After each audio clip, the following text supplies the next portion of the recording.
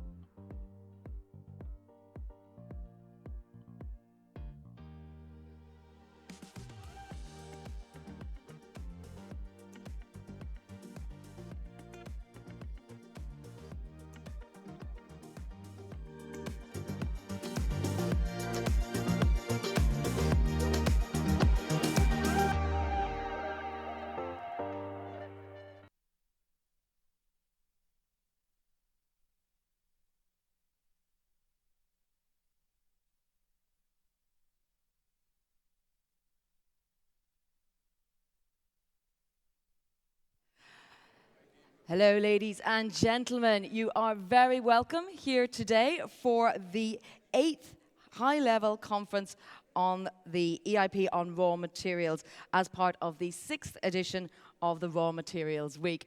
Now, my name's Jennifer Baker. I'm going to be your MC today to try and keep everyone on time. So I'm delighted to see so many people here in the room in a COVID-safe environment in a lovely hybrid event. So it's great that so many people can join from across Europe as well as here in person. Now, today we've had a lot of events happening all along the week over Raw Materials Week, but today we're going to focus on the latest developments concerning raw materials in the EU, including opportunities under the EU recovery and Green Deal policies, the co-creation of the transition pathways, and analysis of the strategic dependencies that we're going to see going forward, as well as work on partnerships. We will hear some keynote speakers. They have some lovely speakers here for you today, really insightful stuff, and we've also got a series of panels. I'll tell you a little bit about each of those panels as we come to them, but each of them will be preceded by an impulse speech to set the tone and set the scene for what we expect to get out of the discussion. Of course, we do have a lot of interaction online on social media. Please do tag EU_growth for EU Grow, hashtag EIP Raw Materials, or just hashtag Raw Materials. We do want you to get your colleagues involved and let them know what's happening for those of us here in the room today, as well as everyone following online. Now, there's also an online platform where you can go, you can see the full agenda there, you can talk to fellow participants, network as though you were here in the room with us, and set up one-on-one meetings, as well as checking out a lot of background information. So if you are online, please do follow that. And even people in the room, I do encourage you to keep them on silent, but get out your phones, your tablets, and check out what's happening online as well. So with that, we're going to kick it off with a keynote speech. We're delighted to have Thierry Breton, the Commissioner for the Internal Market of the European Commission, has recorded this exclusive video today to help us all get in the mood for today's discussions. Ladies and gentlemen, welcome to the high-level conference of the European Innovation Partnership on Raw Materials.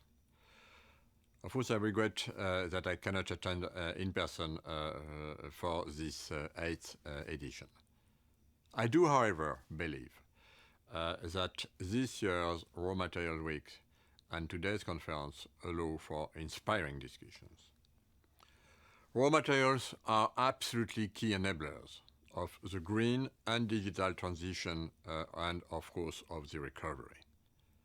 Access to raw materials is also at the core of the European industrial leadership. When I took office, there was a real need to change our approach to industrial policy. It was urgent for Europe to become more assertive and be less naive when it comes to dealing with strategic dependencies. And thanks to our work on a critical raw materials action plan and on the updated industrial strategy, we now have a much better understanding on where Europe's strategic dependencies are. Just to name a few here. Rare earths used in permanent magnet traction motors for electric vehicles and windmills. Magnesium for the production of aluminium and steel for automotive and electronics. Lithium and synthetic graphite, both absolutely indispensable for the production of electric batteries. Moreover, we should not forget that the demand for some of these raw materials will definitely increase exponentially and globally also in the coming years. For example, the demand from lithium needed for batteries could increase almost 10 times. Production of lithium will go from 43,000 tons in 2017 to more than 400,000 tons by 2050. We are in a similar situation with permanent magnets.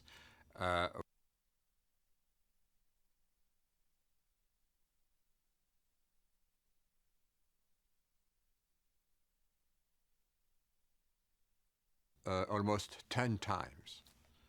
Production of lithium will go from 43,000 tons in 2017 to more than 400,000 tons by 2050.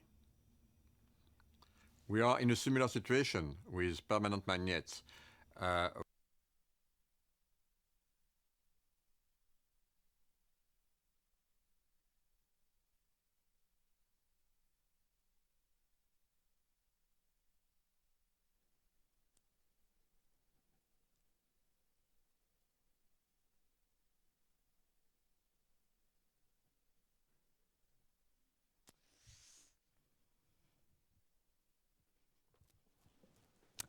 Well, technology is wonderful when it works properly. Sorry about that. We appear to have a short technical glitch, so please do bear with us. I think perhaps if we have our next speaker here in the room, I'm really, really pleased that she's here and we're not relying on the gremlins of technology to introduce Hildegard Bentele, who is a member of the European Parliament and, of course, most importantly, rapporteur on the EU Criticals Raw Materials Strategy. Hildegard, we'll hand the floor to you. Perhaps if we have time afterwards, we can come back to the Commissioner. So please, take it away. Yes. Oh, is this okay? Maybe I should go back a little bit, not to disturb the next technique. Honorable Commissioner Breton, dear representatives of the European Commission and of Oymicon, dear participants at this high-level conference. First of all, a big thank you for organizing this 6th Raw Materials Week, even under, again, difficult conditions due to the unfortunate continuation of the pandemic. There's nothing, really absolutely nothing good about COVID-19, but it has also made one thing clear to a broad public. The economy of the EU is highly interconnected worldwide, and our health sector, as well as our whole economy, do rely heavily on stable supply chains. But it is not only the pandemic which put supply chains in the focus. We did it voluntarily because we believe in the dignity of people. And we did it out of necessity by formulating the Green Deal, by increasing and accelerating our targets for decarbonization, and by pushing for a profound change and transformation of our industry, our transport and energy systems by means of a comprehensive legislative package called Fit for 55. At the recent UN climate conference in Glasgow, it has been confirmed. There's a big consensus among governments and business that we want to achieve the Paris target and keep global warming under control before it is too late. And to do this, we need to put in place the best available technologies, which are still often, gladly, European. We need to produce much, much more renewable energy than today to allow for overall electrification.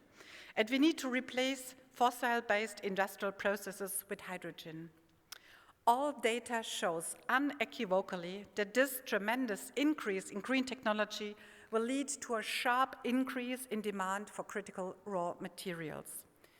And in this regard, I'm grateful to the European Commission that it presented last year not only the updated, longer list of critical raw materials, but also an action plan with concrete measures to lower our insane dependency of CRM delivery of a handful of countries or companies. My political group, the EPP, took the initiative and brought this issue of raw materials policy into the European Parliament. And we amended the Commission's proposals by putting emphasis on finance, on better coordination, on the issue of faster permitting, and on building secondary raw material markets. But beyond the words we put on paper, for us it is important to pressure for a much more strategic approach of our industrial policy, like our biggest competitors, China and the US, are performing it. They agree and implement climate goals only if they are underpinned by a clear high-tech agenda. They are investing heavily in securing access to critical raw materials and along the whole value chain. In Europe, we continue to buy raw materials or processed raw materials at rising and volatile prices, and no substantial change is in sight. But we need a change. We have to fully exploit the potential of recycling and substitution, but we mainly need more sustainable mining. And since we all agree that it needs to be sustainable, it also needs to take place in Europe, where high standards in terms of environmental and social protection are in place, and where advanced extraction methods are being performed. Resources are in the earth where they are, and sometimes they are even in protected areas. Should we then turn away and go back to the supply of the Chinese or the Congolese mines? Dear audience, no. We should have courage and tackle this challenge of reconciling nature protection and economic activity.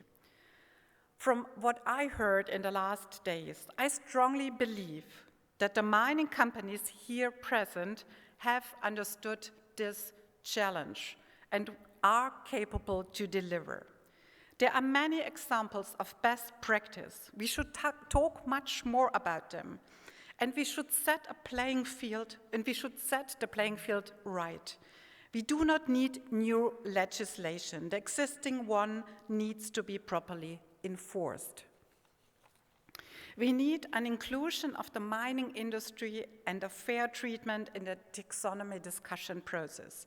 We need support for the switch to renewable energy supply and, in general, reliable and affordable and clean energy as such. And we need commitments by OEMs to buy and use CRM sustainably sourced in the EU, and we need to kick off the projects in the ARMA pipeline. We all need to reach out and hold governments, local administrations and populations, the finance sector and lawmakers responsible for implementing the Paris goals and the Green Deal. I want a stable, successful Green Deal which supports the EU's leading position in technologies and which creates jobs in Europe. Thank you very much.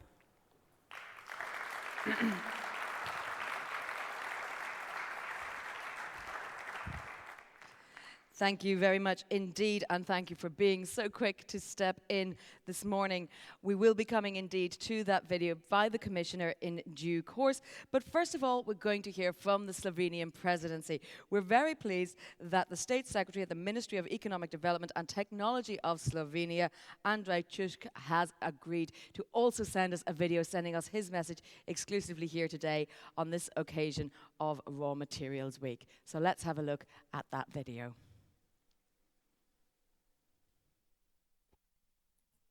Dear ladies and gentlemen, I'm honored to take part at today's event in the framework of EU Raw Materials Week on behalf of Slovenian Presidency of the Council of the European Union. In the past few years, we have become more and more aware that our prosperity is very much related to the competitiveness of our industry, to innovation, and to green and also digital transition. And for all that, we need resources. We need resources in the form of skilled labor force. We need financial resources. We need resources in the form of safe energy supply. And we also need material resources. Today's event is focusing on the last, especially on so-called critical raw materials. If Europe has the ambition to maintain its position as the world's leading industrial power, we need access to different materials, especially to critical raw materials. Please allow me to say a few words about Slovenian presidency priorities in this regard. Slovenian presidency is, among other topics, also focusing on the implementation of the updated EU industrial strategy. We are mainly tackling three main issues. First, I would say resilience of EU economy. Secondly, open strategic autonomy with focusing on strategic dependencies. And thirdly, twin transition. Building a stronger and more resilient European Union is one of four main priorities of Slovenian presidency. During the COVID-19 pandemic, we have witnessed the adaptability of EU industry, but the crisis has also exposed some of weaknesses resulting from independence within global value chains. Therefore, Slovenian presidencies, together with European Commission and other member states, striving to strengthen the resilience of the single market and to improve the cooperation of member states. Our aim is to avoid market disruptions, which we have witnessed in the pandemic and which we are still witnessing even today. I'm talking about a recent surge of energy prices. I'm talking about problems in the field of supply of semiconductors or wood shortages. I'm also talking about problems in the field of magnesium supply, where we do not have EU production since 2001, and we are totally dependent on China. Second important priority of Slovenian presidency is in the field of industry policy is ensuring open strategic autonomy. Promoting open strategic autonomy will be achieved also through our discussions on EU strategic dependencies affecting the EU fundamental interests, in particular health, safety and security, and also access to critical raw materials and technologies needed for green and digital transition. The EU updated industrial strategy identifies 6 key areas of strategic dependencies: raw materials, batteries, active pharmaceutical ingredients, hydrogen, semiconductors, and cloud and edge technologies. These areas are crucial for functioning of many ecosystems, sectors, and also value chains. Therefore, it is our aim to further explore strategic dependencies and to contribute to identifying suitable measures to tackle them, to raise awareness of EU strengths and capabilities on which we build the competitiveness of EU economy, to strengthen an open strategic autonomy of the EU, also through the transition to a circular economy, to strengthen the commitment to open international trade, and to promote alliances and cooperation with trading partners around the world, while strengthening also tools to address unfair trade practices effectively. In this context, we are also supporting successful work of current and new industrial alliances in strategic areas and of important projects of common European interest. The third key element of our priorities in the field of industry is the recovery of economic renewal of Europe, which must be based on a green and digital transition. During Slovenian presidency, we are monitoring the implementation of national recovery and resilience plans, with the aim of accelerating recovery and green and digital transition. In this regard, we are considering the challenges faced by 14 industrial ecosystems. These ecosystems, as presented by European Commission, account for around 80% of the EU economy in terms of added value and employment. Slovenian presidency is also contributing to co-creation of so-called transition pathways for ecosystems that face the most important challenges meeting climate and sustainability goals, such as energy-intensive industry and mobility ecosystem. We are also focusing on the impact of the Fit for 55 package on the industry. With the goal of maintaining the competitiveness of EU industry, we must find the effective solutions to prevent carbon leakage.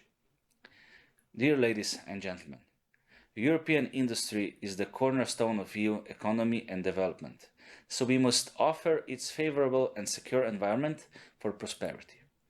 Our industry must be driven by innovation, quality, and respect for environment. However, we must provide it with resources, especially in the field of where our strategic autonomy is threatened, and on the fields important for green and digital transition.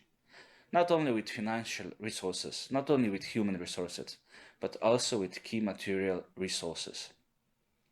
This is our key purpose in the framework of Slovenian presidency priority on building a stronger and more resilient European Union. Thank you. Well, thank you very much to our representatives there. We had from the European Parliament and finally just from the Slovenian presidency, and we are now able to have that welcome speech, keynote address from Commissioner Thierry Breton. Ladies and gentlemen, welcome to the high-level conference of the European Innovation Partnership on Raw Materials. Of course, I regret that I cannot attend in person for this 8th edition. I do, however, believe that this year's Raw Material Week and today's conference allow for inspiring discussions.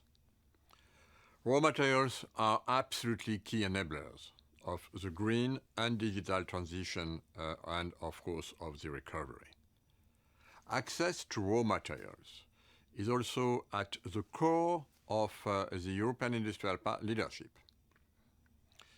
When I took office, there was a real need to change our approach to industrial policy. It was urgent for Europe to become more assertive and be less naive when it comes to dealing with strategic dependencies. And thanks to our work on Critical Raw Materials Action Plan and on the updated industrial strategy, we now have a much better understanding on where Europe's strategic dependencies are. Just to name a few here. Rare earths used in permanent magnet traction motors for electric vehicles and windmills. Magnesium for the production of aluminium and steel for automotive and electronics. Lithium and synthetic graphite, both absolutely indispensable for the production of electric batteries.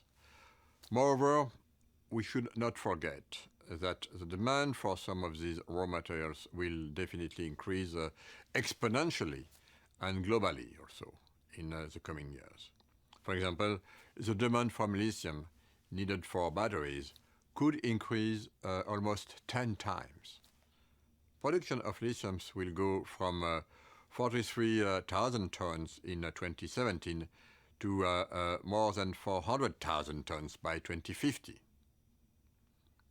We are in a similar situation with permanent magnets, where the EU demand is expected to at least double by 2030. Higher demand means possible tension, of course, and shortages. So reducing environmental and carbon footprint of the extraction and processing of raw materials will ensure net benefit of clean technologies needed for decarbonization. Transforming our industry to address climate change is an absolute necessity, both economic and social. And inaction is definitely not an option. The recent COP26 summit in Glasgow made it very clear. European ambition is set.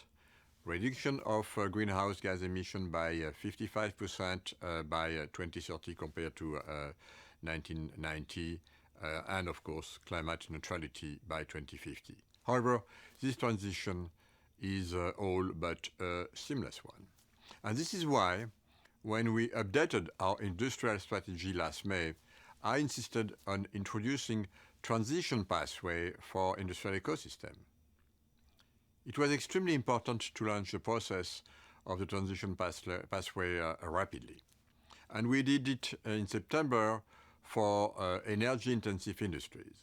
However, this transition pathway needs to be co-created. And this is why I definitely count on your active involvement. To make the transition happen, we also need to foster innovation. This year, under Horizon Europe calls, we are channeling approximately 300 million euros towards innovative and more sustainable raw materials projects. And in parallel, we must ensure that our innovation potential is matched with the right skills to drive transformation.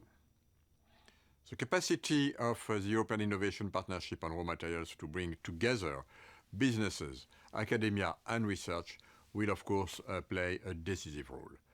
I also take this opportunity to thank EIP Raw Materials for its continuous involvement in driving the European Raw Materials Alliance. The Alliance recently published an action plan on rare earth permanent magnet. And the 14 industrial projects that the Alliance identified are definitely an ambitious step towards greater resilience. Developing strategic partnerships with third countries is another tool we have at our disposal.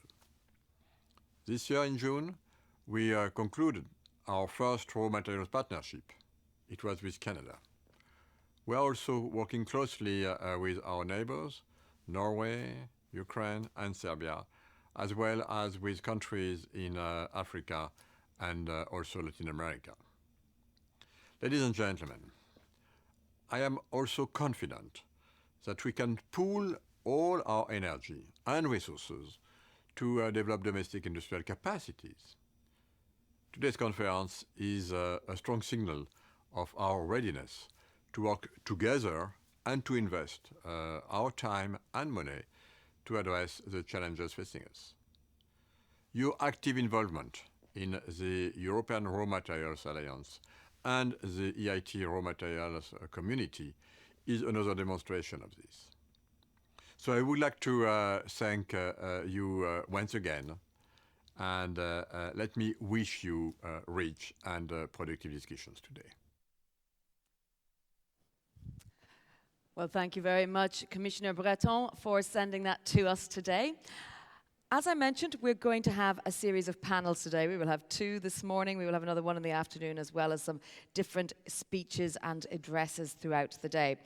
Each of them will take the same format. We will start with an impulse speech to set us up for the discussion to follow, and then there will be a moderated discussion with panelists here on stage, and of course some joining remotely around Europe. Now, this first panel is called Recovery and Green Transition Pathways.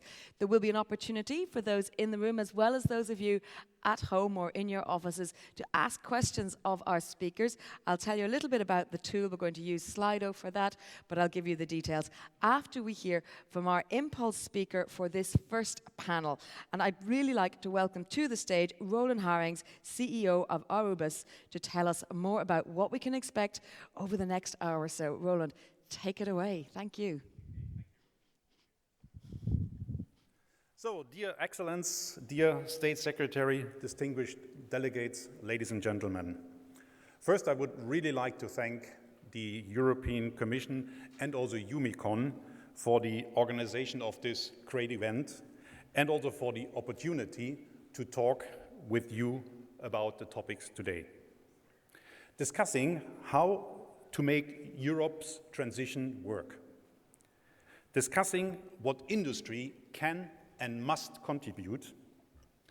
Discussing how the regulatory framework will have to be designed. It all requires us getting together, talk and listen to each other. What is ahead of us? We all know that climate protection needs our immediate and intense efforts. For a very clear reason.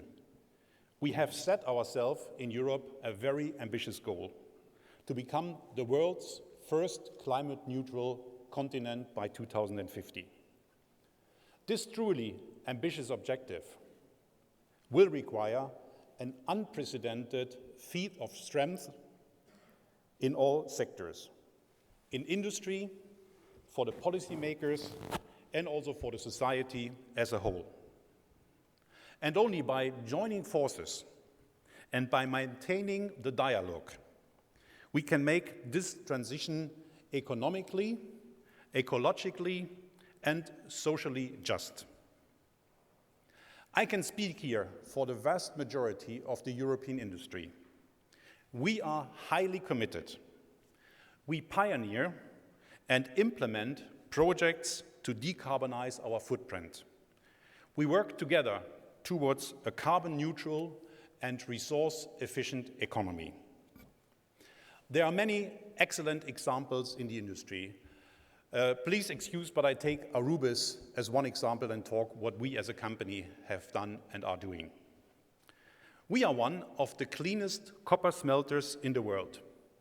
Compared to global average, we emit only half the CO2 footprint emissions to produce 1 ton of copper here in Europe.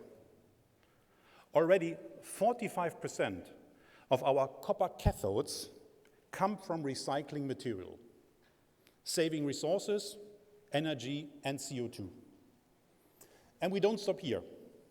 Currently, we are testing the application of hydrogen instead of natural gas in an anode furnace, potentially saving 6,000 tons of CO2 per year per plant in which we operate.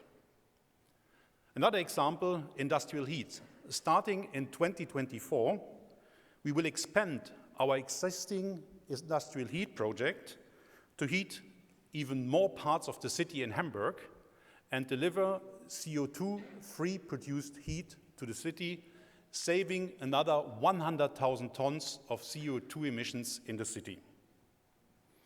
On top of this, we have committed ourselves to the Science Based Target Initiative, and we are committed to become climate neutral as Aurubis well before 2050.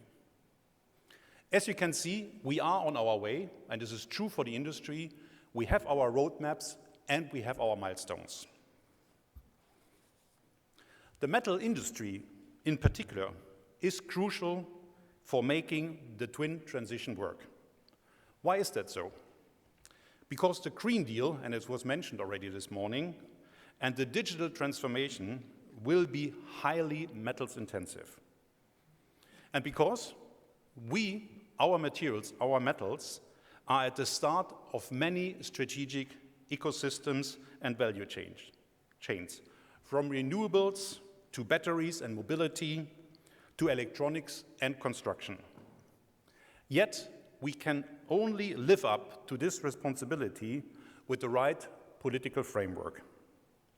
For us to stay competitive in a global market, European legislation has to enforce a level playing field. I want to highlight just 3 key points which are important for us. First, topic of energy, I think also discussed today. We need access to sufficient amounts of renewable energy, electricity, and then subsequently hydrogen at competitive prices. Materials. We need access to materials, to raw materials, both from sustainable mining, also in Europe, and also from recycling. And we need to internationally align and get binding ESG standards in place.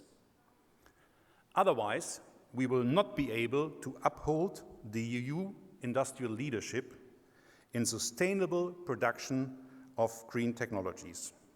And, important for the industry, we will not be able to bring up the necessary financial funds to convert our industry to climate neutrality and higher levels of sustainability.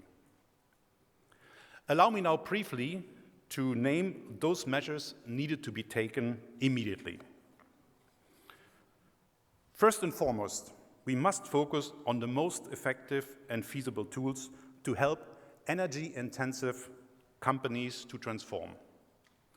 What we need is a robust carbon leakage protection, which means we need, in the framework of ETS, we need indirect cost compensation for CO2 cost embedded in the electricity price, and we need free allocations of certificates based on reasonable benchmarks.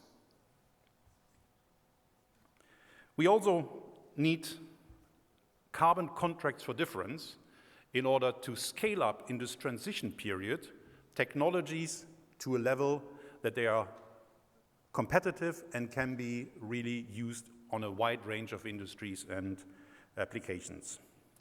And what I also want to say, what we don't need is an unpredictable CBAM, probably also a discussion today. We have today tools, and I very much argue we should really try to bring these tools to the next level, elaborate on those before introducing something which we don't know if it will serve the purpose. And very important is boost circular economy. By acknowledging the role of recycling for the decarbonization. Especially for the copper industry, we need to combat unfair exports of valuable materials into countries which are not playing to the same high-level technical and environmental standards. These countries should not receive our materials, our raw materials, if there is not the proof that they treat them with the same high standards that we have applied here in Europe. And also interesting, in some areas, it would be good to think more about sector connection, sector coupling. And just for our industry, an example is iron silicate, a very attractive material coming out of the copper production, and it's a very good input material for the construction and the cement industry. Today, there are a lot of hurdles to make this work. And then also, in the framework of recycling and closing the loop and circular economy, do not prohibit essential substances for a functional circularity. And here one example is lead. Lead is a key metal for circularity and for the extraction of important metals from the different material streams. Ladies and gentlemen, we need to work together to accomplish this unprecedented transformation ahead of us. Important also, the copper industry represents worldwide, the whole value chain, only, in brackets, 1% of the CO2 emissions worldwide. However, the global greenhouse gas savings from all the copper products and copper-enabled technologies have a huge potential, 75% reduction potential of the global CO2 emissions.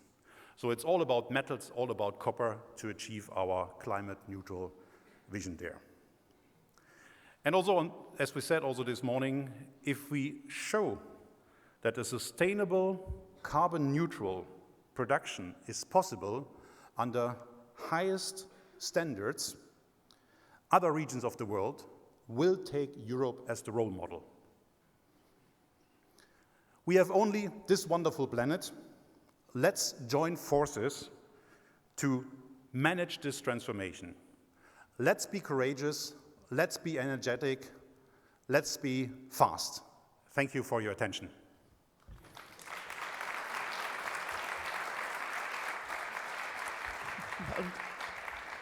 Well, Roland, thank you very much. Don't go away because I know you are staying to join us for the next panel, which will be moderated or chaired by, from the European Commission, Joaquim Núñez de Almeida, the Director for the Ecosystems on Mobility and Energy Intensive Industries within DG GROW at the European Commission. So please, yes, do come and join us on stage. As I mentioned, we will be using the Slido tool to allow the audience here in the room and online to ask their questions. There is a QR code. You can see it there. You can scan it, or you can use your phones, tablets, or computers to go to slido.com. There's no need to download anything or register for anything. You can go there, and you can also just put in the code 8th EIP-RM. So that's the 8th and Innovation Partnership and the raw materials. So just 8th EIP-RM to ask for your questions. We'll come back to my questions in a moment, but Joaquim, I'm going to hand the floor to you. We have microphones here for you to allow you to introduce your speakers, some here in the room and some joining online. Thank you. So, good morning, everybody. Some of you might probably have seen me last night at the dinner. I recognize some of the faces, including Roland himself. So we're here today to discuss the transition pathway.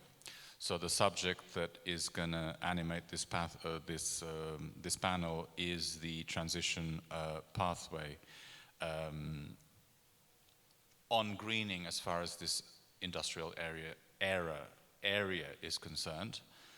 And I think that, you know, I have to resist the temptation of speaking a lot, because when you're a moderator, you're not supposed to make speeches or pseudo-speeches.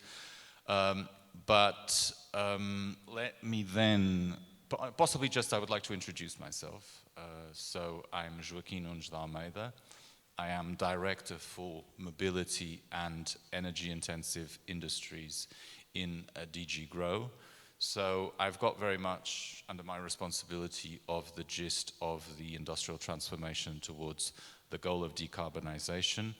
That's very much, not everything that has to do with the Green Deal is under my responsibility in DG Grow, but quite a sizable bit. Now, we have here today as panel discussants Mohammed Shahim, Dutch member of the S&D group of the European Parliament, if I studied my file correctly. Jude Curtin-Darling, that I met yesterday at Industry All, of which she's Deputy General Secretary.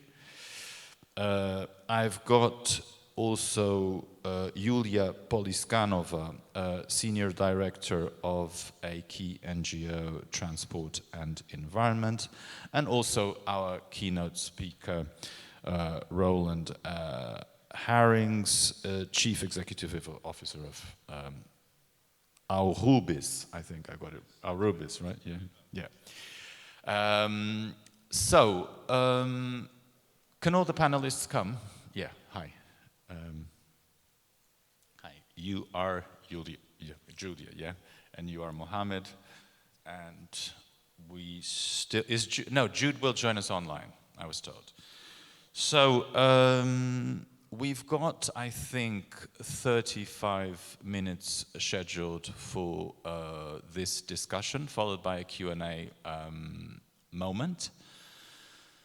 I think that we're going to go for the classical thing of each of the panelists making a brief, presentation, following which they will argue enormously among themselves about the issues that they have just put forward. So, could I ask then, Mohammed, would you like to start? Possibly just to give you a sense of what we are looking from this debate, but I mean, nothing of this will come as a surprise. So the points that you have been asked to address would be the role and contribution of raw materials as an enabler of the European Green Deal. It's quite a key point. Insiders know this, but the wider public has very little knowledge, or even a lot of the political class has very little knowledge of the importance of the contribution of raw materials and minerals extraction and refinement as an enabler of the Green Deal.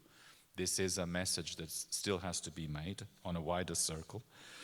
You're asked to touch upon energy and raw material prices, which are pressing themselves hard on our industries in the last months. A lot of our industries are being squeezed by very high energy and raw materials prices. The future competitiveness of European companies, and how can Europe use this as a springboard to become more competitive, and more generally, the European recovery and innovation in green transition. Mohammed, would you like to start? Yes, thank you. Welcome. Thank you for having me here.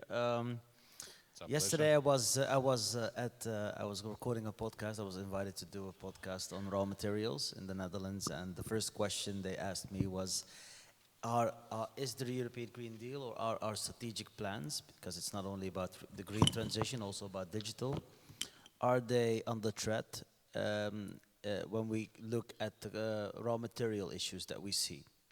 And it was a yes or no question, so I said yes. I do believe that if we do not solve the problem we see when it comes to raw materials, it's not only about accessibility of raw materials, I think there's also an allocation issue, because demand is way higher than supply. And to what can we do as politicians, as maybe even as industry, to make sure that the strategic plans that we have in place are feasible? And I mean, there is so much that we need to do in the coming transition. We need to change the way we produce. We need to change the way products are made. We need to make sure we we incorporate these new technologies into our industry. We need to make sure we maybe possibly find substitutes for certain raw materials. But We need to make sure we increase the uptake in the reuse, lifetime extension. I mean, there's so much coming towards us that it will not be that easy. We really need to stick together, work together to make sure that when we make plans, they're feasible, and we need to communicate very clearly what we expect from each other. So industry at the one side, politicians at the other side, or governments at the other side. I think this is a very important issue because else I think we can start with the transition, but then the lack of raw materials can block it. One simple example, if we look at the hydrogen transition, there was a study by the Dutch Institute for Applied Scientific Research that only taking into consideration the European need for hydrogen, which is approximately 25%, if we look at the EU hydrogen plan, 25% of the total energy demand in 2050, if we assume that's hydrogen, then we need more than 100% of today's produced iridium, more than 100% only for the EU. This is a constraint. This is a quite severe constraint. And I don't think it will be easily solvable by changing the way we produce hydrogen to come up with new electrolyzers technologies, etc. So we need to take this problem very seriously, because else we can make beautiful plans, but if they're not feasible I mean, if we cannot make them reality, then there's a big issue there. I mean, for me, this is, I think, one of the most important points. But at the same time, I also do believe that the transition can improve the competitiveness of the EU industry, can create new industry, we can create new jobs. We can also make sure that we lead technology-wise. I mean, there are a lot of opportunities for industry to accelerate, to improve, to make sure that we create an industry that's, to create an industry that's not only sustainable, but also starts exporting their technologies to other parts of the world. I really believe in that. So there are not only risks that we need to address, but there are also a lot of opportunities that can be created within the green transition. I think that's enough for as a starting point. Thank you very much. Yes, indeed. I mean, the quantities needed for all of this are staggering, and you hear about these 100% all over the place. So, i.e., I mean, the thing that we have to retain is that we will need, a huge amount more of raw materials if all of this is to be done properly. I think there's a good recognition of that. I think it would be the turn of Jude Curtin-Darling. Are you hearing us?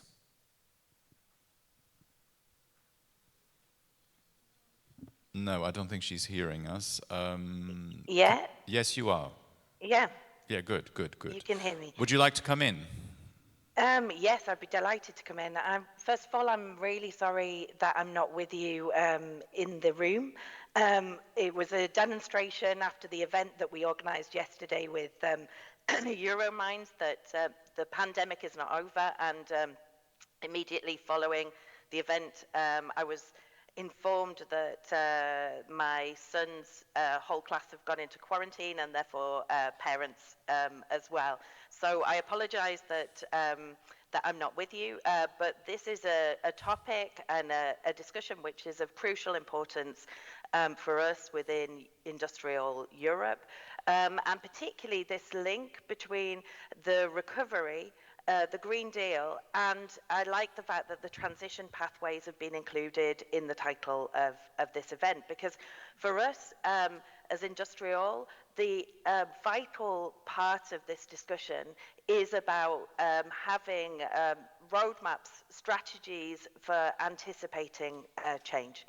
We know that our competitors are doing this. We heard yesterday in our joint event with Euromines the level of ambition and strategic importance that Hildegard was talking about earlier that is being placed on questions of raw materials by our chief competitors, whether the US or China. And in Europe, we've often felt in the trade union movement over the years that we are the Cassandras of the European Union in some ways. It's not the subject of today, but if I take the example of semiconductors, already 10 years ago, the European, as it was then, Metal Workers Federation, one of the founding members of Industrial Europe, raised concerns about the loss of production in Europe in terms of semiconductors and the potential impact that would have, notably on the automotive sector. We were called Luddites against progress, against globalization, but actually we've been vindicated that we need to have a much more strategic agenda in Europe around the key components, key dependencies into our economy. And we were also calling at that time, more than 10 years ago, for a comprehensive European raw materials strategy. So we have been delighted by the developments over the last year.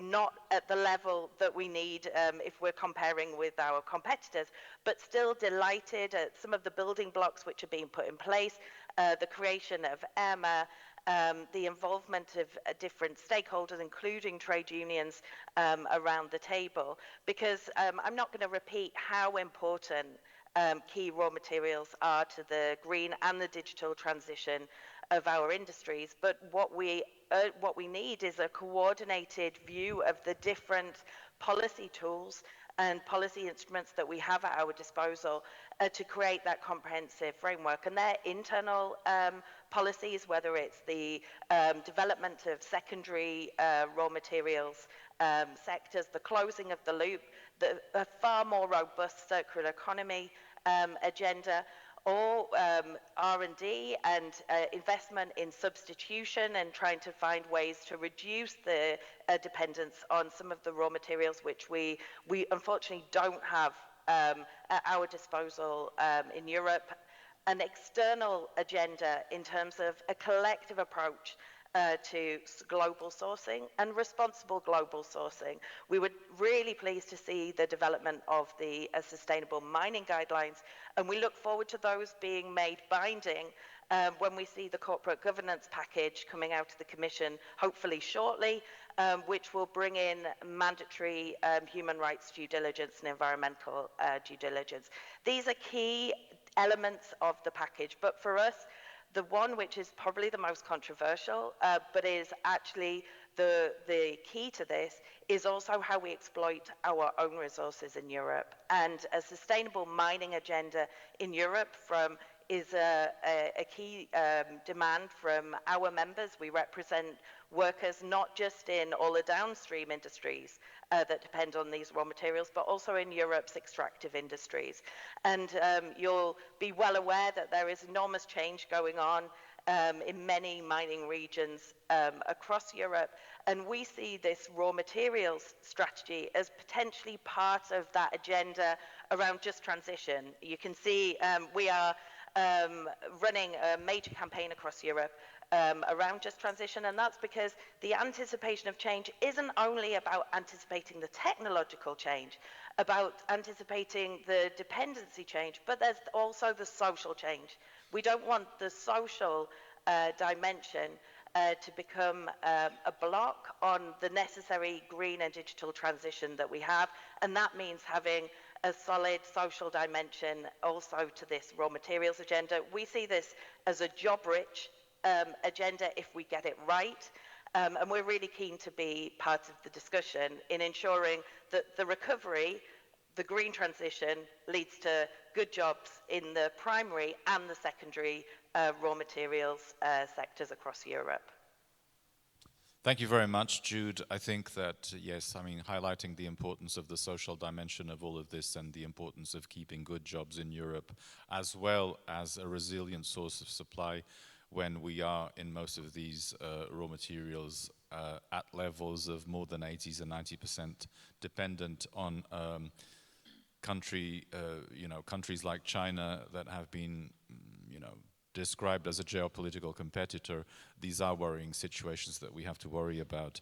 And the times of not being worried about industries leaving Europe are clearly past, are clearly behind us. We are worried about these things. So now would I ask you, Julia Poliskanova, to come in with her point of view from transport and environment. Yes, thank you. I hope that works and you can all hear me. Thanks a lot for having TNE at this discussion as well. I think that's very, very topical where we are today in Europe. So as an introduction, speaking about our transition to green pastures as Europe, I'd like to make four broader points from our side. I think the first two, and what is really important is to look at it at a systems level. It's a systematic transition. It's not just replacing one material for another. We talk a lot today and this week, and rightly so, about things like lithium, magnesium, rare earths, but let's all remind ourselves the main problematic raw materials we have today and why we are in a pickle in terms of our energy prices and the rest. These are fossil fuels. Oil and gas. We import pretty much most of them in Europe, and it's them an addiction to fossil fuels, which is at the heart of the energy crisis today. It's actually all our imports of gas that have risen the prices for consumers, industries alike. Blame Mr. Putin, not renewables. And I think that's really important. So the answer here, and actually the Green Deal, is the answer to our energy crisis, not just for the climate. It will also make us independent and resilient. And I think that's important. The second systematic change that we need to think about are our broader consumption patterns and behavior. I just give you a few examples, and we got better with this with COVID for bad reasons, but just taking your car in a city to a cafe 10 minutes away is a massive waste of resources, whether that car is electric or not. Take a bus, walk, if the cafe is even open at the moment, right? Similarly, just shooting on a plane to a neighboring country for one meeting is also a big waste of pollution. Take a train or have an online meeting. And that's really important, because if we all made that systematic change as a society, we would actually need a lot less of raw materials. Having said that, I'd like to turn to the other 2 points on how and what's important in this transition with raw materials. Even if we reduced our consumption, we as TNE still believe that we'll still need more critical raw materials. It might be an electric bus, it might be shared fleet of electric cars, it might be a hydrogen long-haul truck in the future, or all of our renewables. We will need critical materials. We shouldn't be naive about that. We just can have less of a crazy growth pattern in them. And how do we get these materials? And here I think the first point that we need to be clear about. We often say this, brushes off and move on to talk about mining, but the first is actually what we can have a lot of in Europe, secondary or urban mining, so reuse and recycling. And it's not just about saying that we can or we should recycle, it's about putting in place legislation, standards to make sure that we do recycle. I give you a good example, the European battery regulation, now with the European Parliament, a crucial element in this piece. And even though we in Europe actually don't produce any lithium today, or lithium carbonate and hydroxide that we need for batteries, but we have a lot of lithium driving around in millions of electric cars already, phones, tablets and so forth, we still are not putting in place regulation that will ensure that we recover most lithium from batteries in Europe. We're only asking for 30% in 2026, and I think 70% by 2030, where already today innovative companies can do more than 90% recovery. Why is it, if we lead on this technology in Europe, as we say, we can't have the most ambitious regulations? This is for us really shameful, and I really call on everyone to review the stance on lithium recovery, because it's key to the critical availability of this material in Europe. And so that's one on recycling. And the last point, and that will be my fourth point in this conversation, on how it won't be, recycling won't deliver 100%. We don't think that. It can deliver a lot, but it won't be there. So we will need to to produce, to source new primary materials as well. And we must be doing this in the most sustainably and socially and responsibly acceptable way. How and what does this mean? First of all, whether it's globally or in Europe, it must have highest environmental standards attached to that. Some companies already do this, but not everyone. So again, it must be a standard. If we look at one of the key problems of mining, mining waste, we'll apply best technology. If European companies can, so why don't we apply it as a standard? Dry stacking of mining waste, no matter what materials we use.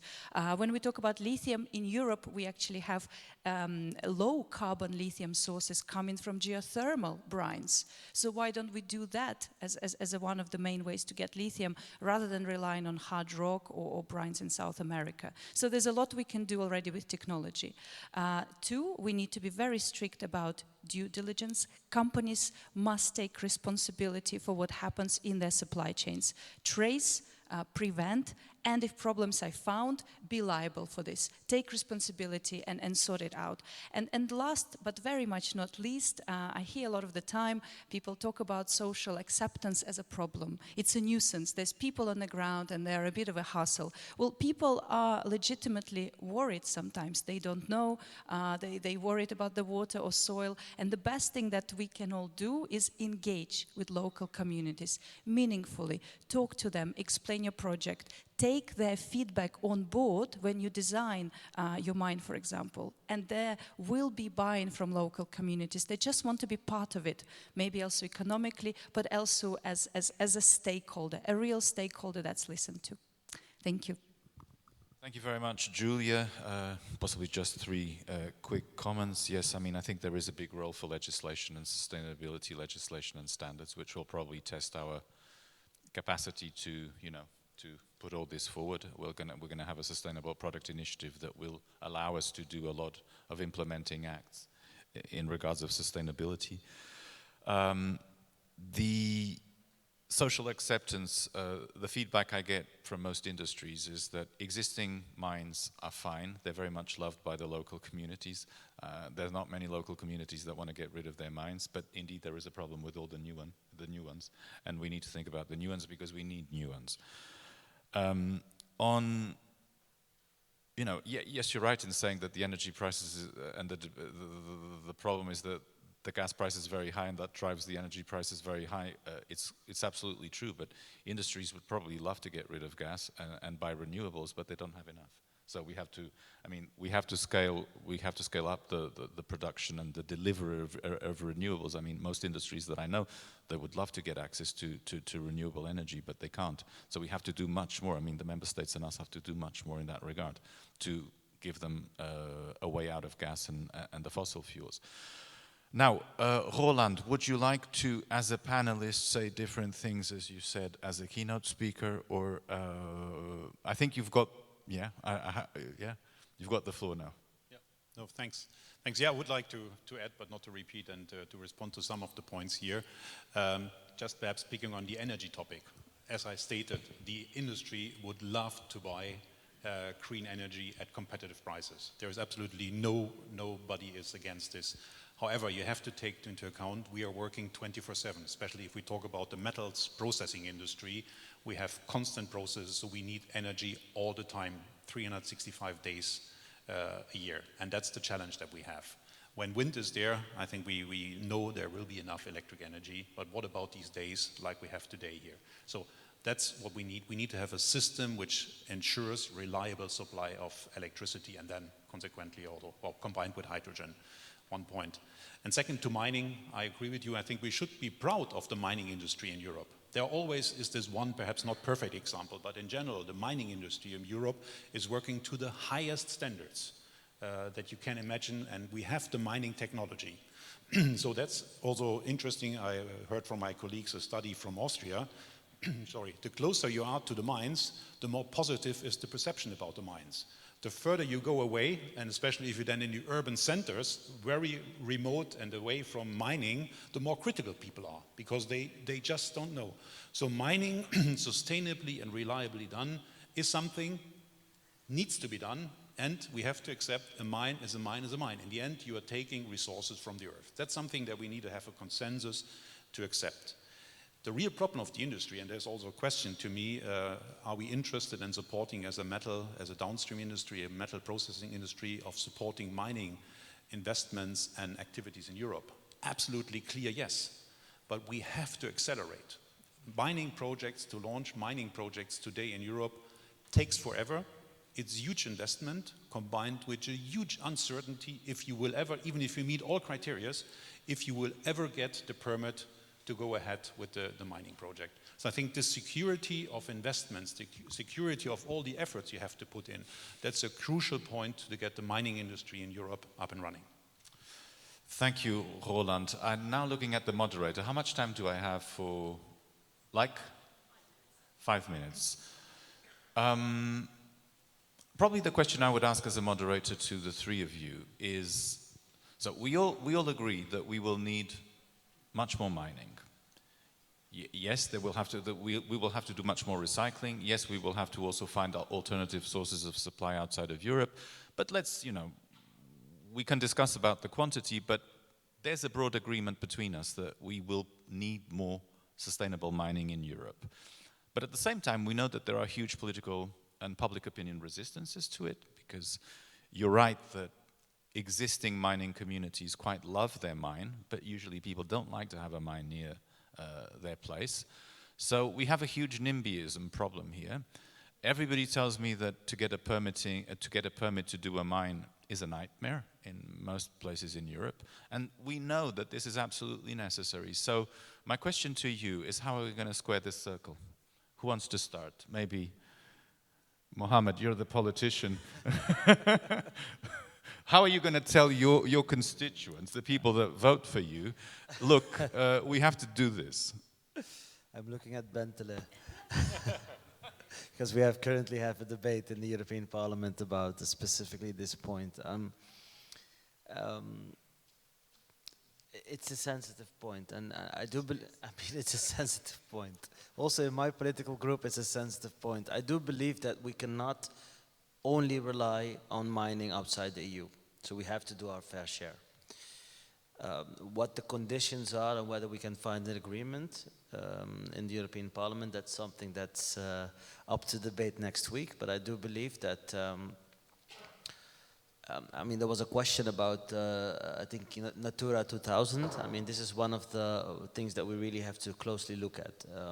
So if we have a list of critical materials, and if we agree upon that this list is essential to fulfill our strategic plans, then we have to look at every source that is there to make sure that these plans, again, are feasible.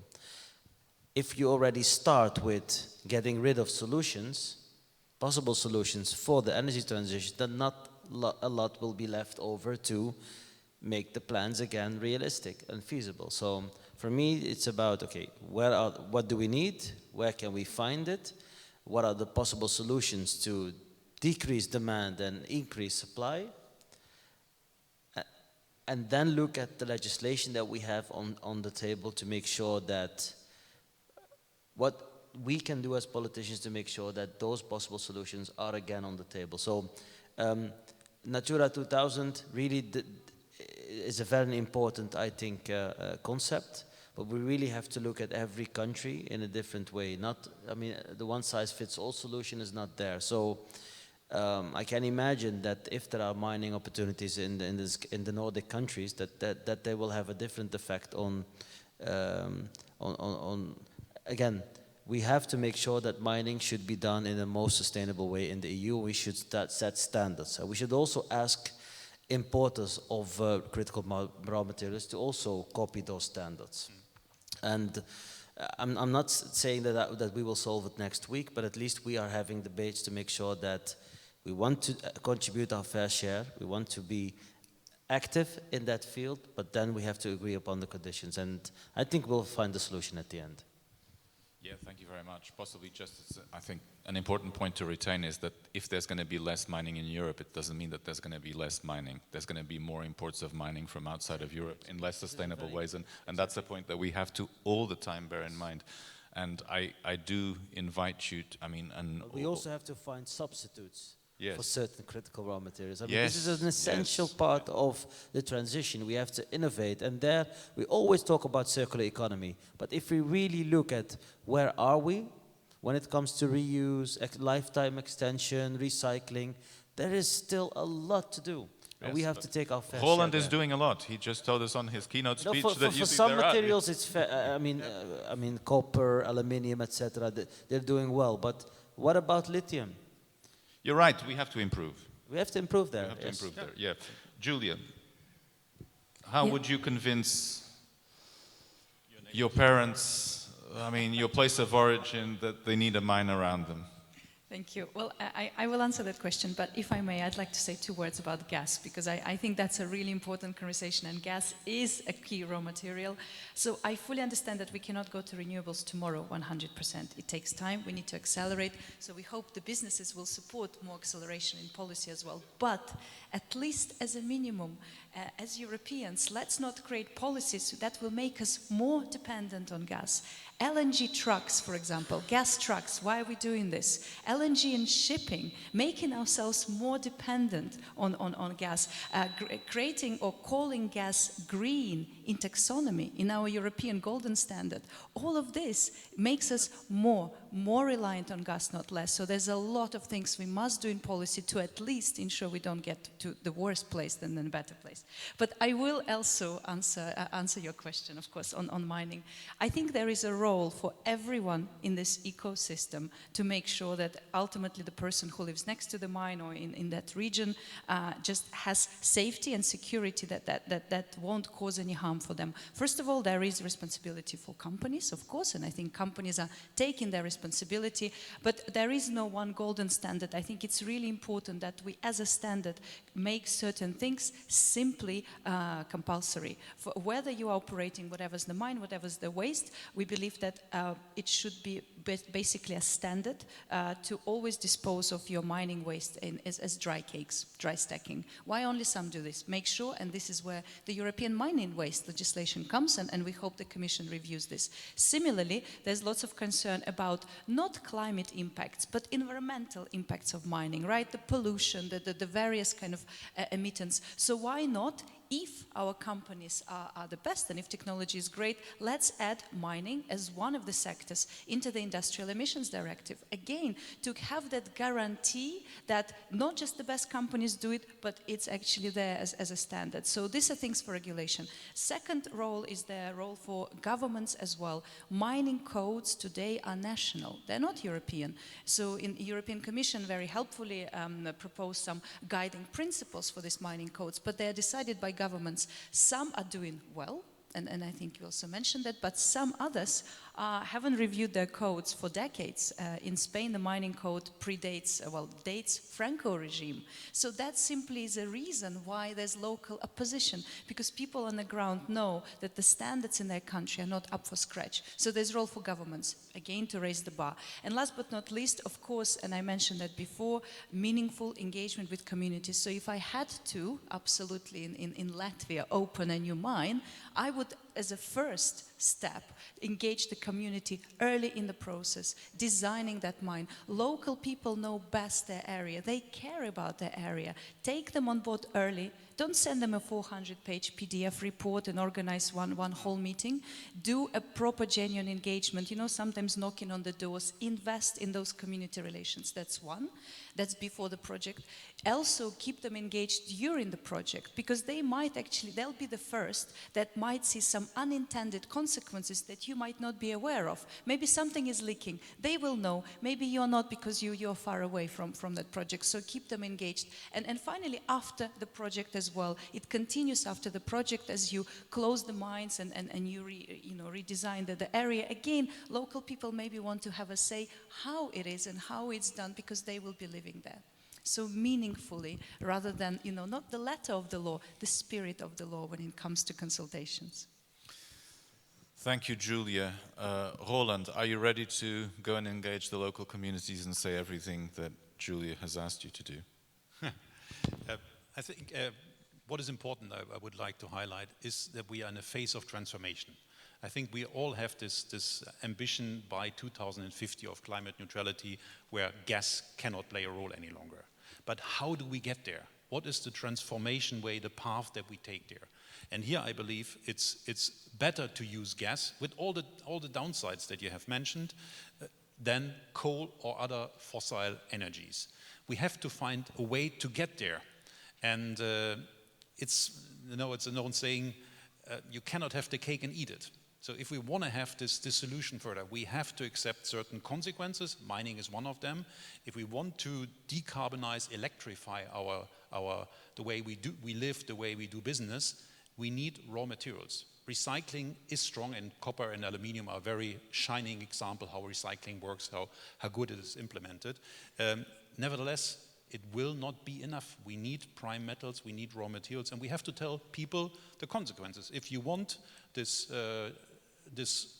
new way of doing business, we need to have also the mining, we have to have all these aspects in the best responsible way. And I think, again, I repeat, the European mining industry, and again, there might be some examples I'm not aware of, but the mining industry, and would invite you, I don't know if you have, visit please one of the modern mines, and I'm sure you will be impressed about the attention to detail, about the highest environmental standards, the involvement with the people, with the neighbors.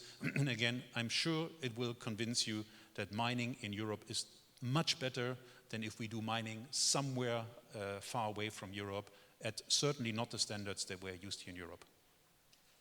Yeah, you're right. We're talking about quality jobs here. I'm looking at Jennifer. Jennifer, I have to stop, right? Yeah, okay, because we're running late and the usual. Well, thank you very much. Are we running horribly late? We're not running horribly late. I'm going to come and join you here because I do want to bring in the audience. I've been following along with a lot of these questions that we've had coming in, and you've been having such a great discussion that I haven't wanted to interrupt you. But I think we should at least let some people, they've been having a lot of comments as well on social media. We've had some people pointing out that we need investments in research into mines. We also have comments regarding what we should do. Should we look at marine raw materials? John Hainan has suggested that besides recycling, we should also think about extending lifetimes of devices, for example, batteries, and thinking about second and third lives there. Roland, there was a question specifically to you asking whether there were any intentions by the European upstream industry to be engaged in European mining projects. I don't know if you want to have a brief 30-second answer to that. I think already. I think you did. Absolutely. Yes. We have another suggestion from Eberhard Falk saying, shouldn't we rather have a materials management directive rather than a waste framework directive? That's a suggestion there. Thomas Trenk says recycling is fine, but the problem is very often waste law, a similar sort of viewpoint there. Why not declare the input for recycling as raw material and not as waste? We've then had several questions, and I think perhaps this might be a nice one for all the panelists and yourself, Joachim, to comment on, asking about critical raw materials, but what about the massive amount of non-critical but essential raw materials extracted in Europe? A lot of different points there raised. And somebody also saying, we have a project with dry stack tailings. Julia, would you pay more for a metal produced in such a mine? So a lot of challenges, a lot of questions from our audience. Perhaps maybe just a final round for you to tackle one of those questions each before we go to our break. Julia. Yes, I'll be brief. I think I've already touched upon these various things. I think when it comes to, and that comes quite a lot, this price premium for kind of more sustainable mining, ultimately it's not the person that chooses, right, or buys directly nickel or lithium from the mine. It goes, of course, it's B2B. And I think that's where we already see the main clients of critical raw materials, for example, car makers, automotive industry, right, or even companies such as Apple or Google.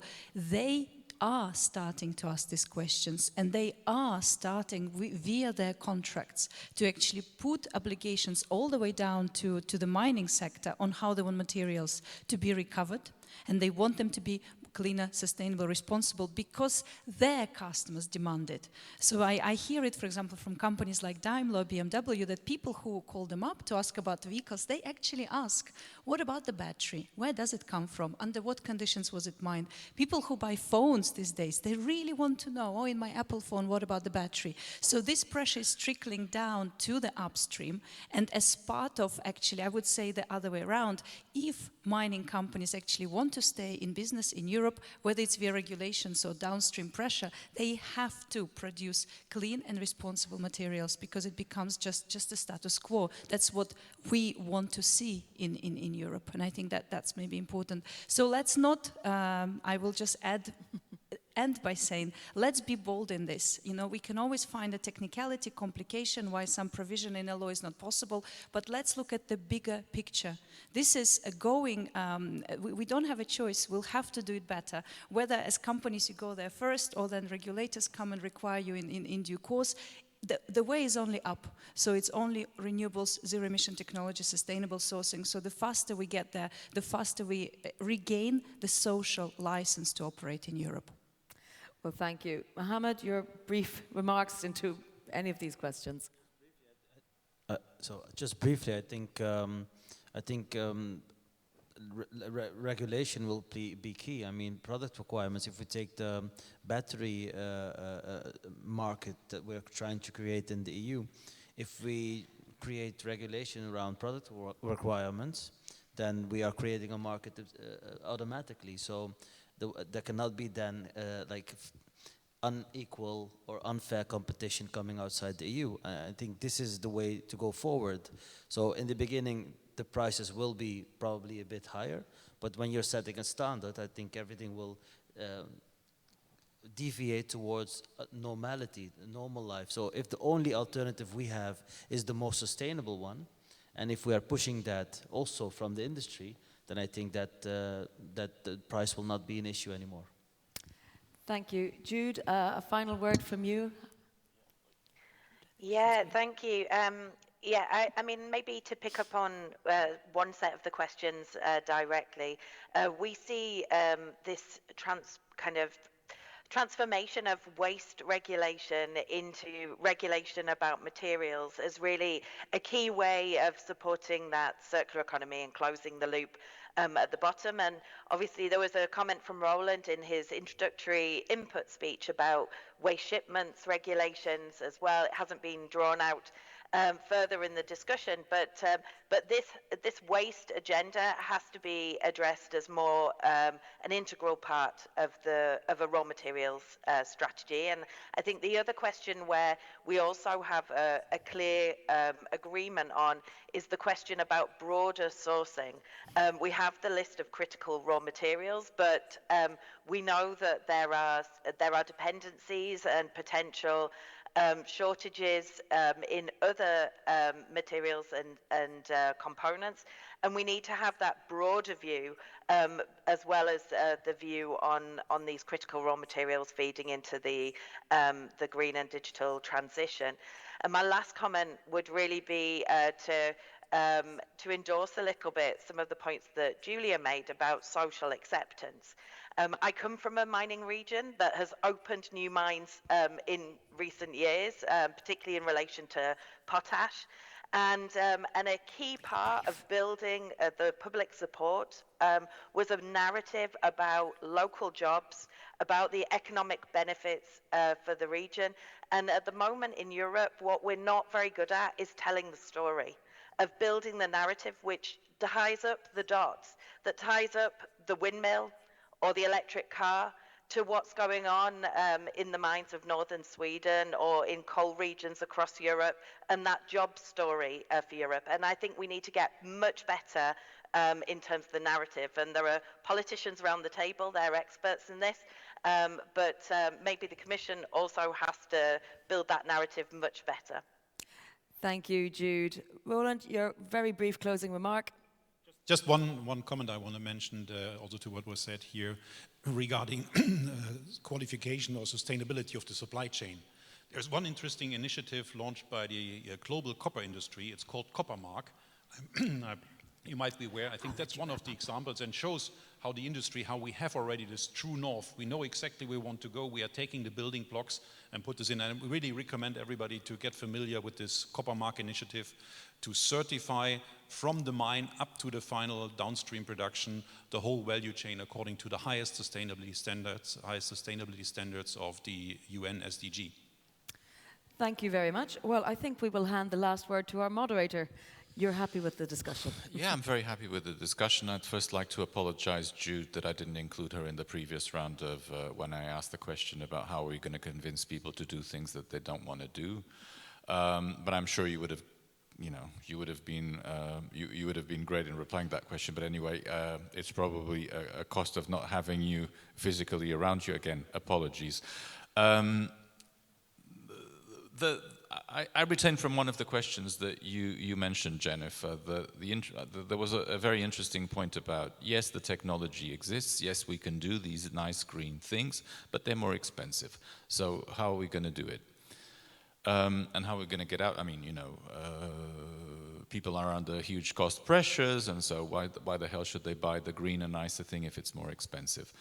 Well, I think that it's always worth trying, develop in the downstream industry a sense that it is in their enlightened self-interest not to be dependent on one source of supply, especially when you're talking about one source of supply outside of Europe.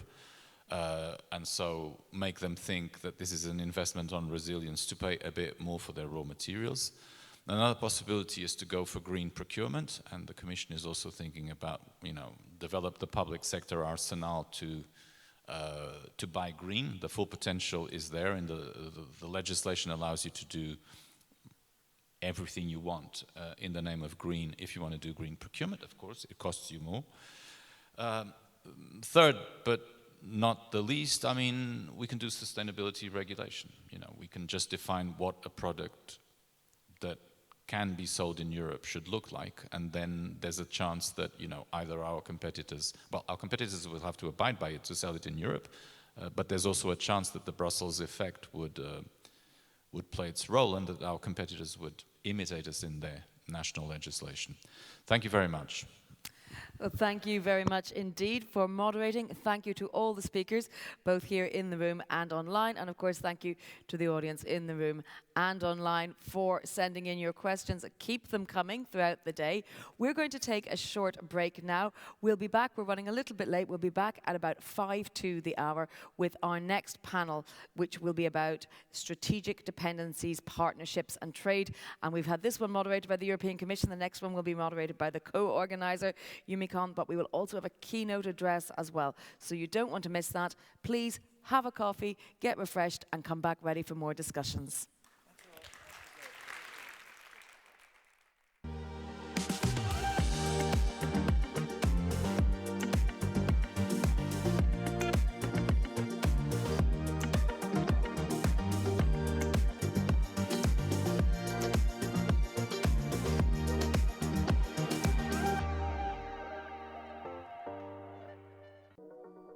Waste from electronic products, e-waste, is one of the fastest growing waste streams in the world, with almost 54 million tonnes generated in 2019, rising to 74 million tonnes by 2030, with less than 1/5 of this officially collected for recycling. These issues need addressing, not only to increase recycling, but to prevent e-waste in the first place. The Sea Service project has been created to tackle this challenge by developing electronic products that are designed to be produced, transported and consumed in new circular ways. The project focuses on 4 products: washing machines, televisions, printers and sensors that monitor network connections. It has developed new business models for each of them that reflect the circular economy concept. The goal is to design products that last longer and contain a greater quantity of recycled materials, make it possible to lease the products rather than buy them, use 3D printed parts for repair or upgrade, improve the recyclability of the products, and take into account the social impacts of producing and consuming the products. All this will be supported by an IT system that enables the tracking of products over their lifetime and gives easy access to information about them, such as the materials it contains. These innovations and principles have been applied to the products and are being rigorously assessed to establish their applicability and impact. The outcome of C-Surveys will be 4 practical circular business models that have been implemented and tested, address all aspects of the life cycle of the products, and, crucially, will be able to be used by other manufacturers and for other products across the world. Join with us in achieving our goal. Visit csurveysproject.eu to find out more.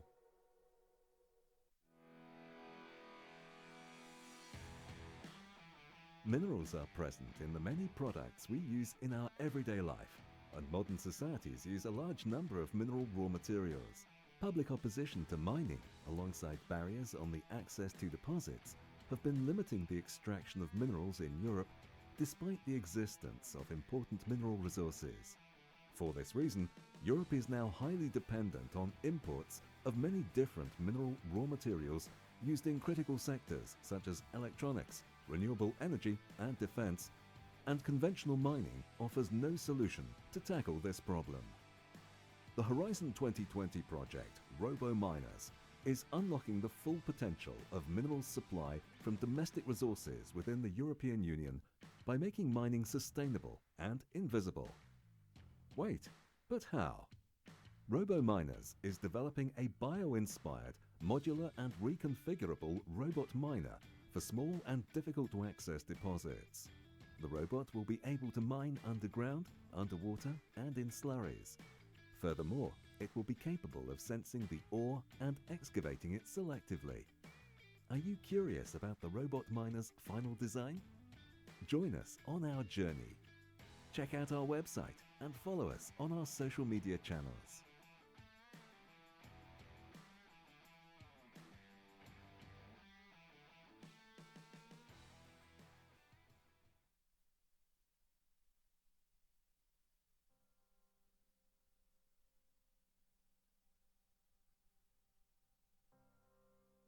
Why do we need minerals?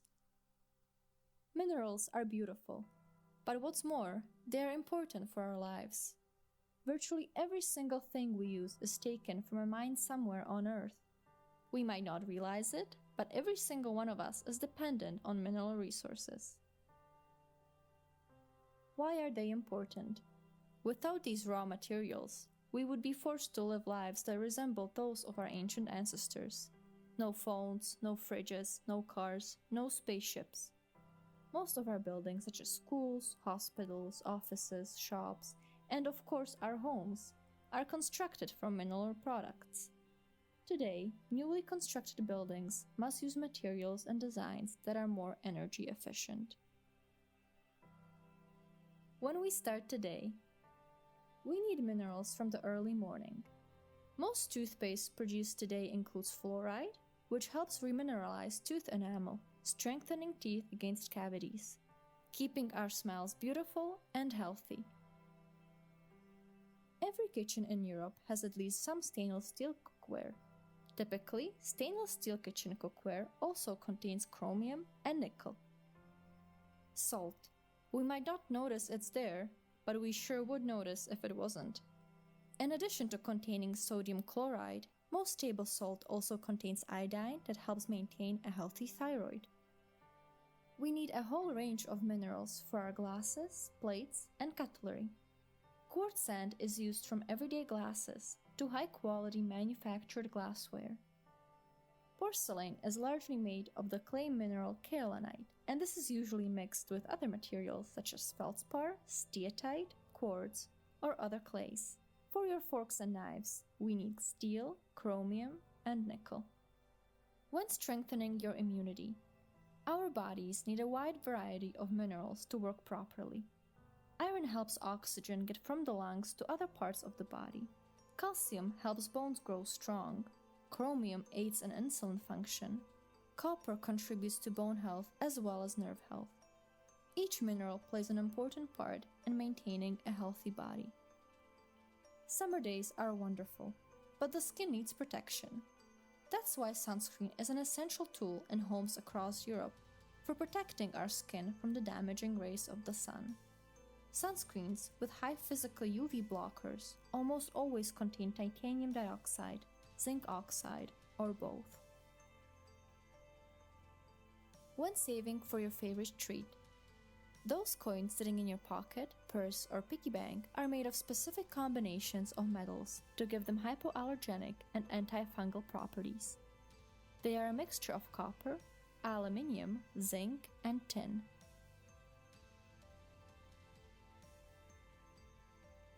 When going to the places you need to be, bicycles offer one of the most eco-friendly modes of transportation, and biking is also good for your health. In the past, bike frames were mainly made out of steel, but today more lightweight materials are used, such as aluminium or even carbon. Cars are complex machines that require a huge number of parts to work together. For production of these parts, we need a whole range of metals and minerals. When discovering new things, a mineral raw material can be an element, mineral, or rock, which is part of the Earth's crust. It can serve to meet the needs of society directly or through technological modification. In other words, mineral raw materials are those minerals or rocks that are used to obtain useful elements or compounds. Experts help us ensure that minerals are not imported from conflict zones outside Europe, where the human rights of the workers involved are not respected. By nature, mining is a temporary use of land. The innovative new uses of old mines across Europe occur in amazing frequency and with a vast range of purposes. In some sites, you can explore amazing geological history. It's difficult to list all the raw materials needed for a mobile phone. One phone contains over 50 different minerals and metals, each specifically used to achieve a communication or entertainment function. But to name just some of the materials needed, indium and yttrium enable touchscreen technology, neodymium and dysprosium are used in speaker and microphone systems, and printed wiring uses copper, tantalum, tungsten, silver, and gold. When producing our food, when we imagine fresh vegetables, mineral mining is not the first thing that comes to mind. But plants need nutrients to grow, and nutrients come from fertilizers, and fertilizers come from minerals. Fertilizers that help produce a good harvest are made from potash, phosphate rock, calcium, magnesium, sulfur, zinc, and nitrogen. We need good food, and our food needs mining. When having fun, you will find a lithium-ion battery in many devices used daily, from computer tablets to toys. Lithium is used for rechargeable batteries in all portable communication disk drives and microchips. For example, in your phone or camera. You can use clay to make your own pottery, and you will find clay minerals all around you, from the tableware in your dining room to the sanitary ware in your bathroom. Aluminium is omnipresent, and we use it almost everywhere. All of us know the aluminium foil we use to wrap our sandwiches when going for a picnic or for baking in our kitchen. But its unique properties also make it ideal for the construction of vehicles and aircrafts. Metals and minerals are used for many musical instruments. Did you know that the strings of a piano are made from a special high-tensile carbon steel wire? When working on a school project, as most people know, pure silicon is a significant part of a computer chip. But inside all digital technology, you can also find aluminium, magnesium, and zinc. Additionally, computer chips may contain phosphorus, boron, gallium, aluminium, or quartz, and many computers use precious metals such as gold, silver, and platinum. Today, computers are standard tools for European school kids. As with all electronics, computers contain printed circuit boards, or PCBs, that are mainly made of copper, but may also include tin, nickel, or even gold. When making our life more beautiful, the jewelry that we bedazzle ourselves with contains a wide variety of minerals and metals. Precious metals like gold, silver, and platinum have been used for centuries.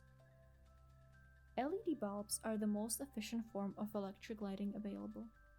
The larger parts of an LED bulb are made of metals such as nickel and copper, but the distinguishing parts that make a bulb LED are rare earth elements. To write with a pencil, we use a mixture of graphite and clay. Kaolin is necessary for all kinds of paper. Metals and minerals are a part of our daily lives.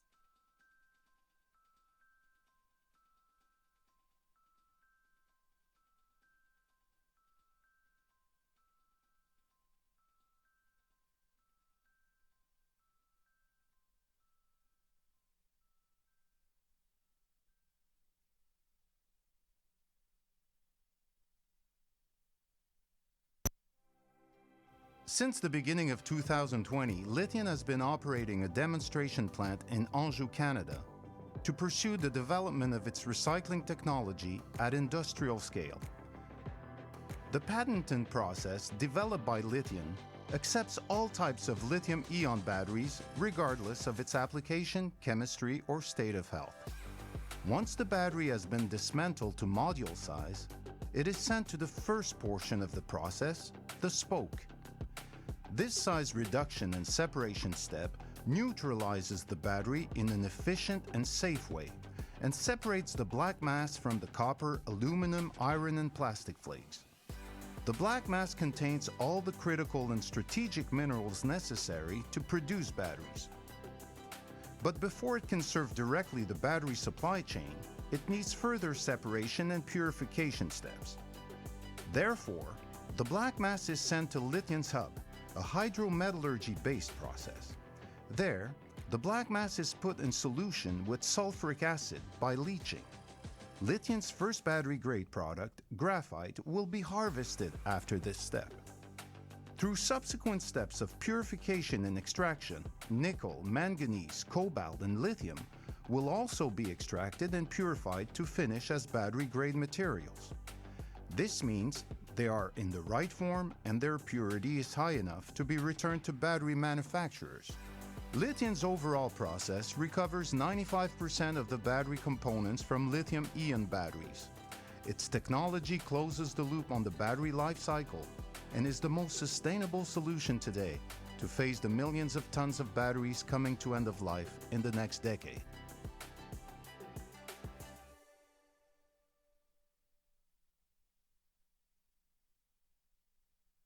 We all want to live more sustainably. But did you know that much of the technology we use every day contains materials that have potential issues with their supply? These are known as critical raw materials, and many of them have special properties that make them crucial to the technology we rely on today and will continue to rely on in the future. So, in order to make the supply of these less of a risk, the European Union's plan is to increase the amount we reuse and recycle from our waste. The problem is, recycling of most critical raw materials is not commercially viable, and current standards for collecting and processing waste that contains them don't address their recovery. So, what can be done to help? The Sea Waste project has identified the gaps in existing standards and has developed a new and improved certification scheme for the collection, transport, waste processing, and recycling of this waste, focusing on 4 key components that are rich in critical raw materials. The new sea waste requirements have been tested in the real world to check the suitability and impact of the scheme. The project has also developed tools to audit compliance with these requirements in the future. Adopting the certification scheme, together with the creation of wider financial incentives and a conducive legal framework, will encourage the investment needed to make recycling critical raw materials more commercially viable in Europe, helping us become less reliant on existing sources. This is why the Sea Waste project is demanding that its certification scheme be made mandatory across Europe by the European Commission. A united approach from industry is also needed, as the standards will only work when there is widespread adoption. It's a chance for Europe to help drive the world's green agenda, while at the same time creating new business opportunities at home. So, if you want our society to be more sustainable by recycling more of its critical raw materials, You can join with us in adopting and promoting the Sea Waste Certification Scheme and driving change in policy and industry.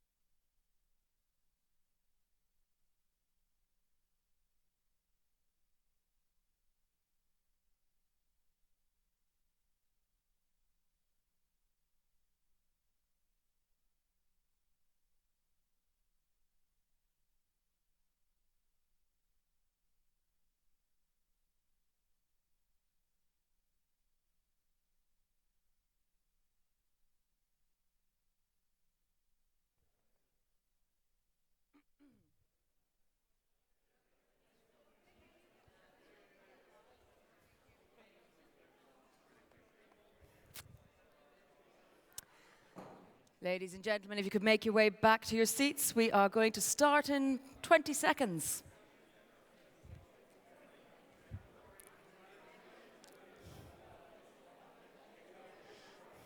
Hello. Hello, Denis. Hello. We don't need you up here just yet. Stephen will call you up when he's finished.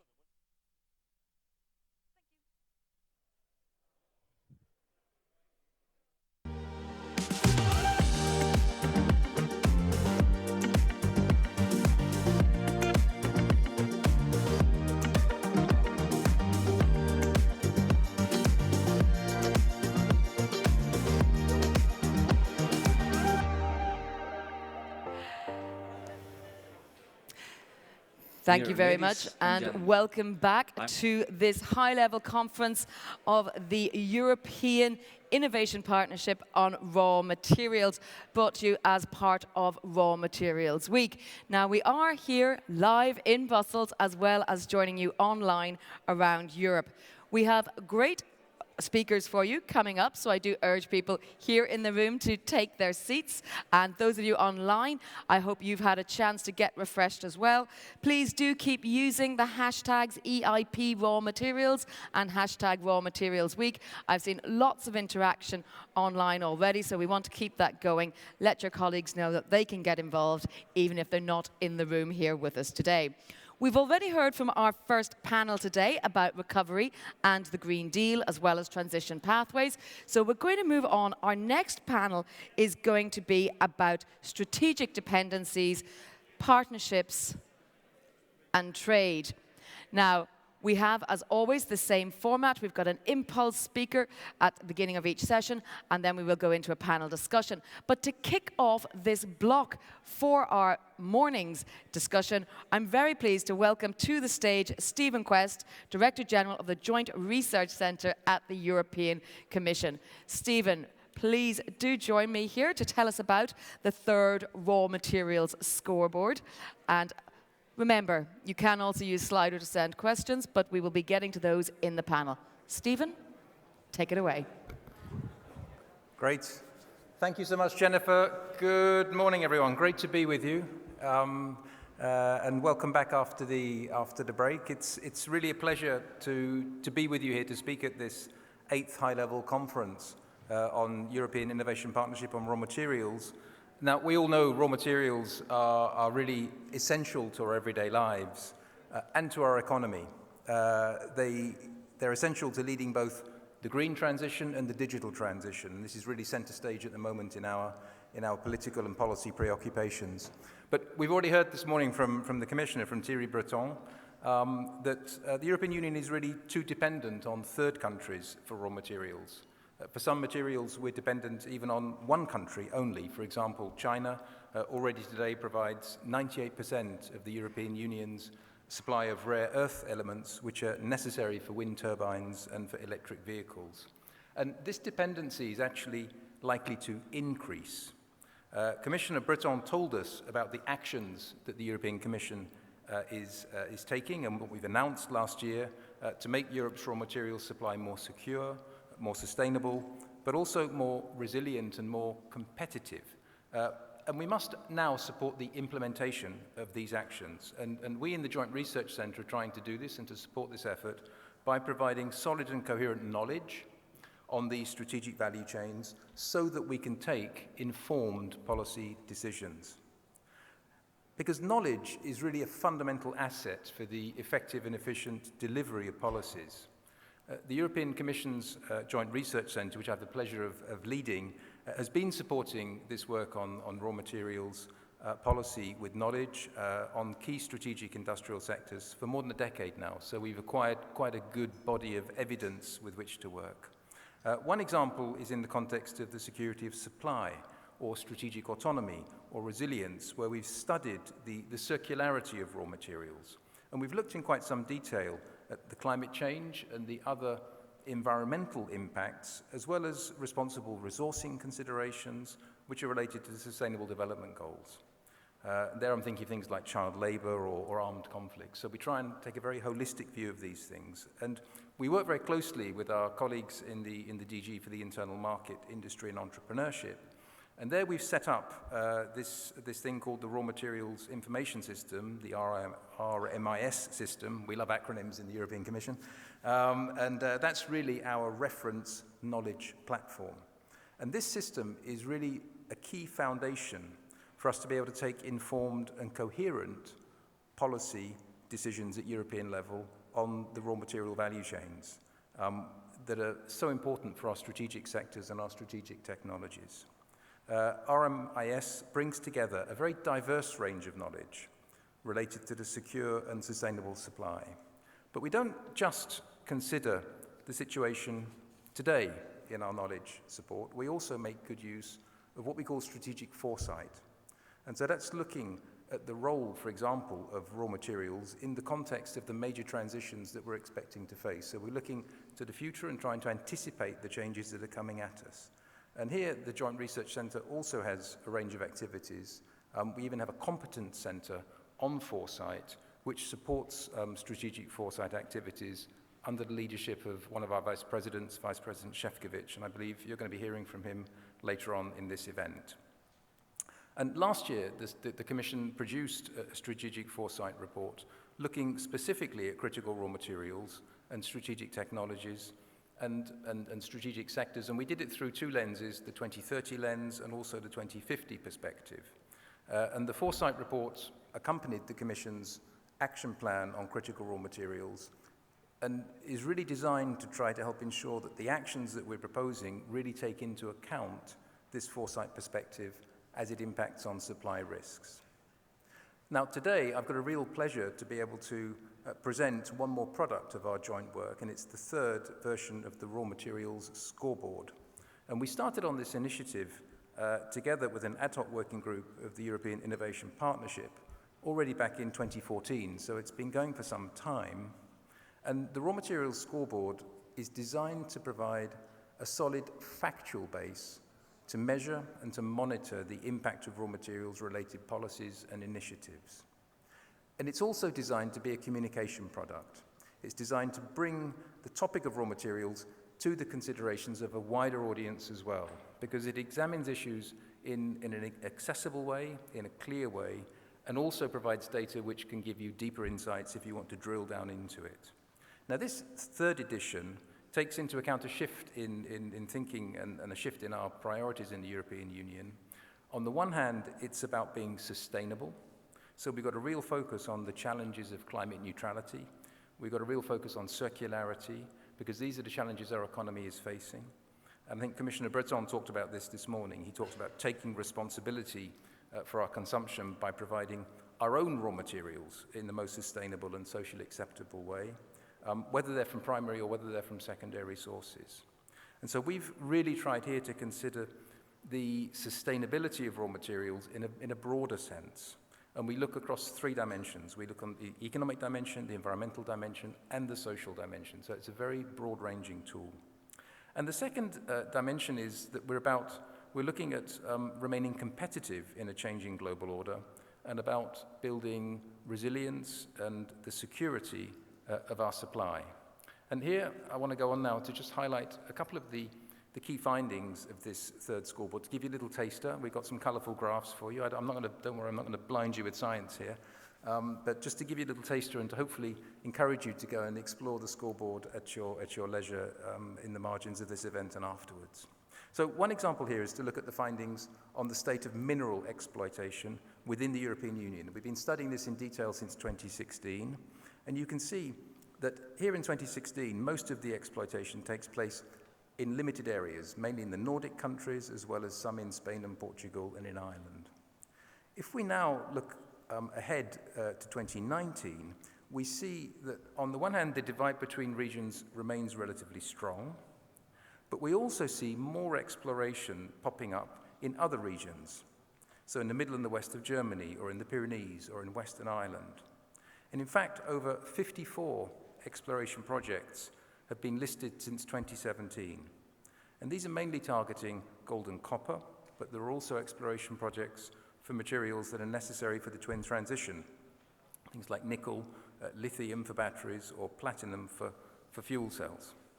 And so this is a signal that there's an interest in the European Union in exploring our continent further and boosting our own strategic autonomy and resilience. So this is one of the examples you'll find in the scoreboard. Another is if you look at our position relative to the rest of the world in a global climate that shows increasing tendencies towards protectionism. I think it's important that we in Europe are able to understand the implications for ourselves. And these graphs highlight that the EU is the third biggest producer of industrial minerals and industrial roundwood, but the EU share of global production in other areas is quite low, iron and ferroalloys or non-ferrous metals and precious metals. And these are all, of course, essential to achieving the Green Deal's objectives.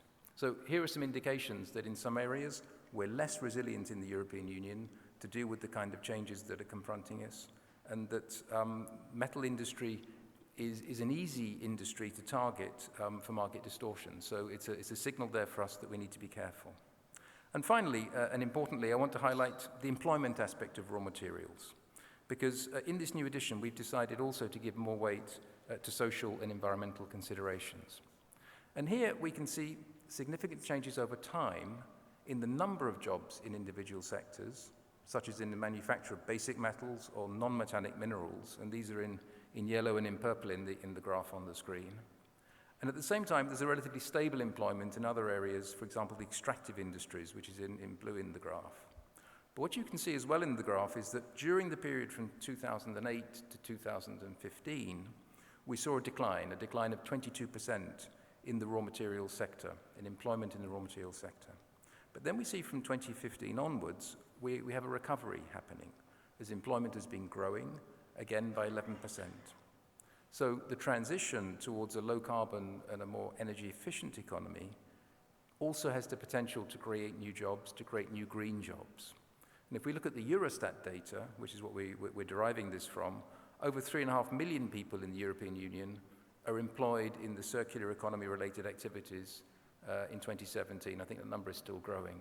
So there's good potential here for us as well, and you can see more of this in the scoreboard. Now, one thing that strikes me about all of this is how diverse these indicators are in the scoreboard. They're diverse, but at the same time, they're interconnected, and they have a real impact on our lives. They have an impact on climate change. They have an impact on circularity. They have an impact on jobs. They have an impact on our resilience and on our autonomy, and of course, on our overall ability to reach our Green Deal ambitions from the perspective of a safe and a secure and a stable and sustainable supply. And that diversity and interconnectivity, I think, emphasizes again how important it is for us to be able to gather intelligence, to analyze, and to present it in a form that is accessible and usable for the broader public and for specialists alike. And it shows how much we're able to learn from data over time, as well as the importance of foresight. And final word, how important it is to be able to communicate this, both to policymakers and to a broader public. And I very much hope that this new version of the scoreboard will help to stimulate this debate, to provide information, knowledge, evidence, facts, to ensure that we take the right policy decisions for the European Union going forward. Thank you very much, and have a great event.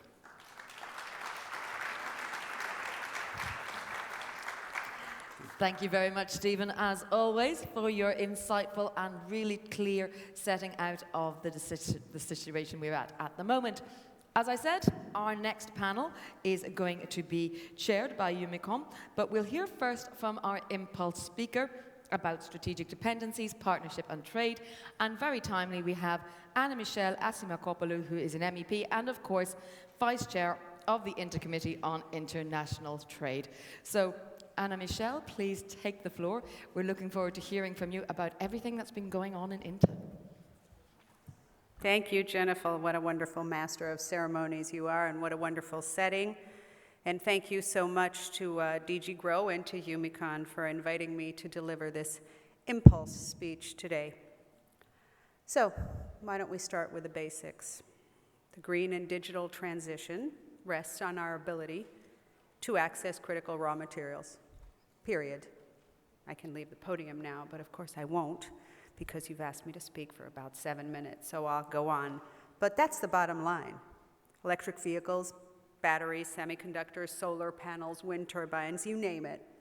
Raw materials are the indispensable building blocks of the green economy. Now, it's been 10 years since the European Union has publicized its first list of critical raw materials, so I think it's rather fitting that 2021 has seen the signing of the EU's first strategic international partnerships to secure the supply of critical raw materials. These arrangements with Canada and the Ukraine see us reaching out to, let's say, natural partners, both of whom enjoy some strong existing frameworks that we can work within, namely CETA and DCFTA. These should really help us to integrate respective stakeholders better within platforms like IRMA, which I, as you know, fully support, the European Battery Alliance, which I also support, which can ultimately lead to the development of very interesting joint venture projects and other business opportunities around Europe. They can also help us to engage in joint mapping projects and to share best practices when it comes to secondary use of raw materials. So, we see awareness from the European Union on these issues. We see engagement from the European Union on these issues, and we see initiatives from the European Union on these issues. But sadly, the problems that we first identified a decade ago are still with us today. In fact, our reliance on single or limited supply sources for critical raw materials, in some cases, makes us more vulnerable today than we were 10 years ago. So we clearly need to go further, and we clearly need to go faster. The current pressures on supply chains that we're experiencing are, I think, a fresh reminder of how pressing the situation can become. And I'm using the magnesium example as a case in point. China controls around 87% of world production. We in the EU are dependent on China for about 95% of our supplies of magnesium. And right now, as you know, China's decision to cut production is leaving European industry in a difficult position, huge price hikes, and frankly speaking, a rather frightening shortage. As you know, magnesium is a key material of the aluminum supply chain and a crucial component of the electric vehicles industry. So I'm pleased to see that we have a representative from the aluminum industry on today's panel, because it's important to highlight the role that aluminum has to play in the green transition. Aluminum is a material that is infinitely recyclable, highly integrated into the electric vehicle supply chain, and with demand for annual primary production expected to increase by up to 50% by 2050. This should therefore be a priority industry for us when it comes to securing supplies. Yet, what have we seen? We've seen Europe lose a third of its primary production output since 2007. Now, when we look at priorities, obviously we have to discuss rare earths. This was mentioned by the previous speaker. We've seen some diversification since the decision of China back in 2010 to cut its export quotas, but still today China is responsible for 55% of global production and 85% of refining output when it comes to rare earths. Now, EIT Raw Materials last month published a very interesting paper, I urge you all to look at it, on the importance of rare earths for the electric vehicles industry, with a particular focus on permanent magnets, and very good recommendations on how we can achieve a more sustainable and green supply chain by following the example of the battery regulation. So, while we're on the topic of the electric vehicle supply chain, I'd like to make a comment about the EU Innovation Fund. As you know, currently, this is only accessible to projects that support the supply chain of renewable energy generation. We need to explore broadening the eligibility criteria. Expanding this to include the electric vehicle supply chain, I think, would be a significant step in the right direction. It would help fund projects like the expansion of the rare earth separation facility that operates in Estonia, for example, the only one of its kind in the European Union. We also see in this example a very good model for cooperation with trusted partners on critical supplies, with one of the key feedstocks of this proposal sourced directly from the United States. Our policies must help to invigorate these types of joint projects in the private sector. Again, we see the role for strategic international partnerships on critical raw materials. We also need to support domestic supply sources where we can. These are the best, of course, route to providing us with a more secure and a more sustainable resource base. They also have the chance to help develop our own value chains. Now let's conclude by looking at the bigger picture, let's say. I'll talk about trade policy and how the EU is responding to some of the underlying challenges which I follow in my capacity as Vice Chair of the International Trade Committee of the European Parliament. By this, I'm talking about instruments such as the IPI, I'm talking about the Foreign Subsidies Regulation, I'm talking about the CBAM, the upcoming anti-coercion instrument to some extent. Each of these seeks to tackle one of the very big problems that we face in the arena of global trade. Closed public procurement markets compared to our own. I'm looking at Denis now. Excessive foreign subsidies that distort fair competition. A failure to tackle climate change to the same extent that we've committed and its resulting carbon leakage. A willingness to embrace this might is right approach, which weaponizes trade for political means. These tools will go a long way in leveling the playing field within the internal market. But of course, they cannot fulfill and address fully the issues in terms of how they affect our exports, our companies' ability to compete in global markets. They demonstrate a resolve to act, and this is very welcome, and a sign that we'll use these tools, of course, to advance the interests of the European Union. In this sense, we've been getting, let's say, our house in order, but we also need to focus on the rest of the world. Many of the critical raw materials we need and we need access to lie far from our shores. So we have to ensure that the global trading environment is one that remains as open and as free as possible. I think I'll stop here, at least for now. And I'm very glad that I could finally be here in person today, and I very much look forward to the continued discussion with these high-level panelists, and thank you for having me.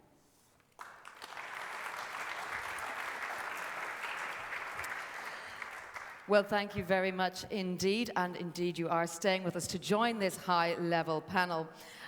Once again, we are going to be moderated by a person really deeply involved in today's event, and that's Roman Stiffner, Director General of Umicon. Roland, thank you very much, Roman. We're also, again, having our interactive element. You can once again go to slido.com, scan the QR code that's here behind me, or put in 8th EIP RM. You can see it here on the screen, and if you're joining at home as well, you can do that. Use your phones or your tablets to do so. Put your questions to our panelists. But on this occasion, we're also allowing you to answer a question. So you will also see on your Slido a poll.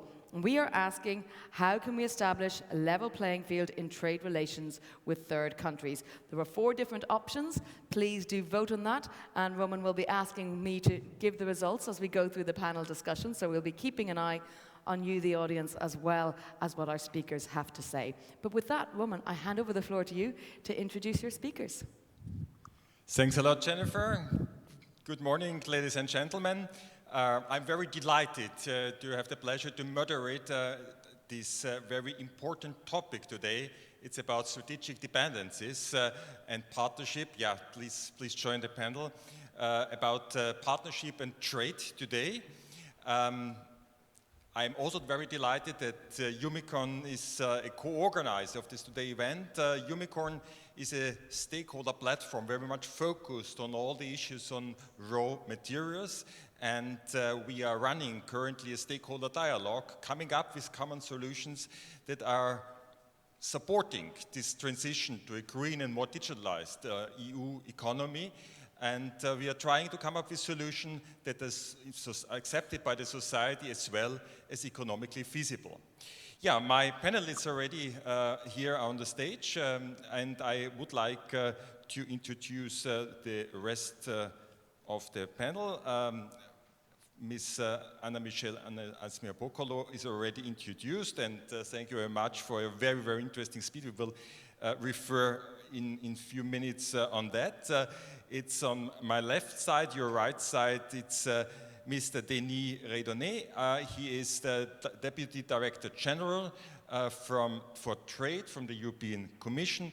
I read in your CV that you were heavily involved also in the WTO, so that's, I think, a very interesting topic, as we have a lot of issues also here, how we can comply with WTO regulations. Further on my left, it's Mr. Frédéric Carencot. He is a chemist and he is an entrepreneur. And I think that's the most relevant point here. He is running a company, it's called Carester. He has founded it in 2019 with 6 experts, and he's very much an expert on raw material, on rare earths. Is that right?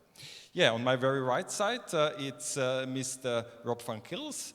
He's from Hammerer Aluminium Industries. He is actually Dutch, and he's a CEO and managing partner of EIP, of the EIP Group. This company is one of the biggest family-owned industries in the aluminium sector, and he runs several locations and operations in Romania, in Germany, in Poland, and the company is headquartered in Austria. But Rob is also very active as an industry representative, and currently he is the chairman of the extrusion division of European Aluminium. So I think we have a very, very experienced panel today. And I would like to keep this discussion and this panel discussion as interactive as possible. Jennifer already introduced you to the poll, so please make your vote, and we will come back as soon as possible. And secondly, of course, if you have any questions or comments, also use our internet platform that we are also finding some time to react on that. I would like to highlight 3 topics, and I would like to structure the discussion in 3 topics. And first of all, I would like to come to supply and shortage of raw materials. Raw materials, as it was already said, are a prerequisite of the dual transition to a more digitalized and more green and sustainable economy, and to really come up with a carbon neutral continent, as is politically wished. And the increase of the demand of raw materials is also a granted fact. We have different studies from independent sources, and it was already mentioned also from our speakers already today. So I would like to address my first question to Denis Redonnet. Mr. Redonnet, from DigiTrade side, I think it's important that we face and we grant these secure supply chains for raw materials. Could you give us an insight a bit about the current geopolitical situation and how DigiTrade is dealing with this issue? Sure. Thanks very much. I hope you can hear me. Thank you very much, first of all, for the invitation and for indeed allowing to give a spotlight on what the EU's trade policy can actually contribute in this overall environment, knowing, of course, the trade policy, our ability to negotiate trade agreement, commitments with third countries, is going to be one of many factors across a range of industrial policy-related considerations. Look, I think we are trying to build for the European Union a policy, a trade policy, which is based on openness, on sustainability, and where necessary, which is assertive in ensuring the respect of international commitments by our partners. And these 3 issues, I hope, will be contributing to the issue of security of supply and supply chain resilience. A trade policy, our trade policy, federalized in the EU, acts in 2 ways, I guess. First, it's providing a stable rules-based environment for trade in this sector to actually take place. And we believe that it contributes to the diversification of sources of supply. And it's clear that both these aspects contribute to supply chain resilience today. The fact that value chains are global and are diversified maximizes efficiency, of course, but not only, it also helps to absorb shock. Now, it's very clear that there have been supply chains disruptions and disorganization in the short term, and we see this and are seeking to adjust our trade policy framework to that. Some of these things are short-term, relate to the asymmetry in the global economic situation. Other issues are more structural, and I would like to just perhaps say here that the way we are looking at this issue from a trade policy point of view is first and foremost to make sure that we have coherence and convergence between what we do on the trade policy side and what we do on the industrial policy side. That's why I'm very happy to be participating in an event such as this one today. We do work hand in hand inside the Commission to make sure that the two sides of that equation actually work well. And for that, in the context of the update of the EU's industrial strategy in spring, we worked together with our colleagues from DG GROW, who are hosting today, on the question of mapping out strategic dependencies in the most sensitive industrial ecosystems for the EU, and identified a number of vulnerabilities. Those vulnerabilities, so the products across the EU economy where we have very high import dependencies and where we have a problem to create diversification, is a fairly targeted problem. It concerns about 0.6% of total EU trade. Now, on this, we will have to find policy responses. Some of them can be through the trade policy instruments that we have at EU level. Others, of course, are going to be from the industrial policy side, supporting production in the EU or creating strategic reserves, for example. So I think what we will be doing going forward, and where trade policy is keen to be going, is in finding that articulation with other policy tools across the EU toolbox going forward. Thanks. Thank you. I'm very happy that you really emphasize the coherence in the EU policy, and in fact, there of course are some stumbling blocks that sometimes hinders us to becoming an autonomous in the supply of Europe. So from a political perspective, Anna-Michelle Asbel-Prokolos, what do you think? What is hindering us here, and what we can improve also from the political perspective? I think that the key for me at this point, and what surprises me every time we discuss these issues in any kind of public forum, is the lack of a basic understanding amongst policymakers of the importance of this issue. All policymakers, I think, understand the importance of the green and digital transition, but very few, in fact, understand that critical raw materials are critical to actually achieving them. So I think the first point would be to make sure that there is an understanding and awareness amongst policymakers of the importance of these issues. That way they can focus in on and support the priorities that are being set by the Commission in its trade and industrial policy. And the second point I'd make is that we also need to have an open dialogue and a forum where we listen to industry on the ground about what this means practically for us. Thank you for this very brief answer. When we come to a more practical and maybe company-related issue, Mr. Caron-Cotte, you are an expert, as already said, in rare earths. Rare earths, for all that are not really specialists, are about, if I remember rightly from my knowledge, is 17 elements that are very specified. There are only very few in amount that are necessary, but without that we cannot have very important solutions like permanent magnets, and that we need, of course, for instance, for renewable energy. And you are here an expert, and you are here and have a startup that is trying to launch projects to recycle rare earths. Could you give us a bit an insight how it's working, first of all, and secondly, could you really give a significant contribution to the need, to the demand of rare earths in Europe with recycling? Thank you. Yeah, Frédéric Caron-Cotte. I built this company, Carester, in 2019 with 6 industrial experts in rare earth which cumulate more than 200 years of industrial experience in rare earth. And I will talk only about rare earth, but we have worked in the industry. And I would say that 30 years ago, Europe was a leader in refining rare earth. Europe was a leader. Step by step, it moved outside of Europe.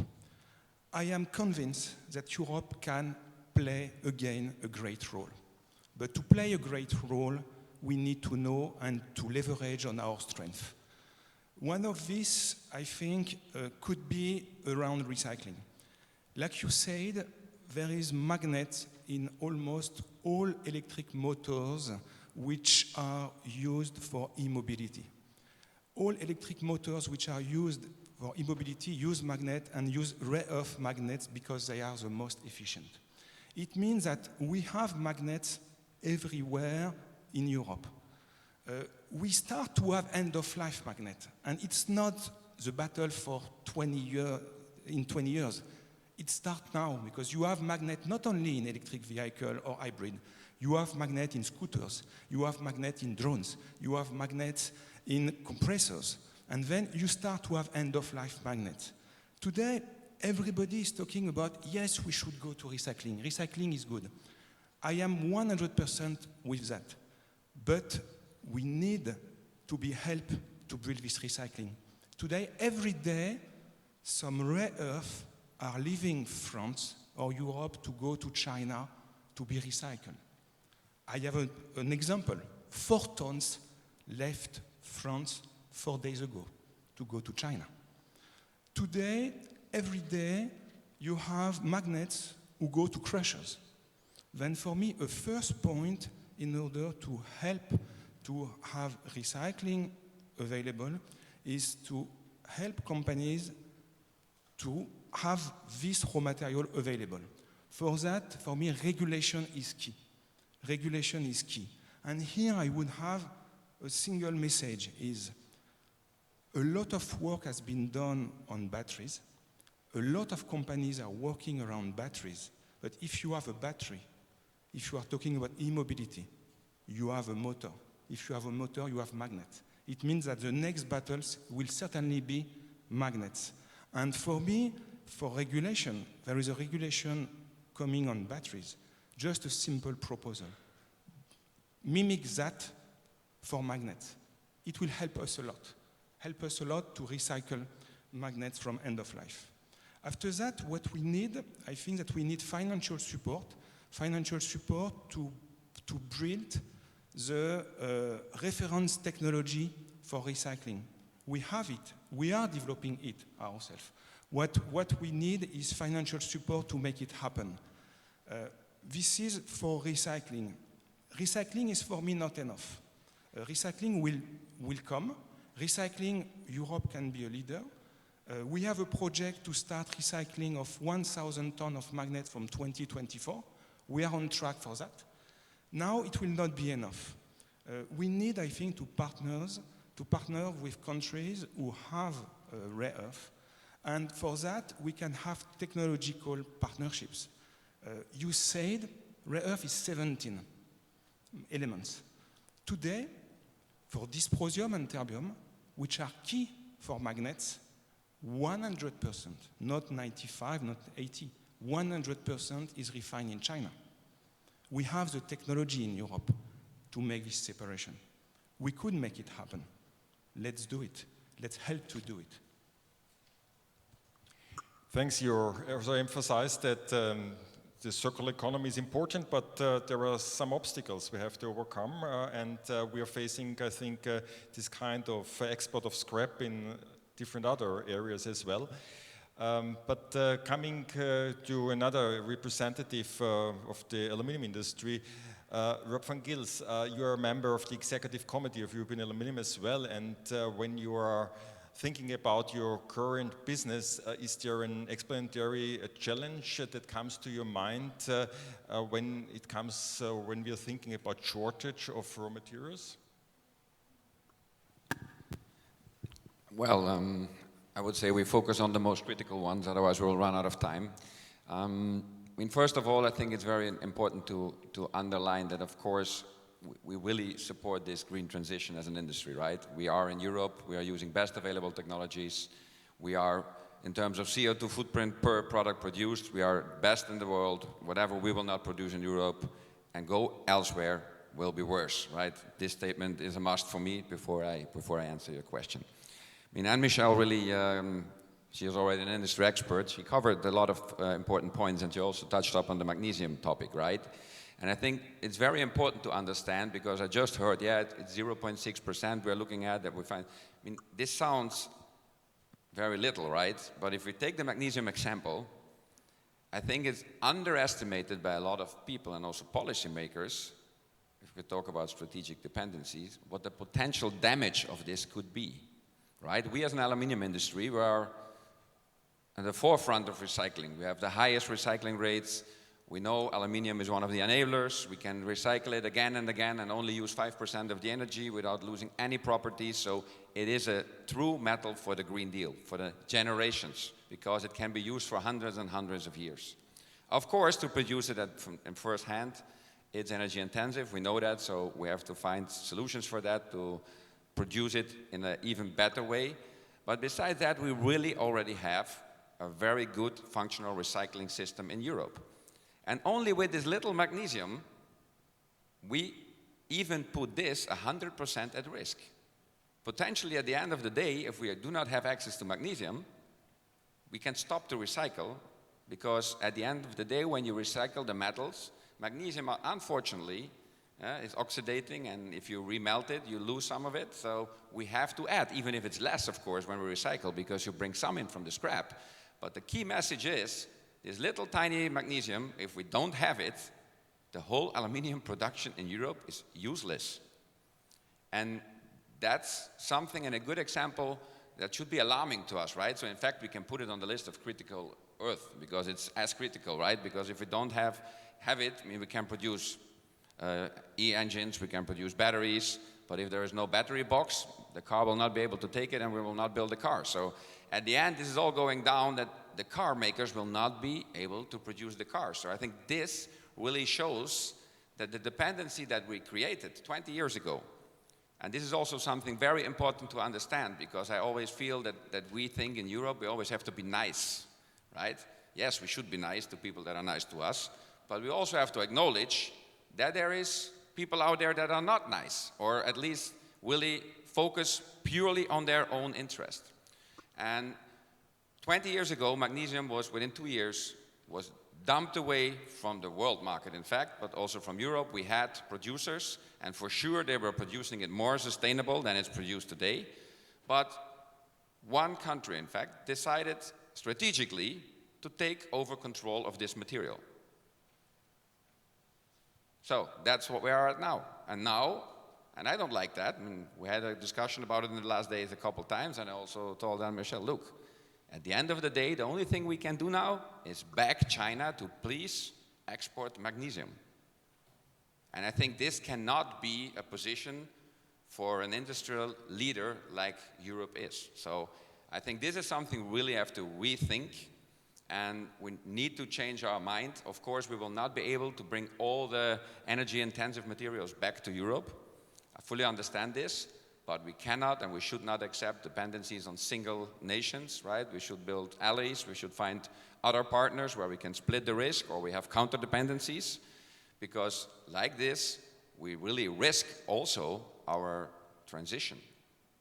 As we heard, without aluminium, just one example, same is valid to copper, without aluminium, no windmills, no solar. So it is not going to happen without those materials. And that's why we really have to keep an eye on the complete picture and the impact of things that we think are minor, but at the end of the day have a huge potential of damage to our industry.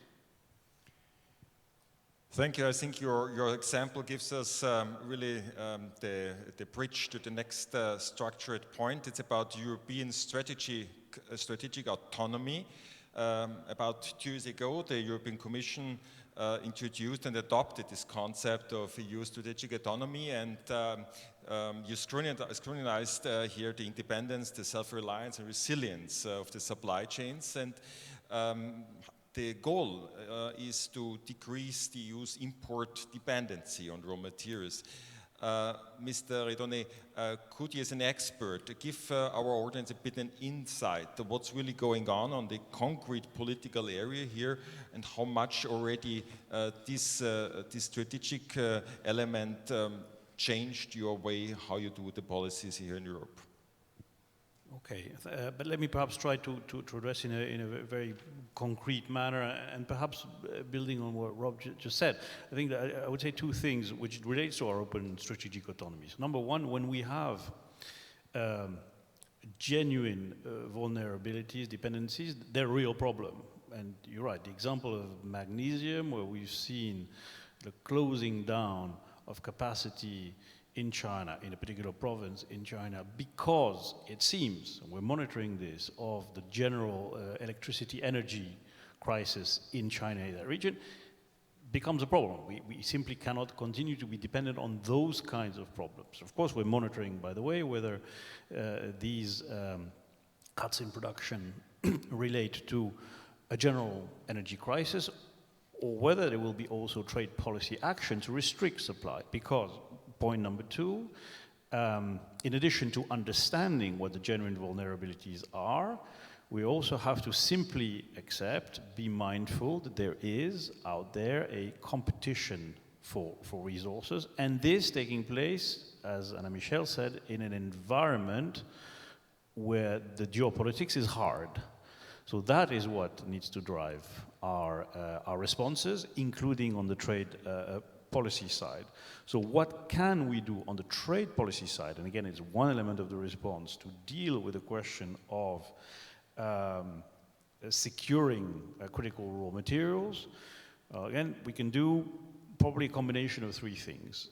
One is to contribute positively to, as much as possible, the diversification of supply. That can be actually impacted by trade agreements and trade arrangements that we have with third countries. We are negotiating in our bilateral trade agreements energy and raw materials chapters that contain commitments by third countries with respect to the operation of export monopolies, with respect to export pricing commitments, for example. And we're doing this right now with resource-rich countries. I'm thinking about Chile, and of course their lithium is a very, very important element.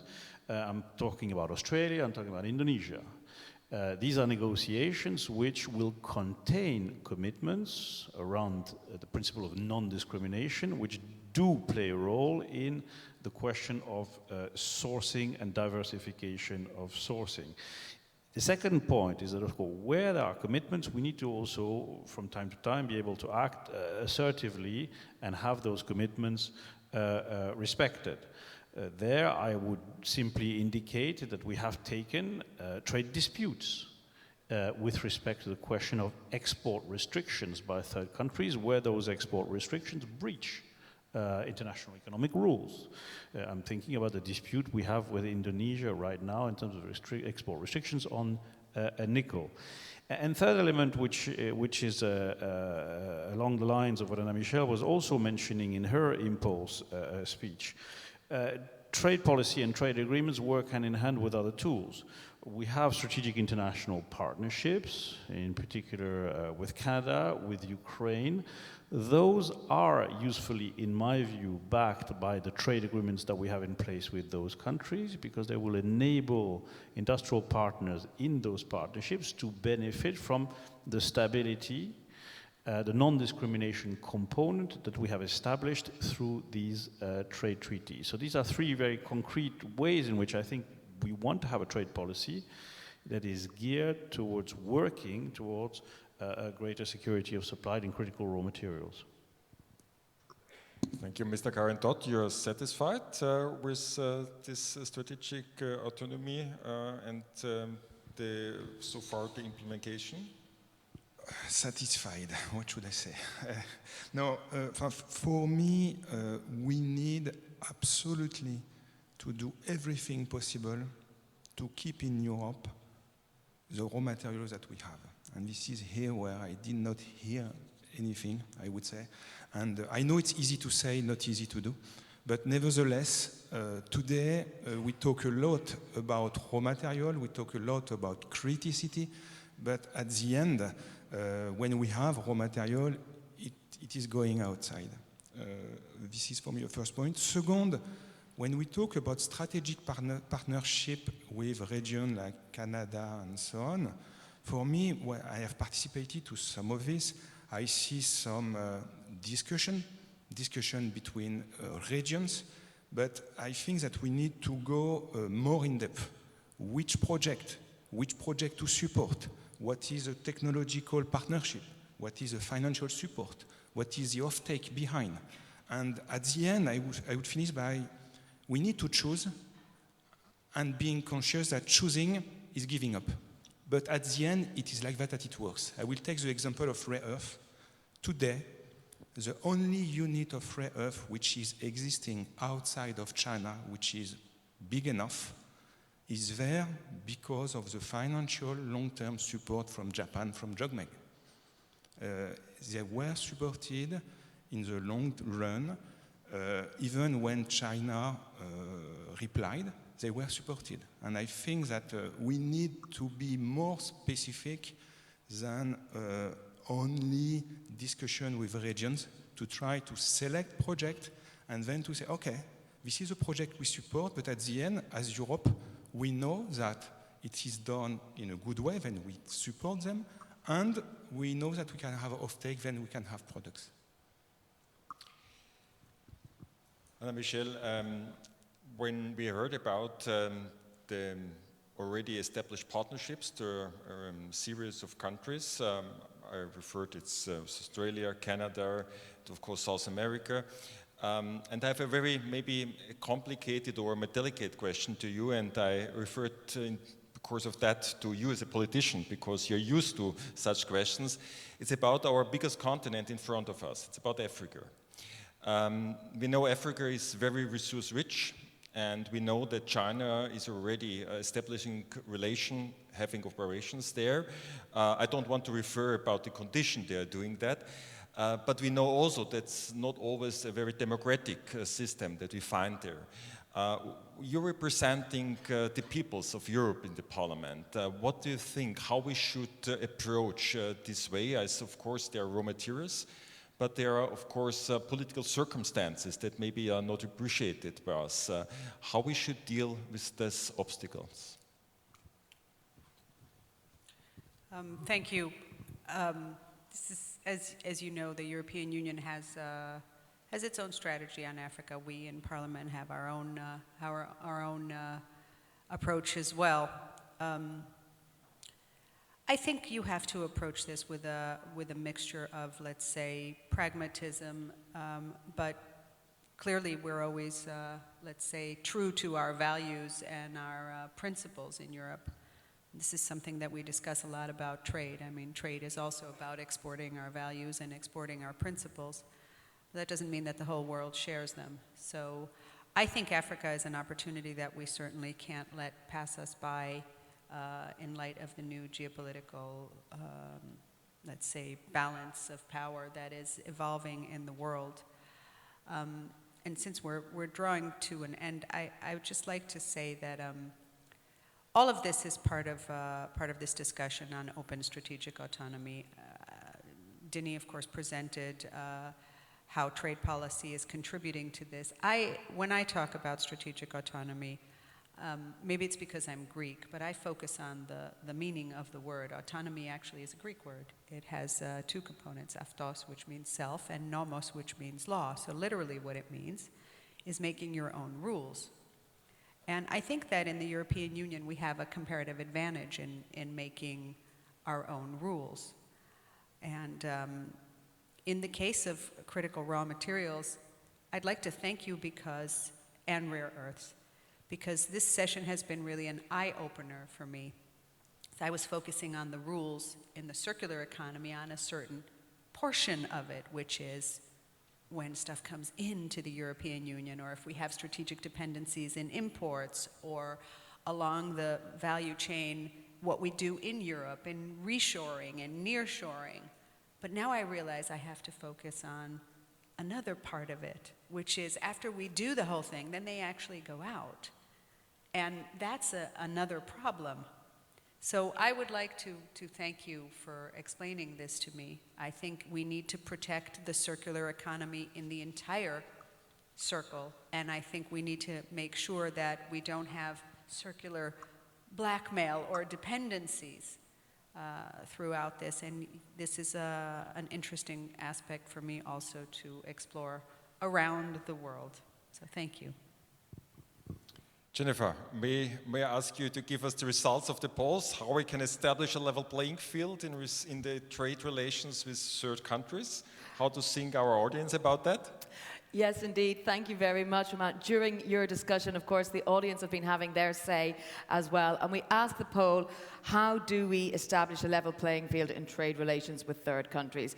Now, the vast majority of people, 44%, said a different system is needed to establish a level playing field. That was the single biggest answer we got from our audience here in the room and at home. Merely 3% said that the proposed carbon border adjustment mechanism and the revised ETS system will establish it. 22% have on the route of fifth were a little bit negative and thought that it's not possible to establish the level playing field now, as due to the death of rules-based world trade. Fortunately, only a small number of people were that pessimistic, and there was another 31%, so around about a third, feels that we must fully align EU foreign policies and international climate diplomacy. So quite a few of you taking a more positive outlook on that question. So thank you very much for proposing the question. We've had a interesting discussion going on online as well. Many people using those hashtags to share their thoughts via Twitter. So please do keep that coming. But Roman, I think I will hand over to you to let your panelists wrap up before we go to our lunch break, because we've got quite a lot to get through this afternoon. But I think this discussion has been very, very interesting. I would like to refer to some maybe of our questions and comments of our audience in the last couple of minutes. But before, I would like to ask Rob van Gils, what is your takeaway out of this poll?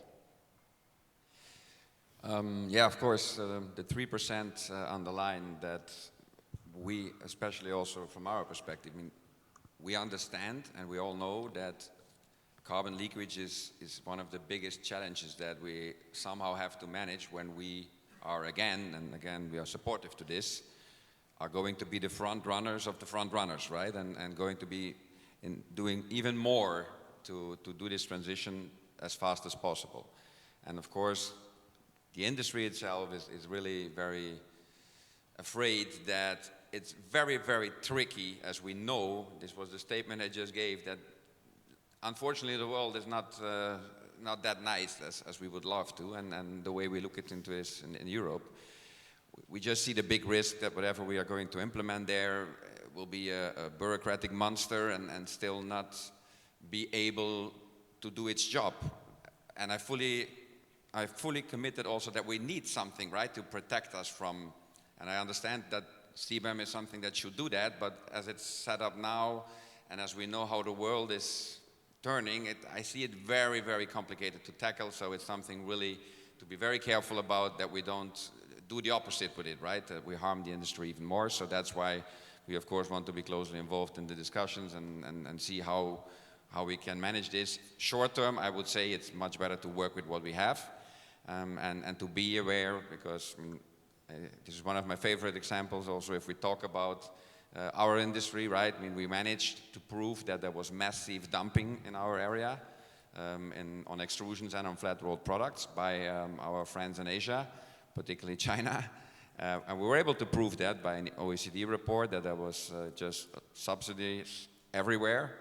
And we imposed duties, so that was helpful. But in the same time, when it was clear that that was going to happen, we could already see that there was massive investments in regions close to Europe, in Europe, by Chinese companies. I heard today already tying up with Serbia, my experience, and I've been there quite a couple of times. If you touch down there, it's Bank of China everywhere. In our industry, it's massive investments. We talk about building plants that are 5 times the size of the biggest existing one in Europe now. So this shows us how they think about this. And I think this is something we really have to keep in mind. And we should not be, and I love this sentence because it's so true, and this is, really, I'm not blaming, I know it's very complex, but this sentence is really very true. We should not be naive free traders. This is really something very important.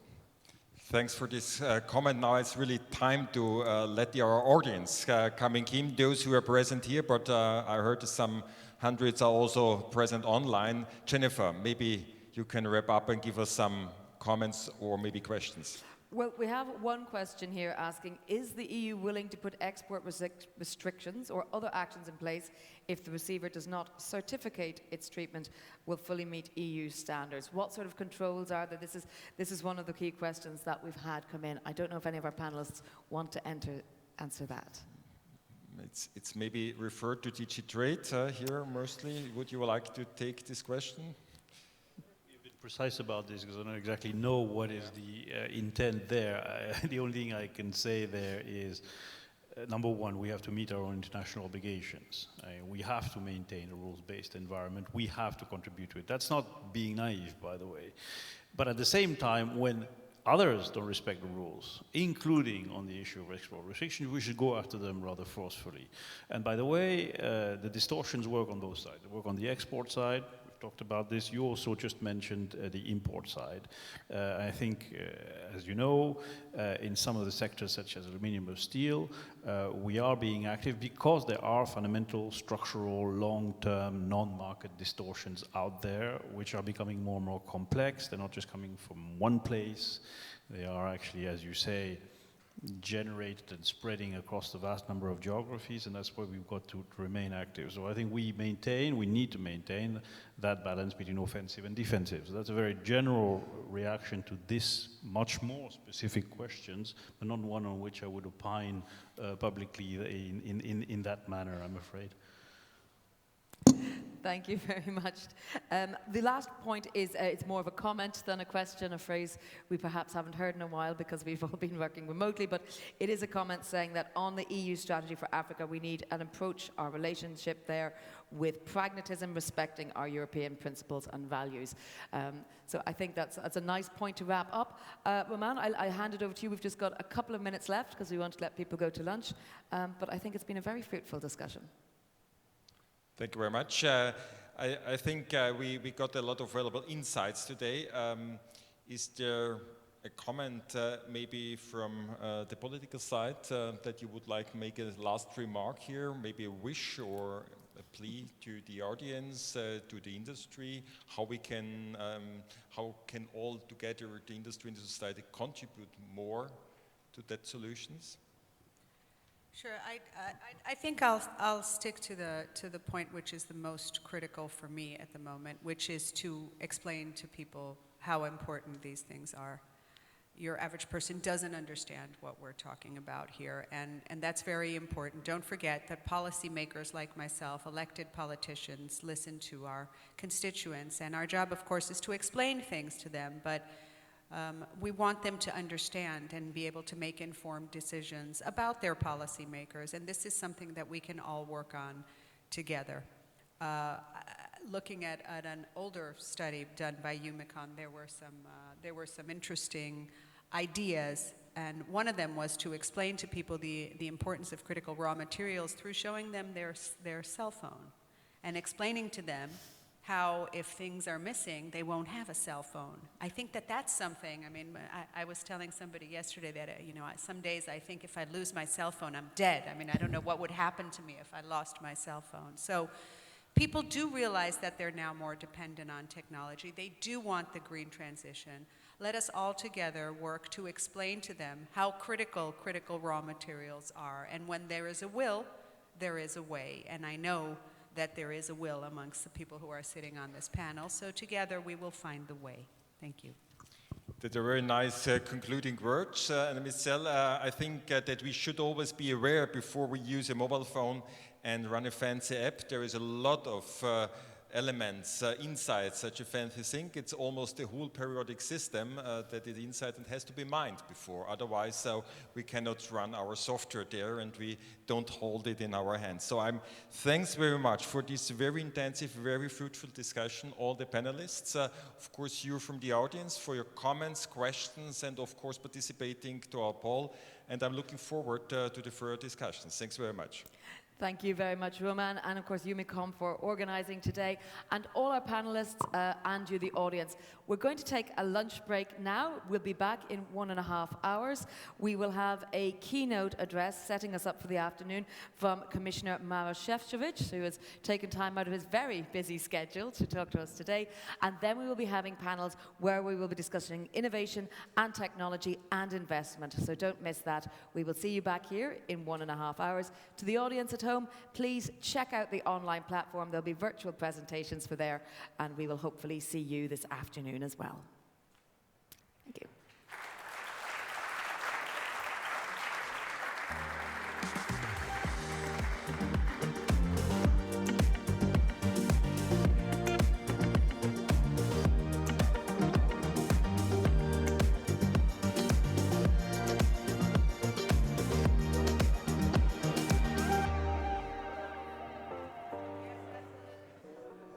Waste from electronic products, e-waste, is one of the fastest growing waste streams in the world, with almost 54 million tonnes generated in 2019, rising to 74 million tonnes by 2030, with less than 1/5 of this officially collected for recycling. These issues need addressing, not only to increase recycling, but to prevent e-waste in the first place.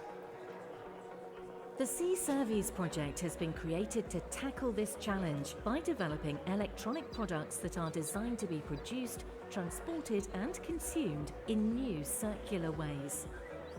The project focuses on 4 products: washing machines, televisions, printers and sensors that monitor network connections. It has developed new business models for each of them that reflect the circular economy concept.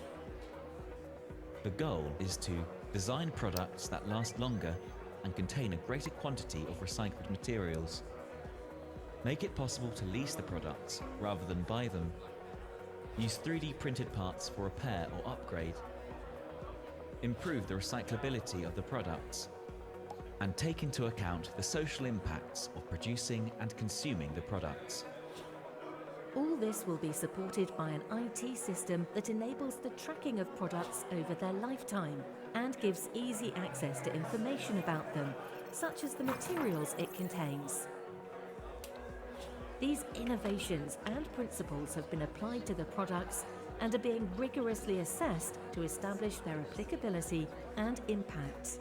The outcome of C-Service will be 4 practical circular business models that have been implemented and tested, address all aspects of the life cycle of the products, and, crucially, will be able to be used by other manufacturers and for other products across the world. Join with us in achieving our goal. Visit cserviceproject.eu to find out more.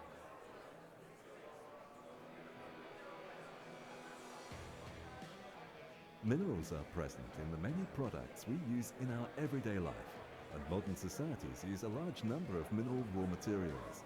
Public opposition to mining, alongside barriers on the access to deposits, have been limiting the extraction of minerals in Europe, despite the existence of important mineral resources. For this reason, Europe is now highly dependent on imports of many different mineral raw materials used in critical sectors such as electronics, renewable energy and defense, and conventional mining offers no solution to tackle this problem. The Horizon 2020 project, RoboMiners, is unlocking the full potential of minerals supply from domestic resources within the European Union by making mining sustainable and invisible. Wait, but how? RoboMiners is developing a bio-inspired, modular and reconfigurable robot miner for small and difficult to access deposits. The robot will be able to mine underground, underwater and in slurries. Furthermore, it will be capable of sensing the ore and excavating it selectively. Are you curious about the robot miner's final design? Join us on our journey. Check out our website and follow us on our social media channels.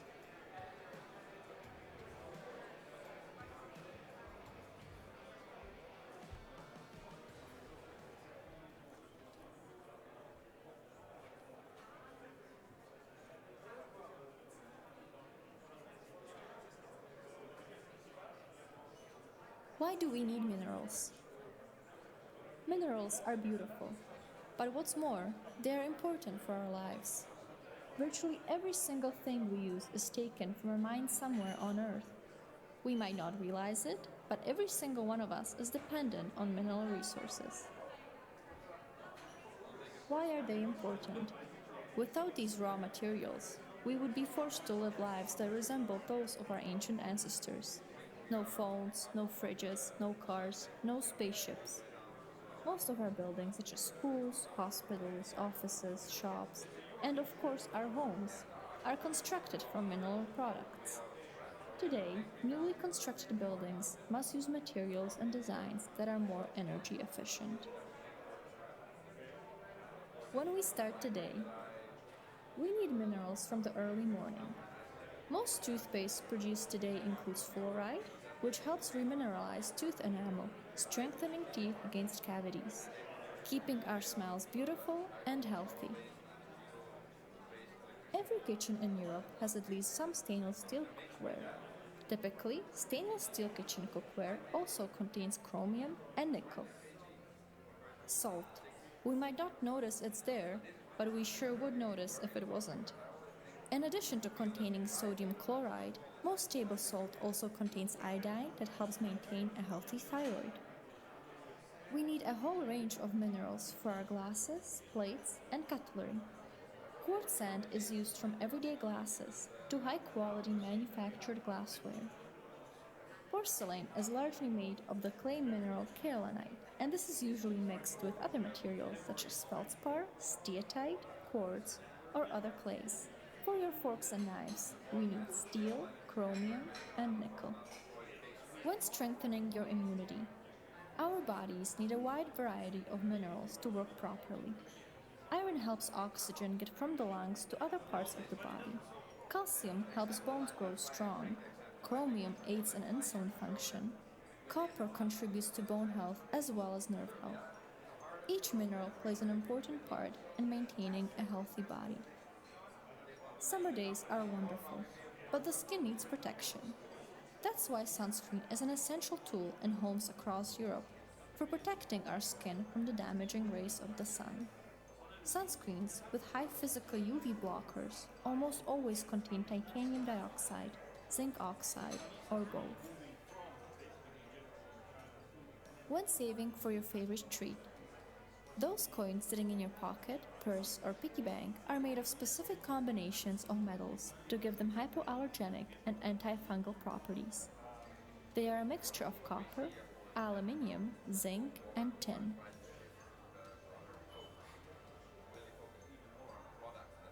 When going to the places you need to be, bicycles offer one of the most eco-friendly modes of transportation, and biking is also good for your health. In the past, bike frames were mainly made out of steel, but today more lightweight materials are used, such as aluminium or even carbon. Cars are complex machines that require a huge number of parts to work together. For production of these parts, we need a whole range of metals and minerals. When discovering new things, a mineral raw material can be an element, mineral, or rock, which is part of the Earth's crust. It can serve to meet the needs of society directly or through technological modification. In other words, mineral raw materials are those minerals or rocks that are used to obtain useful elements or compounds. Experts help us ensure that minerals are not imported from conflict zones outside Europe, where the human rights of the workers involved are not respected. By nature, mining is a temporary use of land. The innovative new uses of old mines across Europe occur in amazing frequency and with a vast range of purposes. In some sites, you can explore amazing geological history. It's difficult to list all the raw materials needed for a mobile phone. One phone contains over 50 different minerals and metals, each specifically used to achieve a communication or entertainment function.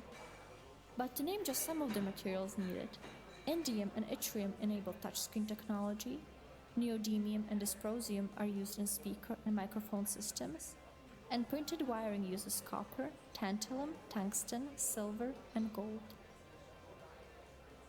When producing our food, when we imagine fresh vegetables, mineral mining is not the first thing that comes to mind. But plants need nutrients to grow, and nutrients come from fertilizers, and fertilizers come from minerals.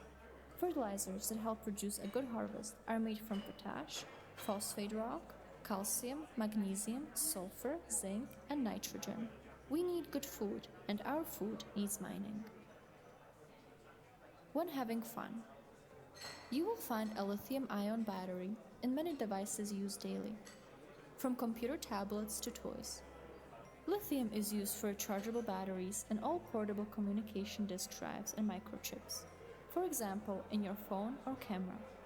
You can use clay to make your own pottery, and you will find clay minerals all around you, from the tableware in your dining room to the sanitary ware in your bathroom.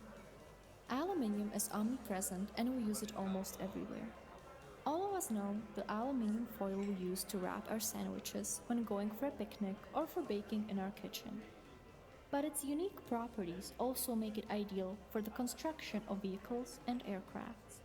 Metals and minerals are used for many musical instruments.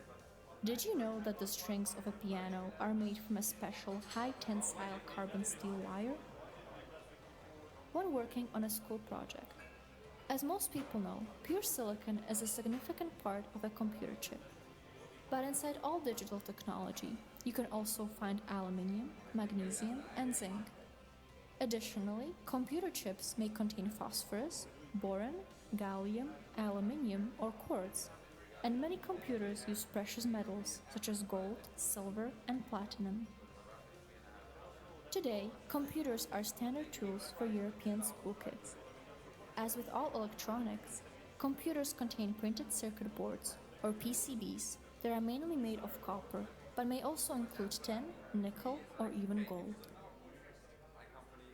When making our life more beautiful, the jewelry that we bedazzle ourselves with contains a wide variety of minerals and metals.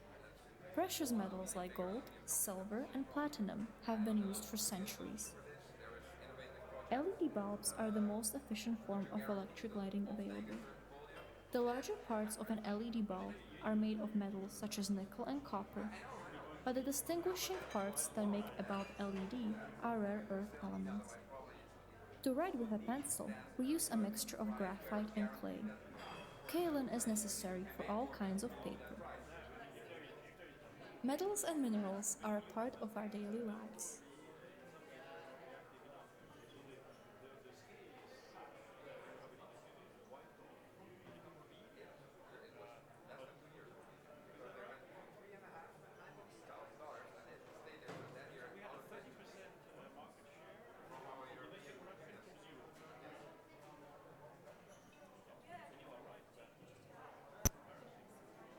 Since the beginning of 2020, Lithium has been operating a demonstration plant in Anjou, Canada, to pursue the development of its recycling technology at industrial scale. The patented process developed by Lithium accepts all types of lithium-ion batteries regardless of its application, chemistry, or state of health. Once the battery has been dismantled to module size, it is sent to the first portion of the process, the spoke.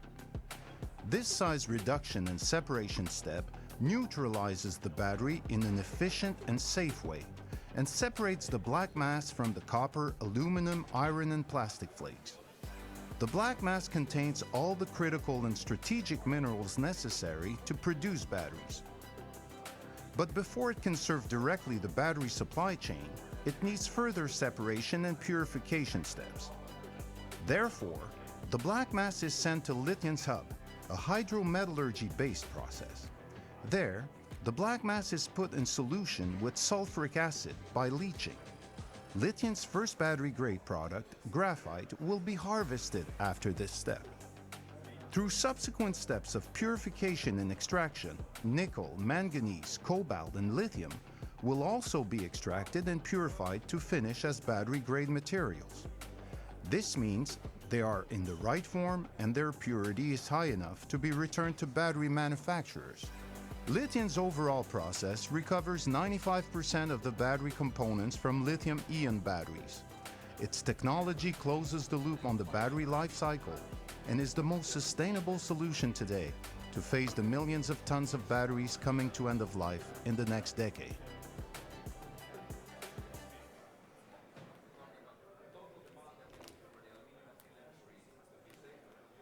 We all want to live more sustainably. But did you know that much of the technology we use every day contains materials that have potential issues with their supply? These are known as critical raw materials, and many of them have special properties that make them crucial to the technology we rely on today and will continue to rely on in the future. So, in order to make the supply of these less of a risk, the European Union's plan is to increase the amount we reuse and recycle from our waste. The problem is, recycling of most critical raw materials is not commercially viable, and current standards for collecting and processing waste that contains them don't address their recovery. So, what can be done to help? The Sea Waste project has identified the gaps in existing standards and has developed a new and improved certification scheme for the collection, transport, waste processing, and recycling of this waste, focusing on 4 key components that are rich in critical raw materials. The new sea waste requirements have been tested in the real world to check the suitability and impact of the scheme. The project has also developed tools to audit compliance with these requirements in the future. Adopting the certification scheme, together with the creation of wider financial incentives and a conducive legal framework, will encourage the investment needed to make recycling critical raw materials more commercially viable in Europe, helping us become less reliant on existing sources. This is why the Sea Waste project is demanding that its certification scheme be made mandatory across Europe by the European Commission. A united approach from industry is also needed, as the standards will only work when there is widespread adoption. It's a chance for Europe to help drive the world's green agenda, while at the same time creating new business opportunities at home. So, if you want our society to be more sustainable by recycling more of its critical raw materials, you can join with us in adopting and promoting the Sea Waste Certification Scheme and driving change in policy and industry.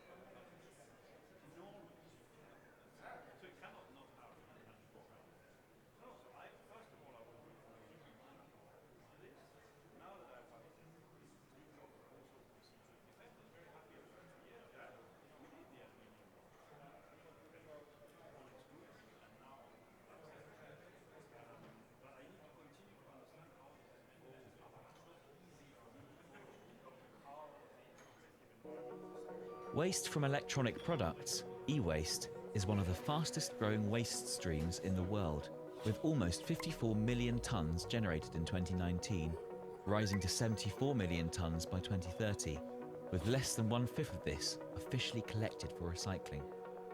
These issues need addressing, not only to increase recycling, but to prevent e-waste in the first place. The C-Service project has been created to tackle this challenge by developing electronic products that are designed to be produced, transported and consumed in new circular ways. The project focuses on 4 products: washing machines, televisions, printers and sensors that monitor network connections. It has developed new business models for each of them that reflect the circular economy concept. The goal is to design products that last longer and contain a greater quantity of recycled materials, make it possible to lease the products rather than buy them, use 3D printed parts for repair or upgrade, improve the recyclability of the products, and take into account the social impacts of producing and consuming the products. All this will be supported by an IT system that enables the tracking of products over their lifetime and gives easy access to information about them, such as the materials it contains. These innovations and principles have been applied to the products and are being rigorously assessed to establish their applicability and impact. The outcome of C-Service will be 4 practical circular business models that have been implemented and tested, address all aspects of the life cycle of the products, and, crucially, will be able to be used by other manufacturers and for other products across the world. Join with us in achieving our goal. Visit cserviceproject.eu to find out more.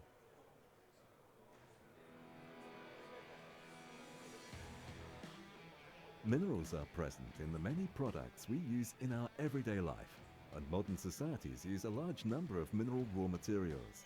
Public opposition to mining, alongside barriers on the access to deposits, have been limiting the extraction of minerals in Europe despite the existence of important mineral resources.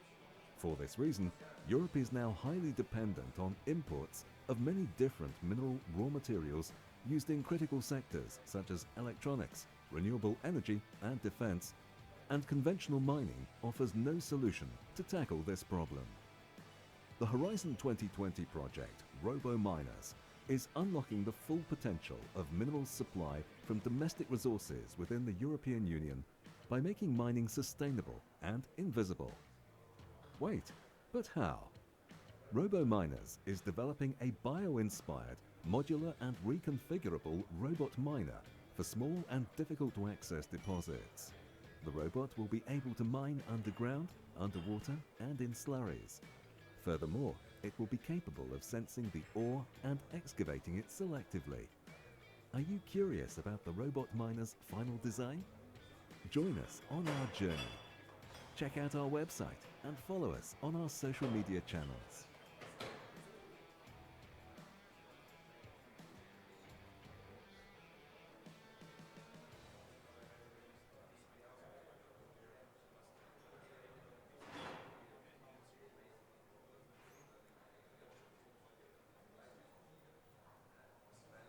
Why do we need minerals? Minerals are beautiful, but what's more, they are important for our lives. Virtually every single thing we use is taken from a mine somewhere on Earth. We might not realize it, but every single one of us is dependent on mineral resources. Why are they important? Without these raw materials, we would be forced to live lives that resemble those of our ancient ancestors. No phones, no fridges, no cars, no spaceships.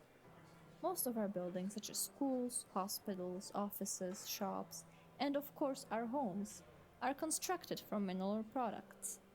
Today, newly constructed buildings must use materials and designs that are more energy efficient. When we start today, we need minerals from the early morning. Most toothpaste produced today includes fluoride, which helps remineralize tooth enamel, strengthening teeth against cavities. keeping our smells beautiful and healthy.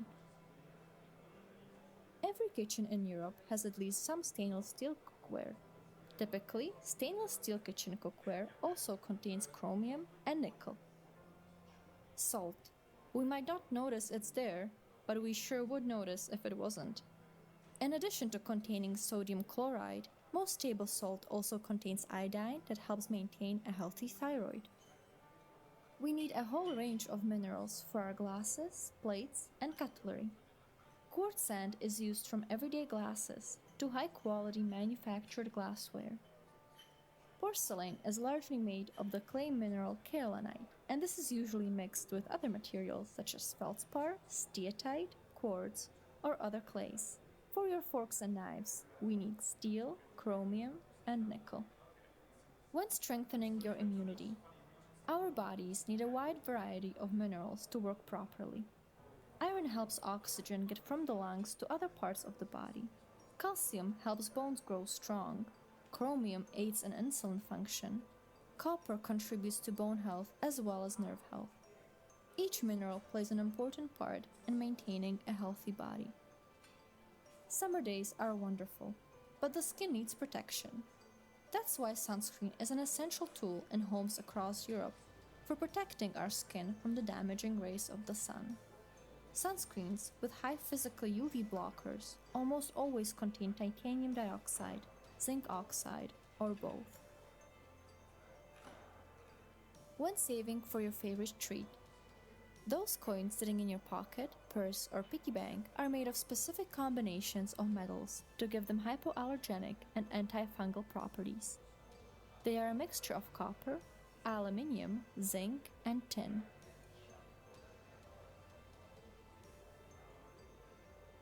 When going to the places you need to be, bicycles offer one of the most eco-friendly modes of transportation, and biking is also good for your health.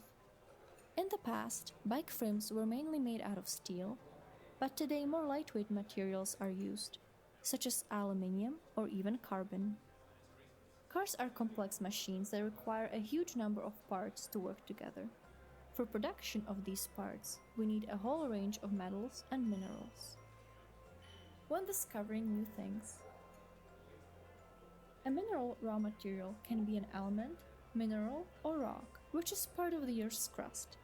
It can serve to meet the needs of society directly or through technological modification. In other words, mineral raw materials are those minerals or rocks that are used to obtain useful elements or compounds. Experts help us ensure that minerals are not imported from conflict zones outside Europe, where the human rights of the workers involved are not respected. By nature, mining is a temporary use of land. The innovative new uses of old mines across Europe occur in amazing frequency and with a vast range of purposes. In some sites, you can explore amazing geological history. It's difficult to list all the raw materials needed for a mobile phone. One phone contains over 50 different minerals and metals, each specifically used to achieve a communication or entertainment function. But to name just some of the materials needed, indium and yttrium enable touchscreen technology, neodymium and dysprosium are used in speaker and microphone systems, and printed wiring uses copper, tantalum, tungsten, silver, and gold. When producing our food, when we imagine fresh vegetables, mineral mining is not the first thing that comes to mind. But plants need nutrients to grow, and nutrients come from fertilizers, and fertilizers come from minerals. Fertilizers that help produce a good harvest are made from potash, phosphate rock, calcium, magnesium, sulfur, zinc, and nitrogen. We need good food, and our food needs mining. When having fun, you will find a lithium-ion battery in many devices used daily, from computer tablets to toys. Lithium is used for rechargeable batteries in all portable communication disk drives and microchips. For example, in your phone or camera. You can use clay to make your own pottery, and you will find clay minerals all around you, from the tableware in your dining room to the sanitary ware in your bathroom. Aluminium is omnipresent, and we use it almost everywhere. All of us know the aluminium foil we use to wrap our sandwiches when going for a picnic or for baking in our kitchen. But its unique properties also make it ideal for the construction of vehicles and aircrafts. Metals and minerals are used for many musical instruments. Did you know that the strings of a piano are made from a special high-tensile carbon steel wire? When working on a school project, as most people know, pure silicon is a significant part of a computer chip. But inside all digital technology, you can also find aluminium, magnesium, and zinc. Additionally, computer chips may contain phosphorus, boron, gallium, aluminium, or quartz, and many computers use precious metals such as gold, silver, and platinum. Today, computers are standard tools for European school kids. As with all electronics, computers contain printed circuit boards, or PCBs, that are mainly made of copper, but may also include tin, nickel, or even gold. When making our life more beautiful, the jewelry that we bedazzle ourselves with contains a wide variety of minerals and metals. Precious metals like gold, silver, and platinum have been used for centuries. LED bulbs are the most efficient form of electric lighting available. The larger parts of an LED bulb are made of metals such as nickel and copper, but the distinguishing parts that make a bulb LED are rare earth elements. To write with a pencil, we use a mixture of graphite and clay. Kaolin is necessary for all kinds of paper. Metals and minerals are a part of our daily lives.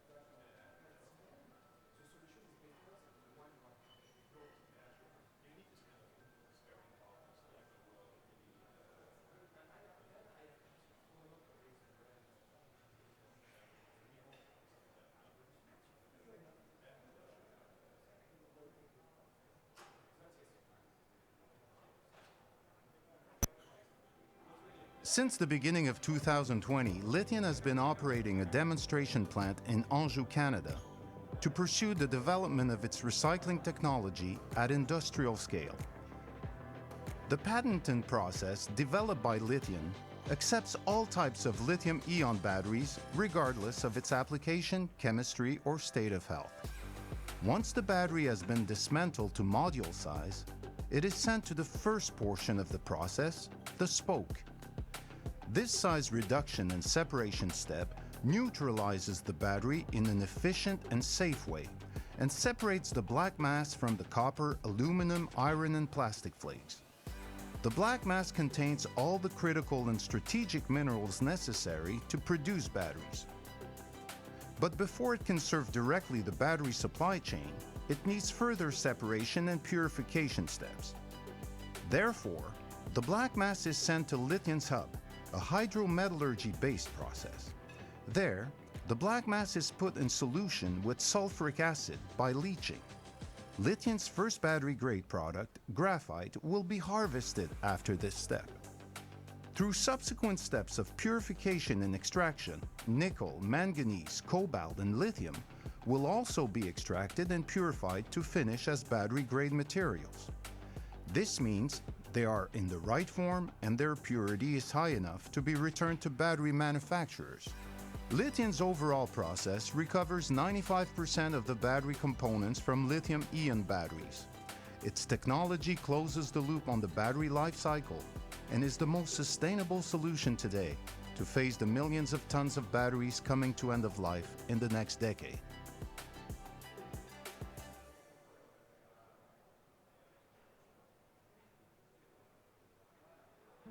We all want to live more sustainably. But did you know that much of the technology we use every day contains materials that have potential issues with their supply? These are known as critical raw materials, and many of them have special properties that make them crucial to the technology we rely on today and will continue to rely on in the future. So, in order to make the supply of these less of a risk, the European Union's plan is to increase the amount we reuse and recycle from our waste. The problem is, recycling of most critical raw materials is not commercially viable, and current standards for collecting and processing waste that contains them don't address their recovery. So, what can be done to help?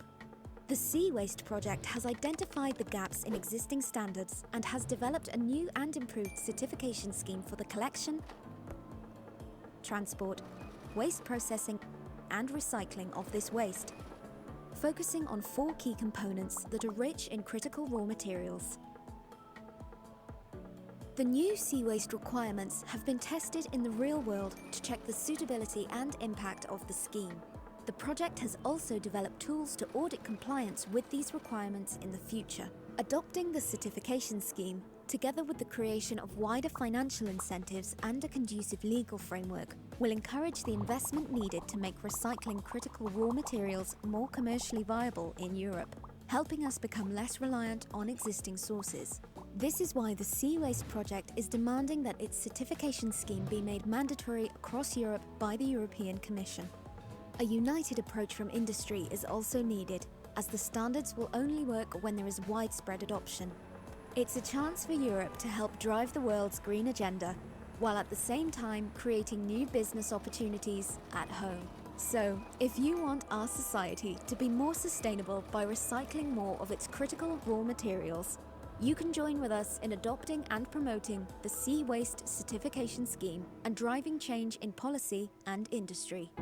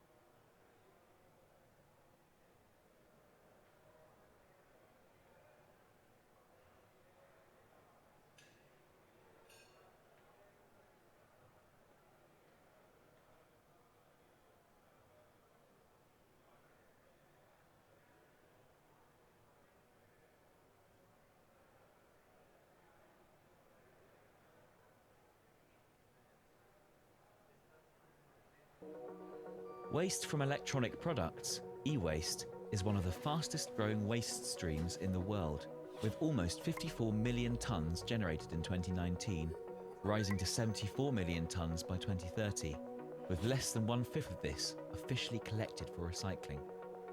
These issues need addressing, not only to increase recycling, but to prevent e-waste in the first place.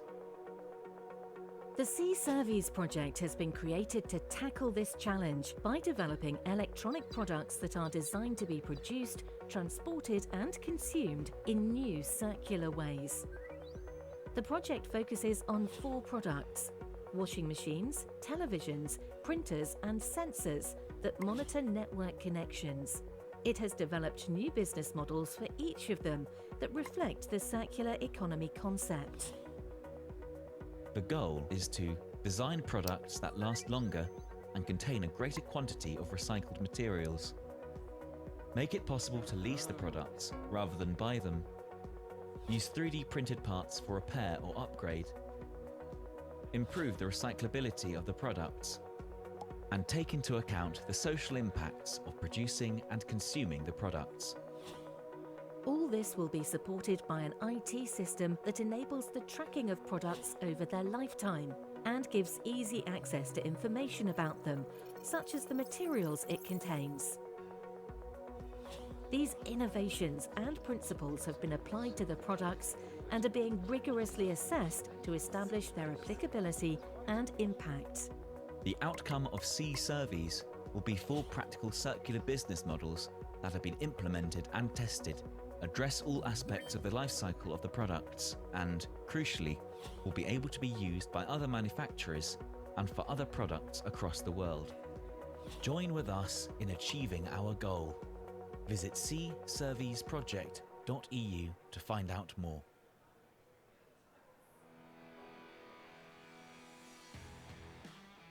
Minerals are present in the many products we use in our everyday life, and modern societies use a large number of mineral raw materials.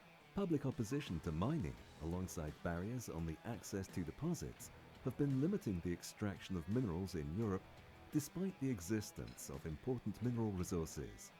For this reason, Europe is now highly dependent on imports of many different mineral raw materials used in critical sectors such as electronics, renewable energy and defense, and conventional mining offers no solution to tackle this problem. The Horizon 2020 project, RoboMiners, is unlocking the full potential of minerals supply from domestic resources within the European Union by making mining sustainable and invisible. Wait, but how?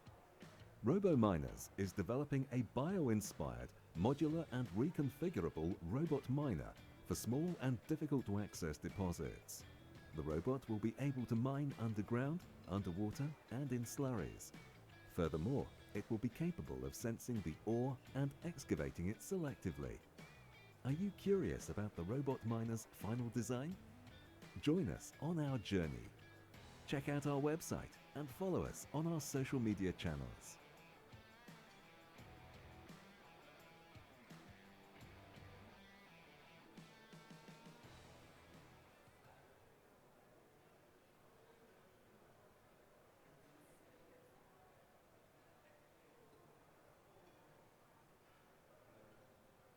Why do we need minerals? Minerals are beautiful, but what's more, they are important for our lives. Virtually every single thing we use is taken from a mine somewhere on Earth. We might not realize it, but every single one of us is dependent on mineral resources. Why are they important? Without these raw materials, we would be forced to live lives that resemble those of our ancient ancestors. No phones, no fridges, no cars, no spaceships. Most of our buildings, such as schools, hospitals, offices, shops, and of course our homes, are constructed from mineral products.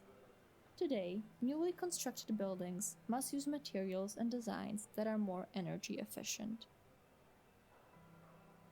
When we start today, we need minerals from the early morning. Most toothpaste produced today includes fluoride, which helps remineralize tooth enamel, strengthening teeth against cavities, keeping our smiles beautiful and healthy. Every kitchen in Europe has at least some stainless steel cookware. Typically, stainless steel kitchen cookware also contains chromium and nickel. Salt. We might not notice it's there, but we sure would notice if it wasn't. In addition to containing sodium chloride, most table salt also contains iodine that helps maintain a healthy thyroid. We need a whole range of minerals for our glasses, plates, and cutlery.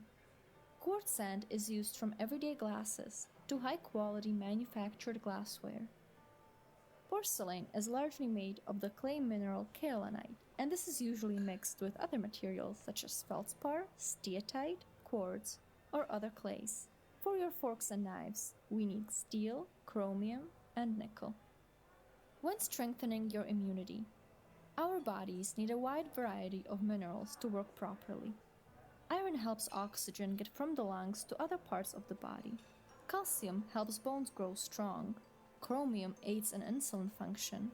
Copper contributes to bone health as well as nerve health. Each mineral plays an important part in maintaining a healthy body. Summer days are wonderful, but the skin needs protection. That's why sunscreen is an essential tool in homes across Europe for protecting our skin from the damaging rays of the sun. Sunscreens with high physical UV blockers almost always contain titanium dioxide, zinc oxide, or both. When saving for your favorite treat, those coins sitting in your pocket, purse, or piggy bank are made of specific combinations of metals to give them hypoallergenic and antifungal properties. They are a mixture of copper, aluminium, zinc, and tin.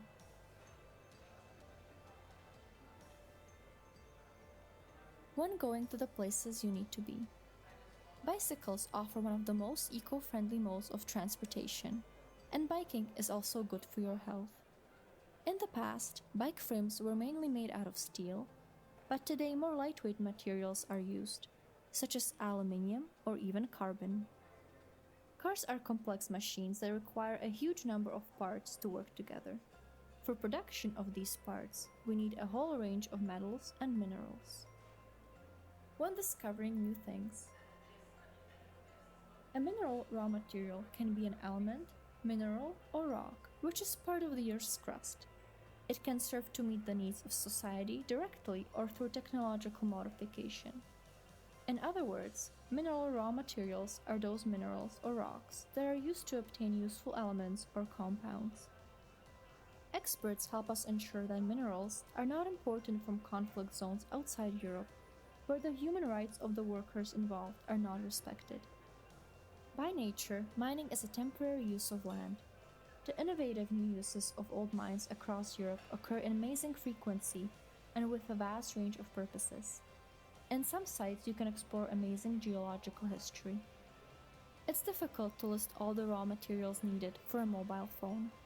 One phone contains over 50 different minerals and metals, each specifically used to achieve a communication or entertainment function. But to name just some of the materials needed, indium and yttrium enable touchscreen technology, neodymium and dysprosium are used in speaker and microphone systems, and printed wiring uses copper, tantalum, tungsten, silver, and gold. When producing our food, when we imagine fresh vegetables, mineral mining is not the first thing that comes to mind. But plants need nutrients to grow, and nutrients come from fertilizers, and fertilizers come from minerals. Fertilizers that help produce a good harvest are made from potash, phosphate rock, calcium, magnesium, sulfur, zinc, and nitrogen. We need good food, and our food needs mining. When having fun, you will find a lithium-ion battery in many devices used daily, from computer tablets to toys. Lithium is used for rechargeable batteries and all portable communication disk drives and microchips. For example, in your phone or camera. You can use clay to make your own pottery, and you will find clay minerals all around you, from the tableware in your dining room to the sanitary ware in your bathroom. Aluminium is omnipresent and we use it almost everywhere. All of us know the aluminium foil we use to wrap our sandwiches when going for a picnic or for baking in our kitchen. But its unique properties also make it ideal for the construction of vehicles and aircrafts. Metals and minerals are used for many musical instruments. Did you know that the strings of a piano are made from a special high-tensile carbon steel wire? When working on a school project, as most people know, pure silicon is a significant part of a computer chip. But inside all digital technology, you can also find aluminium, magnesium, and zinc. Additionally, computer chips may contain phosphorus, boron, gallium, aluminium, or quartz, and many computers use precious metals such as gold, silver, and platinum. Today, computers are standard tools for European school kids. As with all electronics, computers contain printed circuit boards, or PCBs, They are mainly made of copper, but may also include tin, nickel, or even gold. When making our life more beautiful, the jewelry that we bedazzle ourselves with contains a wide variety of minerals and metals. Precious metals like gold, silver, and platinum have been used for centuries. LED bulbs are the most efficient form of electric lighting available. The larger parts of an LED bulb are made of metals such as nickel and copper, but the distinguishing parts that make a bulb LED are rare earth elements. To write with a pencil, we use a mixture of graphite and clay. Kaolin is necessary for all kinds of paper. Metals and minerals are a part of our daily lives.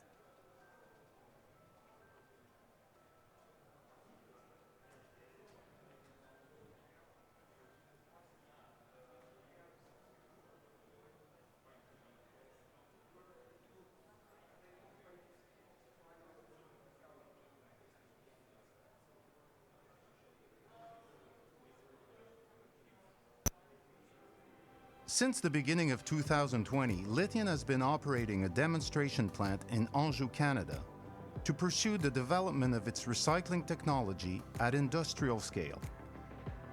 The patented process developed by Lithium accepts all types of lithium-ion batteries regardless of its application, chemistry, or state of health. Once the battery has been dismantled to module size, it is sent to the first portion of the process, the spoke. This size reduction and separation step neutralizes the battery in an efficient and safe way and separates the black mass from the copper, aluminum, iron, and plastic flakes.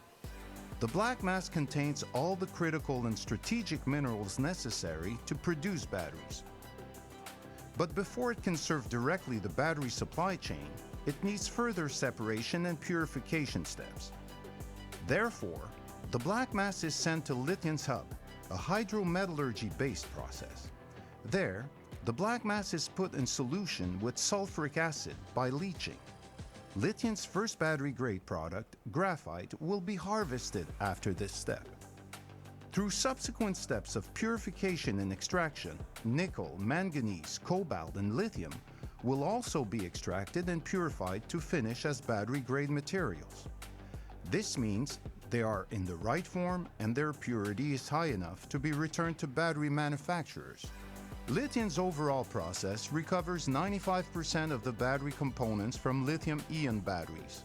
Its technology closes the loop on the battery life cycle and is the most sustainable solution today to face the millions of tons of batteries coming to end of life in the next decade.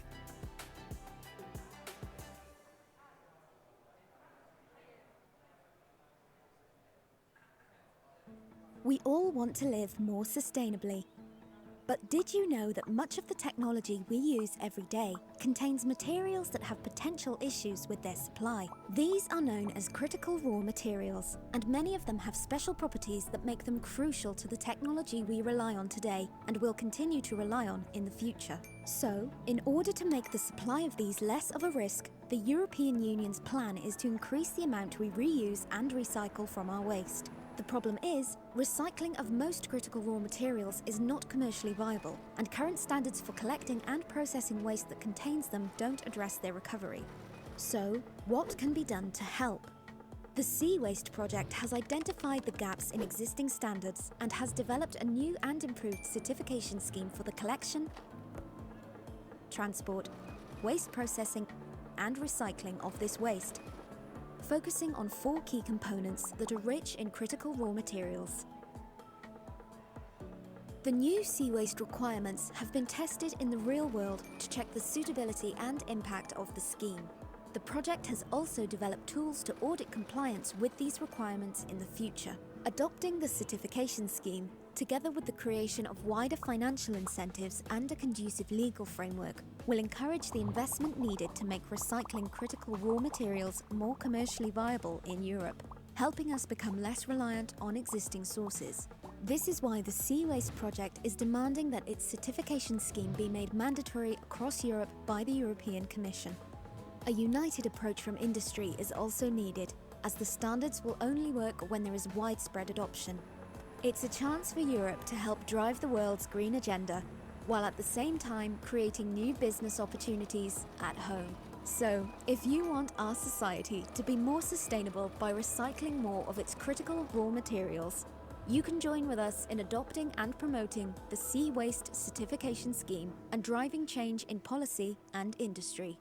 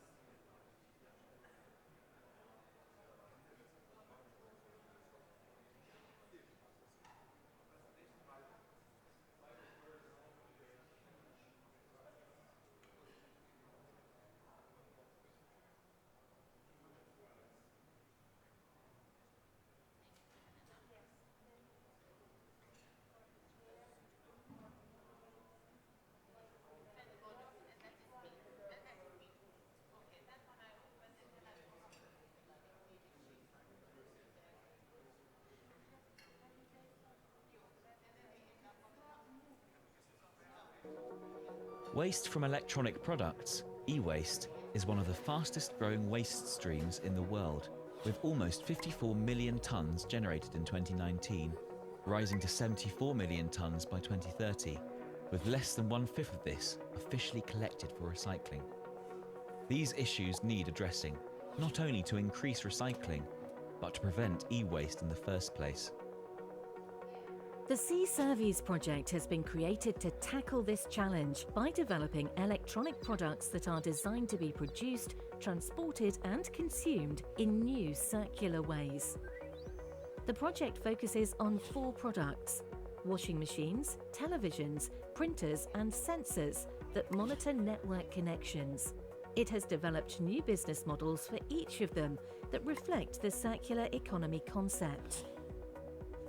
The goal is to design products that last longer and contain a greater quantity of recycled materials, make it possible to lease the products rather than buy them, use 3D printed parts for repair or upgrade, improve the recyclability of the products, and take into account the social impacts of producing and consuming the products. All this will be supported by an IT system that enables the tracking of products over their lifetime and gives easy access to information about them, such as the materials it contains. These innovations and principles have been applied to the products and are being rigorously assessed to establish their applicability and impact. The outcome of Sea Surveys will be 4 practical circular business models that have been implemented and tested, address all aspects of the life cycle of the products, and, crucially, will be able to be used by other manufacturers and for other products across the world. Join with us in achieving our goal. Visit cservicesproject.eu to find out more.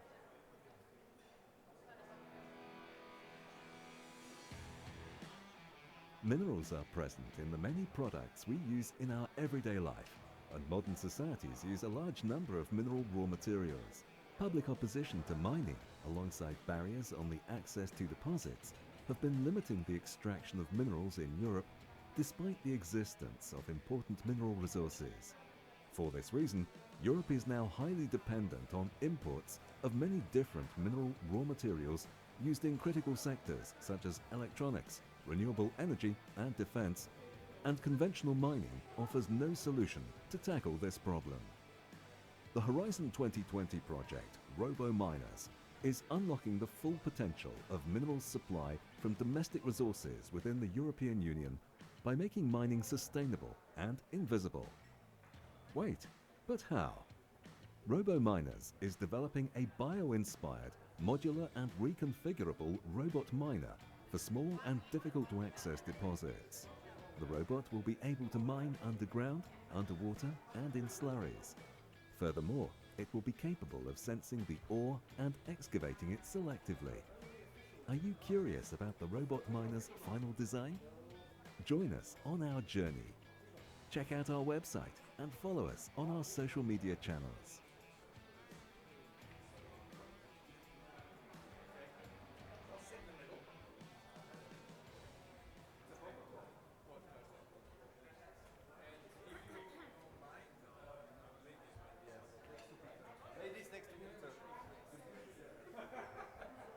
Why do we need minerals?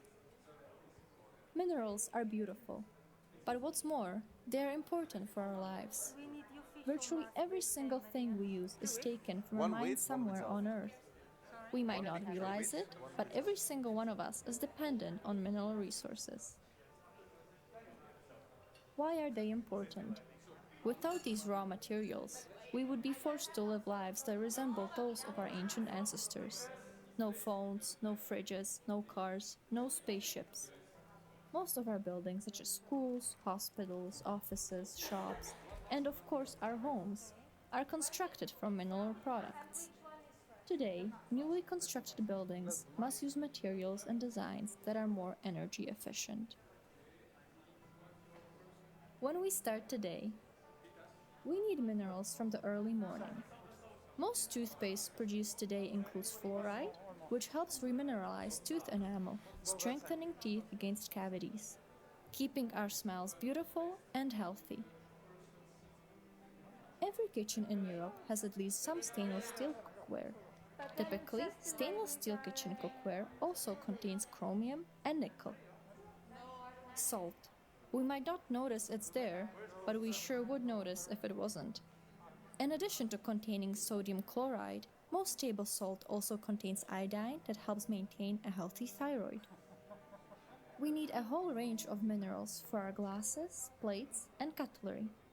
Quartz sand is used from everyday glasses to high-quality manufactured glassware. Porcelain is largely made of the clay mineral kaolinite, and this is usually mixed with other materials such as feldspar, steatite, quartz, or other clays. For your forks and knives, we need steel, chromium, and nickel.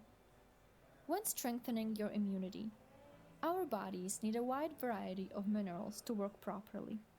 Iron helps oxygen get from the lungs to other parts of the body. Calcium helps bones grow strong. Chromium aids in insulin function. Copper contributes to bone health as well as nerve health. Each mineral plays an important part in maintaining a healthy body. Summer days are wonderful, but the skin needs protection. That's why sunscreen is an essential tool in homes across Europe for protecting our skin from the damaging rays of the sun. Sunscreens with high physical UV blockers almost always contain titanium dioxide, zinc oxide, or both.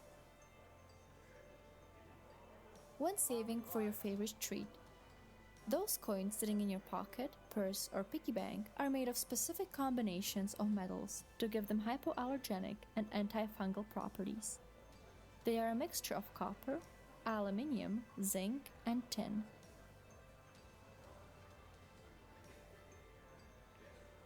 when going to the places you need to be. Bicycles offer one of the most eco-friendly modes of transportation, and biking is also good for your health. In the past, bike frames were mainly made out of steel, but today more lightweight materials are used, such as aluminium or even carbon. Cars are complex machines that require a huge number of parts to work together. For production of these parts, we need a whole range of metals and minerals. When discovering new things,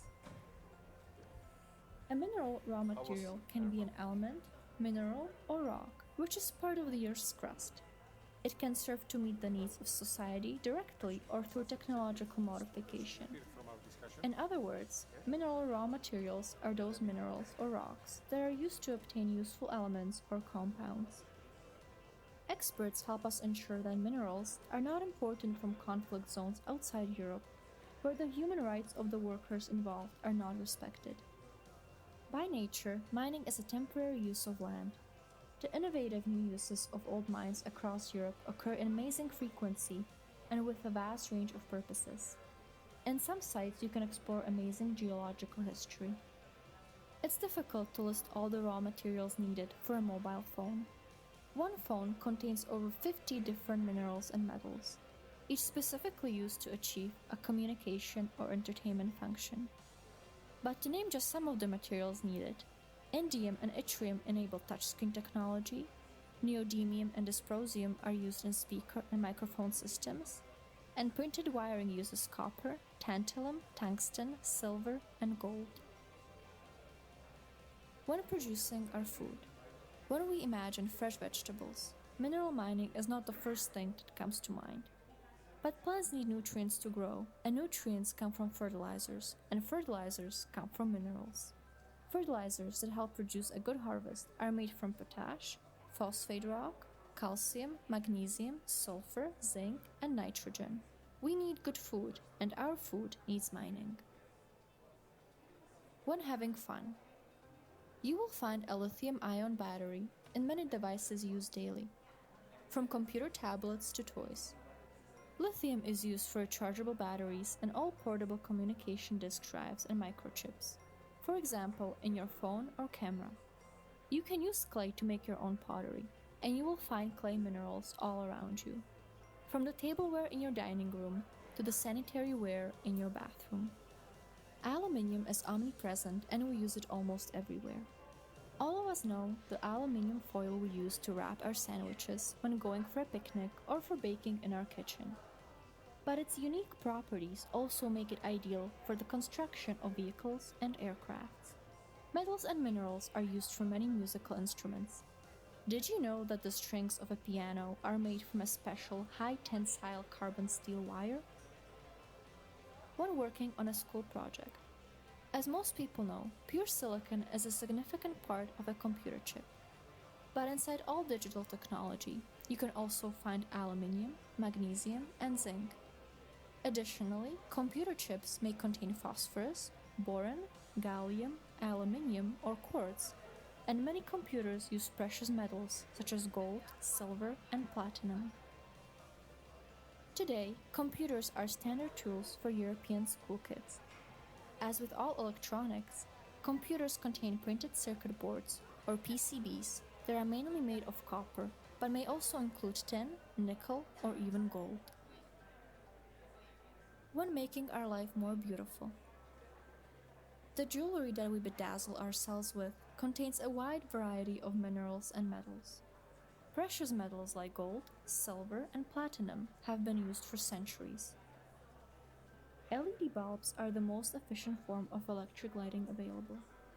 The larger parts of an LED bulb are made of metals such as nickel and copper, but the distinguishing parts that make a bulb LED are rare earth elements. To write with a pencil, we use a mixture of graphite and clay. Kaolin is necessary for all kinds of paper. Metals and minerals are a part of our daily lives.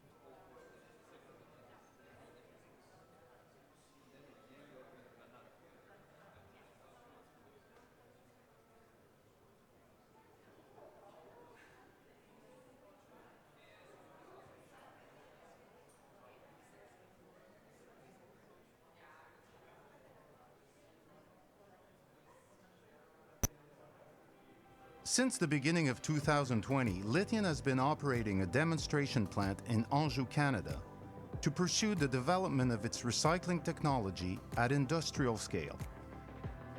The patented process developed by Lithium accepts all types of lithium-ion batteries regardless of its application, chemistry, or state of health.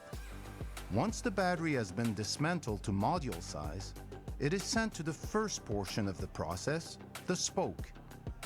This size reduction and separation step neutralizes the battery in an efficient and safe way and separates the black mass from the copper, aluminum, iron, and plastic flakes. The black mass contains all the critical and strategic minerals necessary to produce batteries. But before it can serve directly the battery supply chain, it needs further separation and purification steps. Therefore, the black mass is sent to Lithium's hub, a hydrometallurgy-based process. There, the black mass is put in solution with sulfuric acid by leaching. Lithium's first battery-grade product, graphite, will be harvested after this step. Through subsequent steps of purification and extraction, nickel, manganese, cobalt, and lithium will also be extracted and purified to finish as battery-grade materials. This means they are in the right form and their purity is high enough to be returned to battery manufacturers. Lithium's overall process recovers 95% of the battery components from lithium-ion batteries. Its technology closes the loop on the battery life cycle and is the most sustainable solution today to face the millions of tons of batteries coming to end of life in the next decade.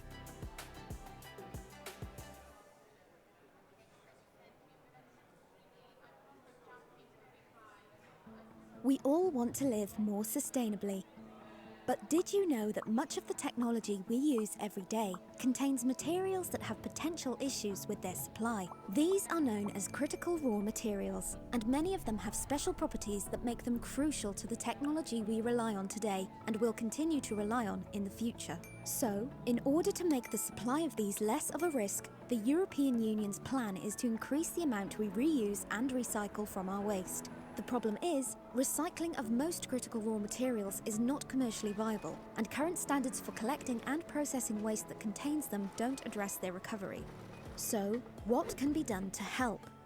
The Sea Waste project has identified the gaps in existing standards and has developed a new and improved certification scheme for the collection, transport, waste processing, and recycling of this waste, focusing on 4 key components that are rich in critical raw materials. The new sea waste requirements have been tested in the real world to check the suitability and impact of the scheme.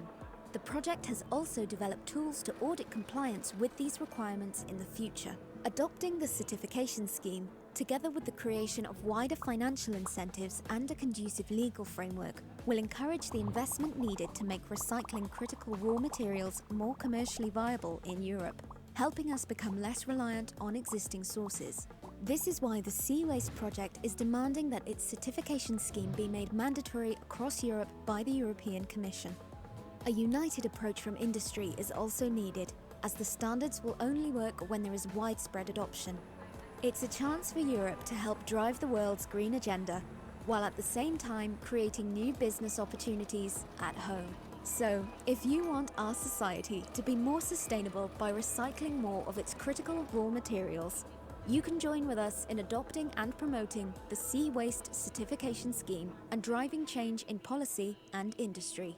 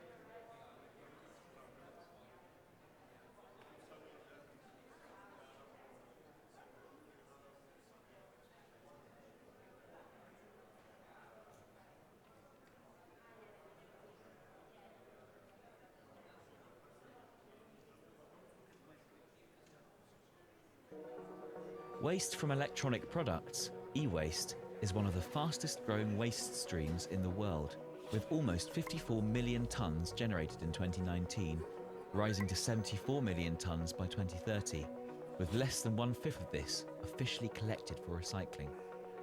These issues need addressing, not only to increase recycling, but to prevent e-waste in the first place.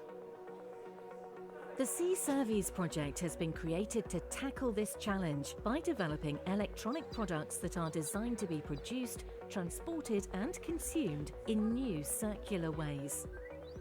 The project focuses on 4 products: washing machines, televisions, printers and sensors that monitor network connections. It has developed new business models for each of them that reflect the circular economy concept. The goal is to design products that last longer and contain a greater quantity of recycled materials, make it possible to lease the products rather than buy them, use 3D printed parts for repair or upgrade, improve the recyclability of the products, and take into account the social impacts of producing and consuming the products. All this will be supported by an IT system that enables the tracking of products over their lifetime and gives easy access to information about them, such as the materials it contains. These innovations and principles have been applied to the products and are being rigorously assessed to establish their applicability and impact. The outcome of C-Service will be 4 practical circular business models that have been implemented and tested, address all aspects of the life cycle of the products, and, crucially, will be able to be used by other manufacturers and for other products across the world. Join with us in achieving our goal. Visit cserviceproject.eu to find out more.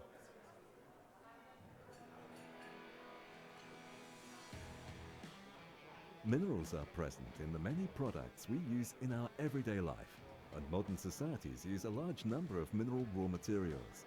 Public opposition to mining, alongside barriers on the access to deposits, have been limiting the extraction of minerals in Europe despite the existence of important mineral resources.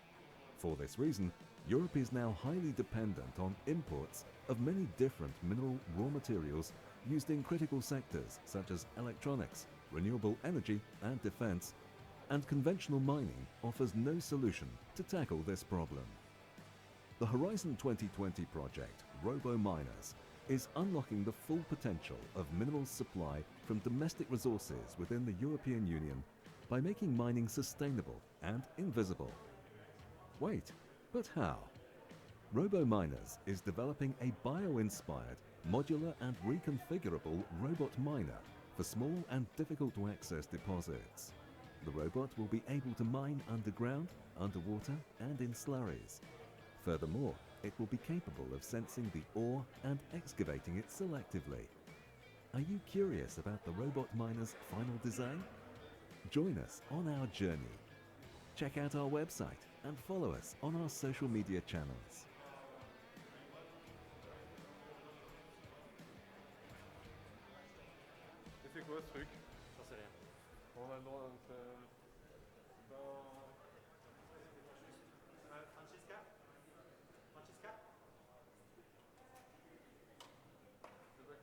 Why do we need minerals? Minerals are beautiful, but what's more, they are important for our lives.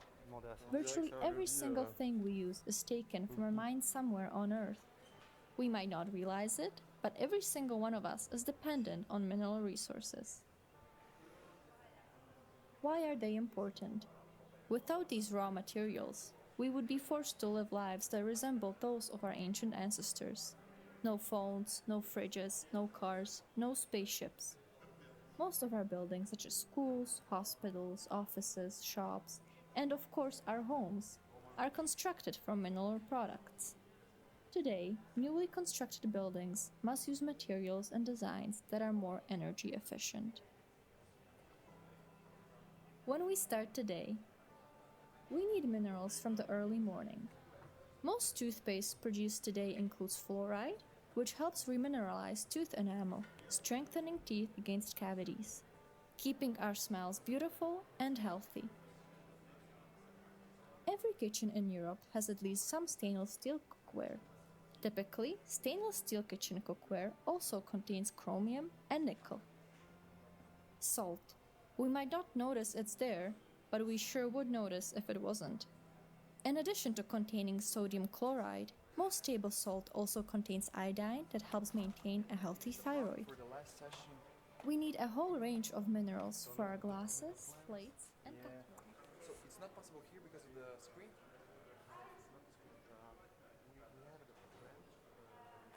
Porcelain is largely made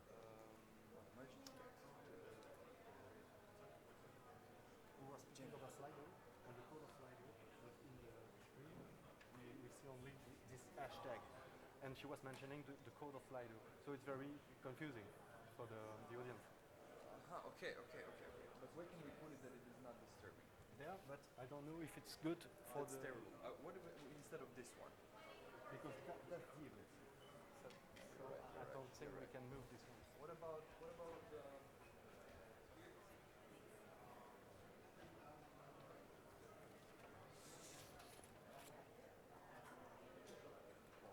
or there? Even better. If it's not disturbing, where is my? Because we can also put like in the case of permission, this light in front.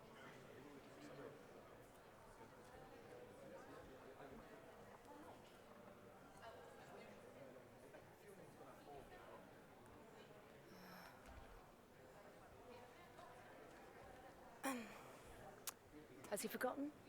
Can you check? I think he's forgotten about my that's it. Where is your Madonna? I don't know. He took it off me at lunchtime. So I'm giving it back. It's not there? Oh, it is that one.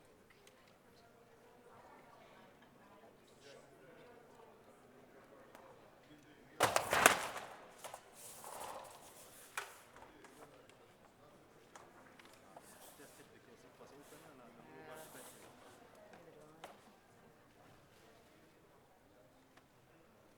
That's good. That's it on. You know what it was? Oh, it works. That's it on. Oh, sorry. Always one to be better. Okay, but it's on. It has to be short.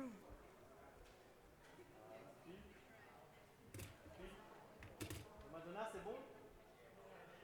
Parce qu'il était ouvert. Tu dois changer? Okay, we need to change the battery. Okay, It's better. it's just the battery then.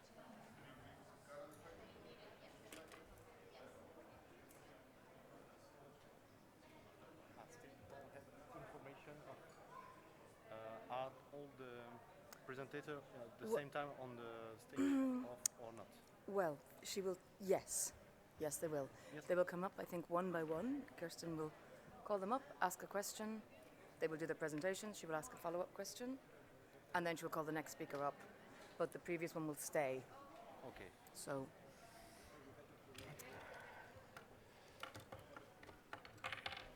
These things eat batteries.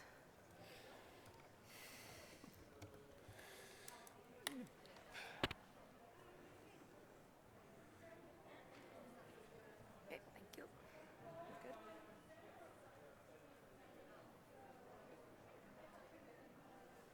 Thank you.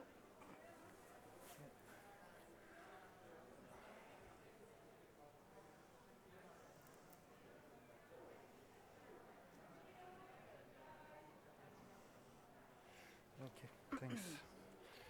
I don't need to stick it anymore. Feels okay. Okay. I like these little small ones. They're the best.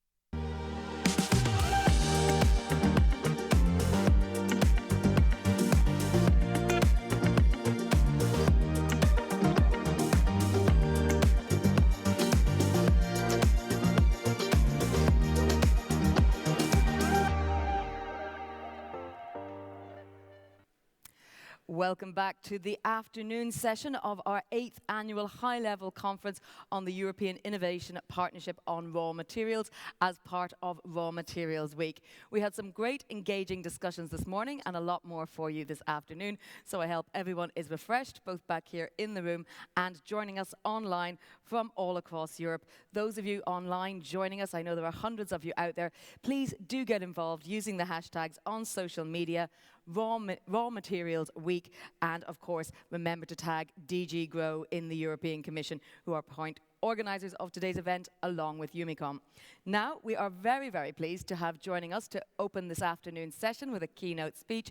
We have the Commissioner for Interinstitutional Relations and Foresight, Mr. Maroš Šefčovič. Commissioner, we know you are so busy. We are delighted that you've taken time to come and join us today.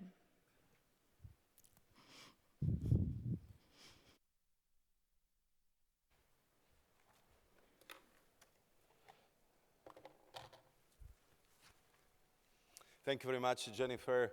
Ladies and gentlemen, Director General, dear colleagues, dear friends, it's really a pleasure to be here. I know that you had excellent start of your discussion by the message from my colleague Thierry Breton, with whom we just finished 1 hour ago our regular college session, which we always, when we are in Brussels, have on Wednesday morning.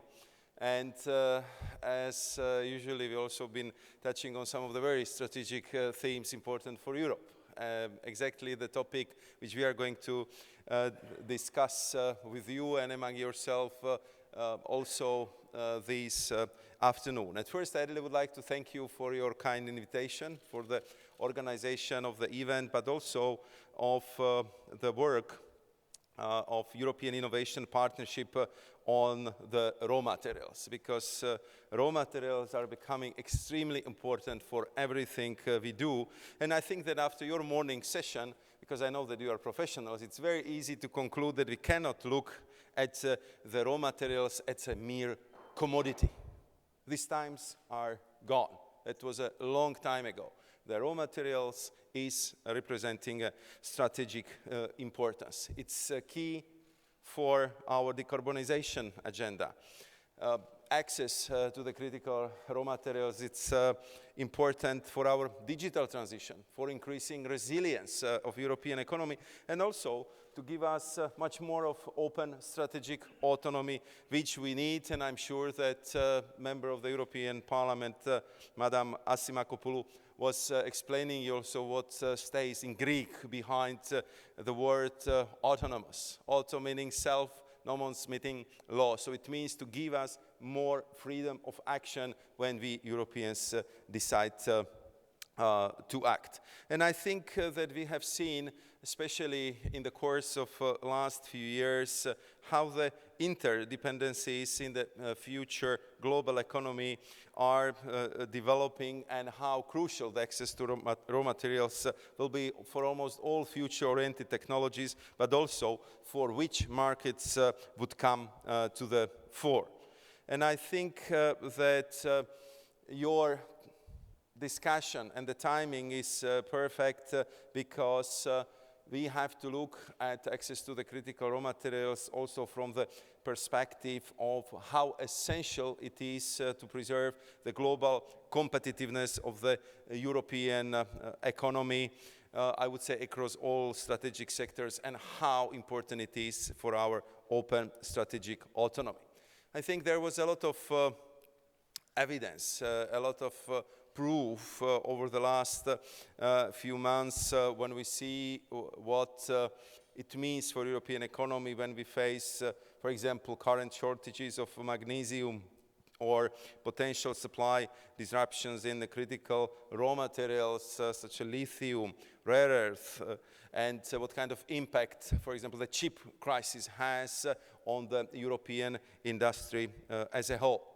Not only that it slows down the production, but even if we have access to the raw materials and we are getting it through different kind of bottlenecks, which are amplified by the last year COVID crisis, we see that it has impact on higher prices, and it has impact on, as I said, all future-oriented technologies, starting from batteries, going through photovoltaics, windmills, digital solutions, chips I already made reference to, but a lot of other products which are so key for security or defense industries as well. And therefore, we need to make sure that we would have proper access to the critical raw materials to make sure that we can compete fairly on global level. Therefore, I very much welcome your attitude, your approach, and your ambition to accelerate development of the sustainable and resilient European raw materials value chain. And the scale of this challenge is immense. If you allow me to use the example of European Battery Alliance, because I think it's a good inspiration which we are using in the Commission to develop the same ambitious policies for other strategic industry, where we started to talk about the mere fact that in the world of smart mobility, in the age of e-vehicles, the batteries are not longer the commodity we can just import from the faraway oriental countries. At that time, we said that we have to be very strong in the components which would represent 50–60% of the value of the cars. And we started almost from zero in 2017. And today, I'm glad to say that we became #1 destination for investments into the battery sector. The investments flow into this sector in Europe are 3.5 times higher than in China. And we managed to kickstart the private investments flow, which represent more than 60 billion euros per year. So with all that effort, from almost zero in 2017, we are becoming the second most important battery producers in just a few years' time. And in 2025, we expect that 90% of the needs for the batteries in Europe will be covered by the manufacturers on the European soil. So it means that we can actually transform very quickly. We can develop the new ecosystems, new industry in very expedient manner. And I think how we can do it in other strategic sectors would very much depend also on your work, on your cooperation with us, because the success in developing these future-oriented industries would very much depend on the skills. This we will discuss at another time, but on secure supply of raw materials. And here, our demand will grow exponentially. We've been presenting such a foresight report a couple of months ago, where we've been also adjusting the list of the 30 critical raw materials. Big surprise, in the time of 2070s, lithium was not even on the list. So this just shows how the priorities has changed.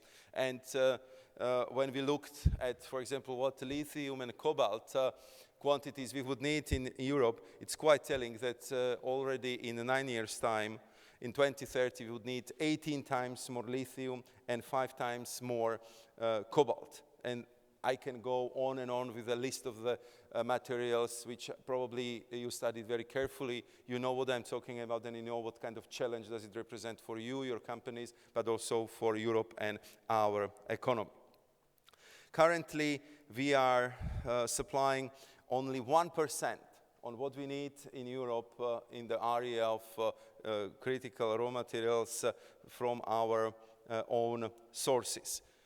And therefore, I think if it comes to these raw materials, be it for battery sector or be it for other sectors, we just simply have to look for other ways how we can improve the situation. And I think that we must invest not only in primary raw materials extraction, but also in the development of refining facilities and very crucial in recycling, which could be the critical for secure of supply of secondary raw materials. The concept of urban mining And here I'm kind of jumping into our morning discussion we had with our president and with the College of Commissioners on waste and waste shipment, when colleagues who've been presenting our materials been underlying the fact that we have to learn that the new trash is actually new cash for our economy, and that we can do much better in recycling than we did until now. And I think with the demand of these critical raw materials, these just have to be developed in much more industrial, much more sophisticated and much more ambitious way as it was before. We all know that this would require significant upfront investment. And much of the financing will have to come from the industrial actors, notably in the next few years. And here I think one of the key takeaways from our discussion today should be that we should work together on how to accelerate and how to unlock investment in this area. I believe that European Raw Materials Alliance can do a lot. I'm very glad that together we've been working on setting up a so-called Clean Technology Material Task Force, where we want to make sure that ERMA would be managing, chairing the work, that the Commission experts, EIB, EBRD, other key institutions, including our InnoEnergy and European Battery Alliance, will be kind of going through the potential prospective projects for making sure that we would look and search for the critical material supplier. And I got the promise from the President of the European Investment Bank that they would be ready to screen 6 to 8 projects every year if we can bring them projects which would be bankable, which would be good, through which we can test how to put in practice all our principles of sustainable, clean, environmentally friendly mining, which would include communities, which would respect all the principles of sustainability and environmental protection.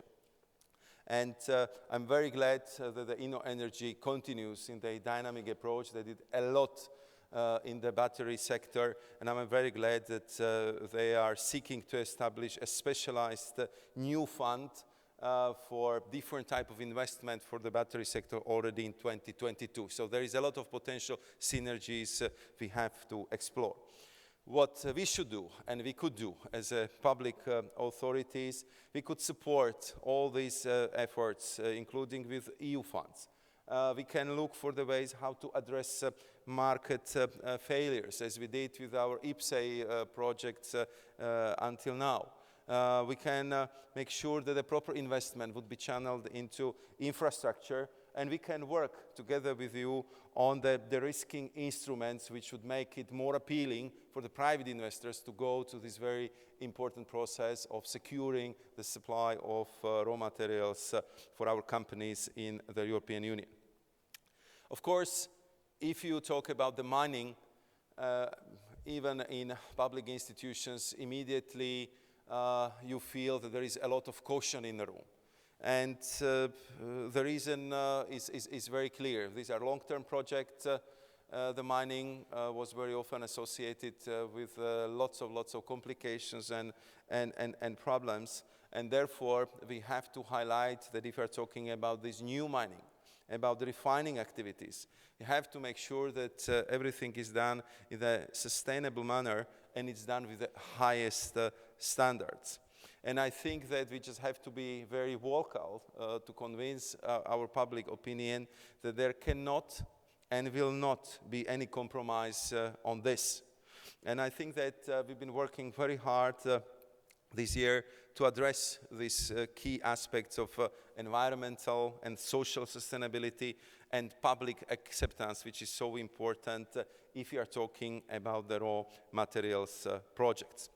Together with the member states and stakeholders, we drew up in September a set of voluntary EU principles for sustainable raw materials.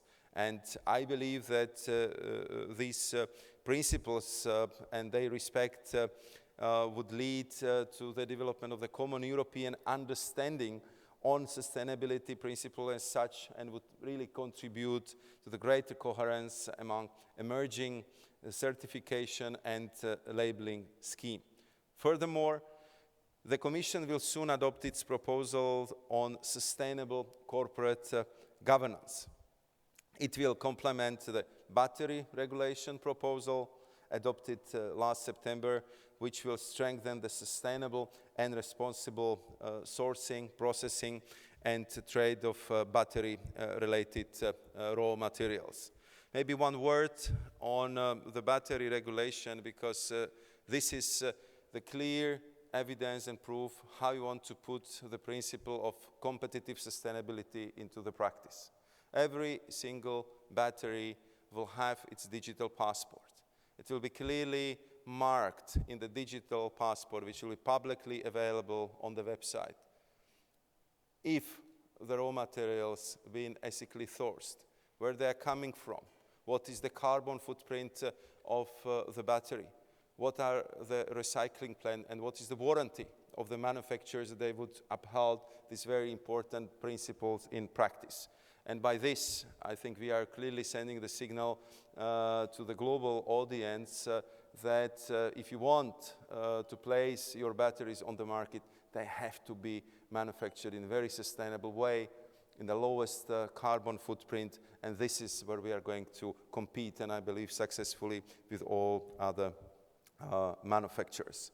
If you allow me to jump from that, and I'm conscious of the time, to the brink of the fourth technological revolution, because here the key would be innovation, not only for all these technologies of the future, but also for your discussion you are having today, because innovation and its link with the competitiveness is absolutely crucial, and I would say more important than ever.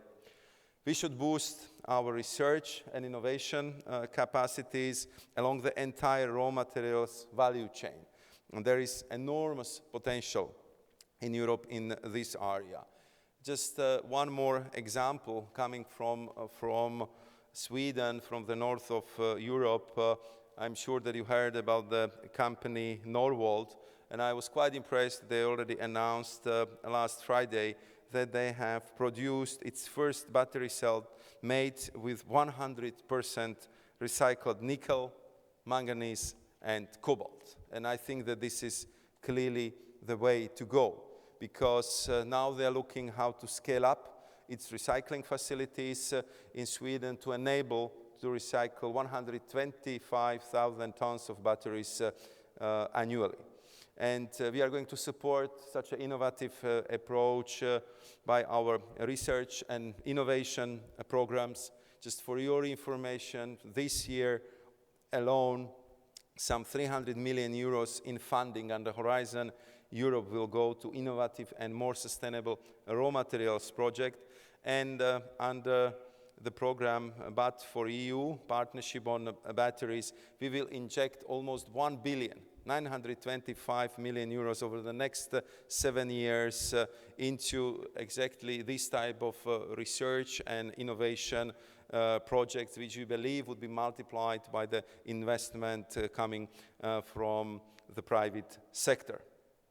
In addition to boosting our own domestic capacity for primary and secondary raw materials, we are also striving to diversify our imports by building strategic partnerships with mineral-rich third countries. We have made already excellent progress in the summer. We successfully established strategic partnerships with Canada, with Ukraine. We are also engaging at political and expert level with Serbia, which is globally significant deposit of critical raw materials such as lithium and borates, and we also had the first promising political contact with Greenland.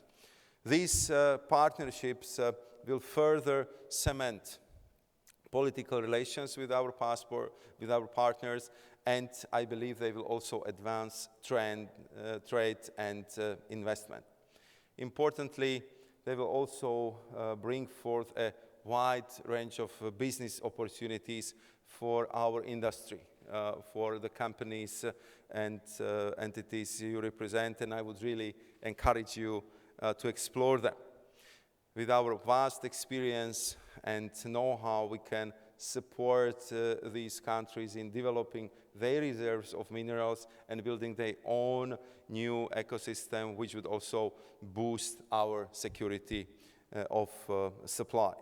And I would stop by one request and by one invitation. I think it would be very important for us to know when we can help you politically, when we can help you diplomatically, when we can help you with our de-risking rules, how we can help you to better work with our financing institutions by raising and mobilizing attention of the institutions like EIB, EBRD, or national promotional agencies and banks.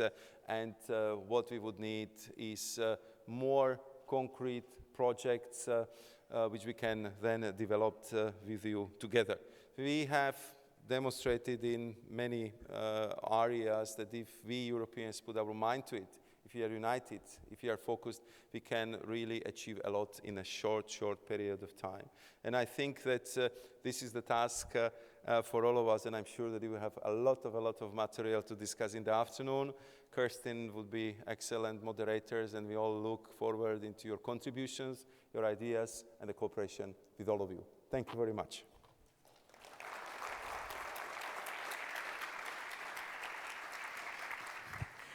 Thank you very much, Commissioner, and we do appreciate you have a very busy schedule at the moment, so we appreciate you taking the time.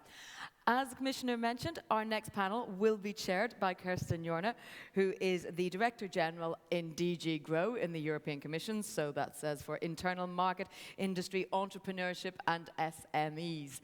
This session is slightly different than some of the other panels we've had. It will take the form of presentations from each speaker, introduced by Kirsten, who will be then quizzing them. However, as always, we will leave the Slido open, so you can ask your questions. Simply go to slido.com and log in there. We'll keep an eye on those. We'll get around to maybe getting as many of those as possible in the time allowed.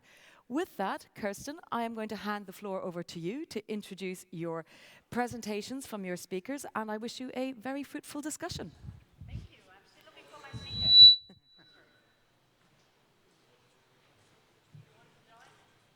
So, this panel is really, first of all, my name is Kirsten Jorna, Director General in DG GROW, and it's a real pleasure for me to chair this panel. We have 1 hour, a bit less than an hour. We will have insights from very distinguished business leaders. And what I would be looking for from all of you is, what is the business case that you see for greening your product operations and operations? Where are the investments, the projects that you drive, and where do you scope for cooperation also with the public side and our toolbox, which the Vice President just explained. We will start with Michael Staffas. Michael, you are President of and CEO of Boliden since 2018. You are an engineer. Interestingly enough, our panel is rather diverse in our backgrounds. And you operate a lot of mining and processing sites in Sweden. You are a trailblazer when it comes to process innovation and to reduce CO2 emissions, for example, from nickel extraction. And what I'd like to ask you is also, what was your business case consideration when you decided to do these deep investments? Thank you. Do you all hear? Now you hear me. Thank you. I will come back to that question as I move on. Number one, Michael Staffas is my name, as you heard. Running Boliden, many of you will know what the company is, but just for those of you who don't, we are a mining and smelting operation, including recycling. We roughly feed half of the material we need for our smelting with our own mines. And the other half we buy from the outside, just to get an order of magnitude. We recycle. We have a recycle content, depending a little on how you measure it, around 15 to 20%, which is roughly for many of our metals where the world average is. And before I get into those specific questions that you had, I'll just need to touch upon what was actually in the previous panels around here, that recycling is great, but you have to remember that we are dealing with metals that have had, during a very long time, a very big increase in the demand. If you take copper, for example, it's many-folded in the last 30 years. And you have to know that copper, when you put it into an installation, usually sits for around 30 years. So even though we today in the world of copper have maybe 20% of the copper in the world coming from recycled, it doesn't mean that only 20% of what comes to end of life is being recycled. That number is probably more like 70 or even 80%, because there was simply not that much copper around 30, 40 years ago as it is today. And this is also likely to continue, just to be very clear, that the demand for copper and demand for other base metals is increasing also exponentially with what we heard just in the previous discussions. And therefore, even though we are very bullish around recycling, it's difficult to see that recycling will take more than maybe 25% of the metals needed. I think we discussed this before. And it has to do with, and the increase has to do with everything that you know about, that it takes much more metals to produce electricity from wind than it does to produce it from coal.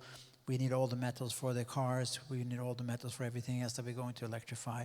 And we need metals for storing electricity and so on and so forth. Now I'll get back into what we're doing and what around our business case. Well, number one, we are starting, whether from trailblazing or whether from hard work, we are starting from a relatively good position. Some of you know that we have launched a copper product that's called, we call it 1.5, which is 1.5 ton of copper per ton of CO2 per ton of copper, I should say. And this is including everything, scope 1, 2, and 3 upstream, so the cradle to gate definition that we managed to get into place, including then the CO2 that goes into manufacturing explosives and everything that's in there. This is probably a benchmark around the world is probably about 5, just to get a sense of the order of magnitudes. Are we happy with that? No, we have a very clear target to reduce this by 40% more up until 2030. Now, what are we doing? And now I'll come a little back to the question that you did ask. What are we doing? Well, we have a whole set of projects that we're doing with all different kind of things. You alluded to the nickel. It's true, we're working on CO2 efficiency on nickel in 2 ways. We're both doing it in the mine up in Kevitsa in northern Finland, where we're electrifying the mine to reduce the amount of diesel that goes into the production. And then we are just about to commission a revamp of our nickel smelter in Harjavalta in Finland. That's basically Europe's only nickel smelter, so that's the only ones around. We're also expanding capacity as we're doing it, and we had the first production out of the new unit coming the day before yesterday, so this is really coming right up. And this is also reducing the CO2 footprint by some 15 to 20%, all these actions of nickel per ton of finished nickel coming out. Now, is this trailblazing? Yes, it is. We are to some extent applying the best available technology that we have. In this particular case, we are using a technology that we're relatively alone in the world, so we've had to do lots of the engineering around that ourselves. The business case, however, was there by itself. The business case didn't need, in this case, any kind of extra money. There is a business case for making sure that you can produce more from the same equipment. And then, of course, when you do these kind of investments, you get the benefits of the CO2 because you do new things. I'll give you a few more examples of what we're doing, just to have a sense of what we can do and basically I'll give you a few examples when we have needed some extra money, but usually we don't. We have just inaugurated a few months back a new leach plant in the Rönnskär smelter. This is mainly for copper and lead, but also for other metals. What's the point of the leach plant? Well, the leach plant makes sure that we get even better recoveries.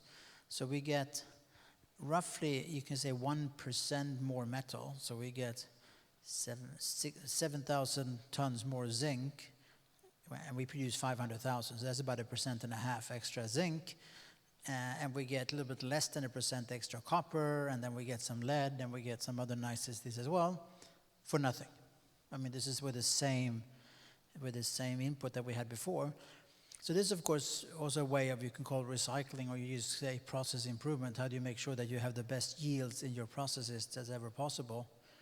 This thing pays for itself, and it covers all the things around what I would call then circular economy, making sure you get everything out of it. But I would just want to mention that, yes, we are increasing our production with a percent or around 1%. That doesn't help the total equation. But it's nice on the margin, and it's nice when you get metals for free. And this was, by the way, an investment that was in the kind of 70 million euro, 75 million euro types of range. We have other investments that are bigger. We are investing into a new lens, or a new part of the mine, of the Kristineberg mine. This new lens, we aim to make fossil-free, fully electric. We think it's the fully electric underground mine ever done. It has a good business case. It doesn't give us any more metals, but it gives us a prolongation of the existing mine for at least another 8 or 9 years that otherwise would have to be potentially closed. But it's of course good to have zinc that comes being CO2 free. We're working on making sure that we get logistics right, because it will go to the smelter that we have in Odda in Norway that we're also rebuilding, and that's a big rebuild. That's 700 million euros, a rebuild of the Odda smelter, which will make the Odda smelter also fossil free. And everything else is nice around it. That's also a business case that stands on its own merit. Doesn't really need any help, even though we have some support from the Norwegian government on some specific issues, some investment help. And if we just can figure out how to get that transport also fossil free, which we don't really do right now, but in some way we'll figure that out with some biofuel going into the freight, we will have what we believe will probably be the first fossil-free zinc ever coming to market. So those are just a couple of examples of what we're doing. In every case, I think we are limited by time in the sense of our own development of these projects. And we are limited by permits, which is the big issue. Even when you do these kind of things that you would say would be self-evident, you need permits. I just spoke about the Kristineberg expansion. We've actually started working on it, but I should be a bit careful because we don't have it permitted. We think we're going to get a permit, but we're not really sure. And I think that most other companies would not have dared to go ahead.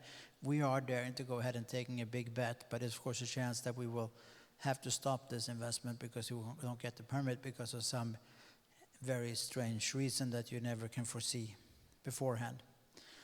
The last thing I want to mention to you, because that's kind of what makes things fun, is cobalt. We have a potential cobalt find that would, depending on how quickly we mine it, if we were to mine it in 1 year, it would be 10% of world cobalt, but we're probably going to mine it over 10 years, so it will be 1% of world cobalt per year.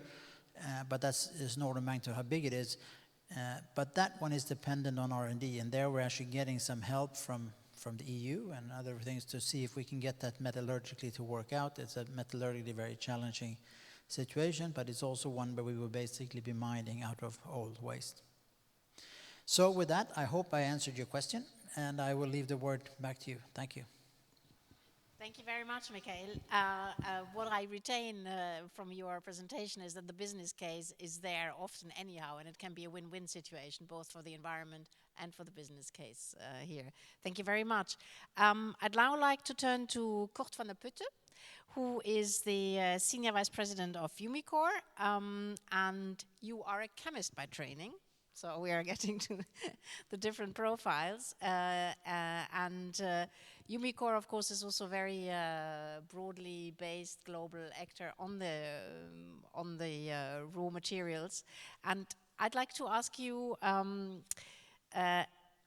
would you define the geopolitical challenges from your company's point of view, both from a product perspective, you know, where do you sell your products, and from of how do you produce your products, but also from a market perspective? Thank you for the introduction. There is indeed some chemistry on the podium here, literally. That's quite a challenging and a tough introductory question. First of all, we try to position ourselves in the market where we are active to reduce the geopolitical risk.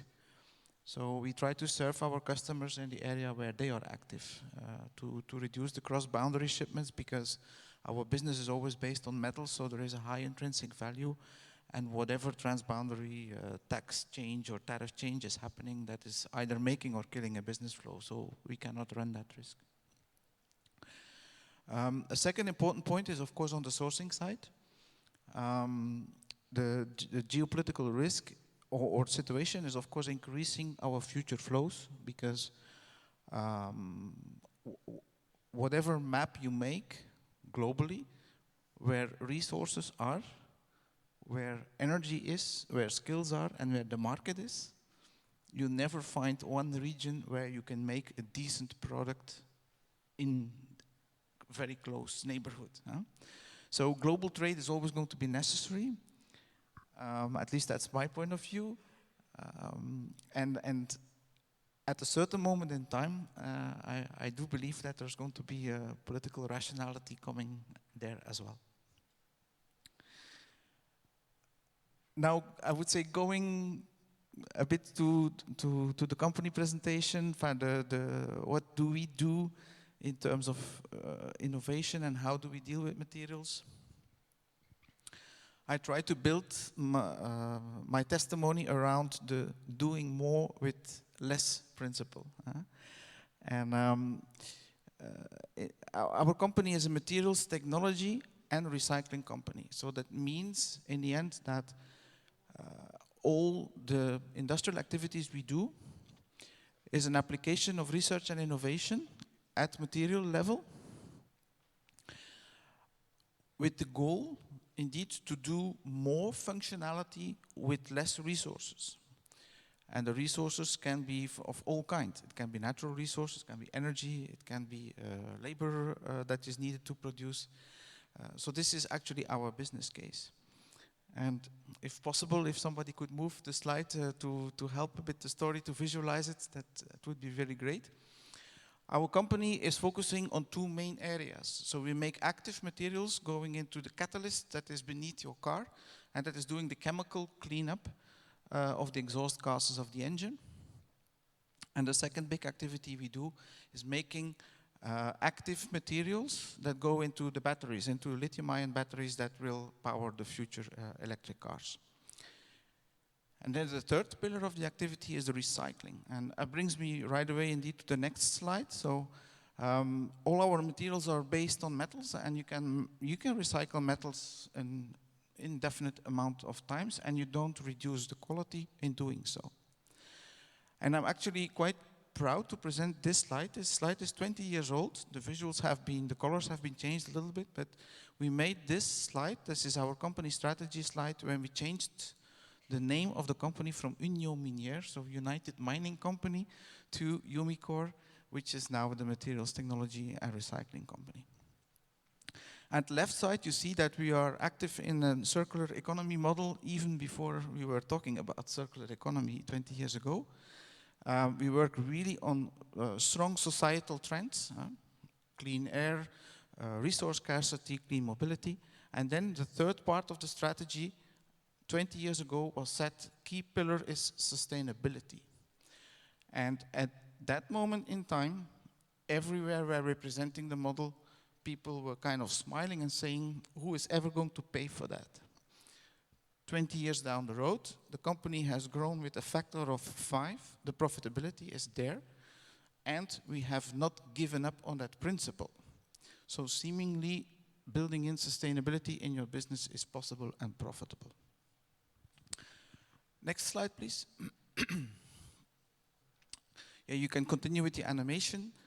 It's very clear where are we here? We are here on a macro level to do more with less. So we are going to transition the world from single-use, low-efficient fossil fuels to multiple-use natural resources that we are going to use in a high efficiency. And I think this is crucial. There are a huge number of crucial elements in this one slide.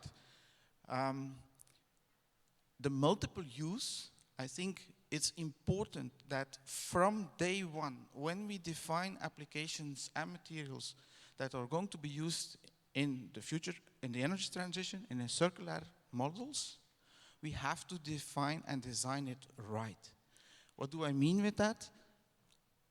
I'm at the end of the product cycle. We are treating waste. We are recycling that. And I invite each and everybody of you to come in our premises and to see what is needed today to start the recycling of a battery pack of a car.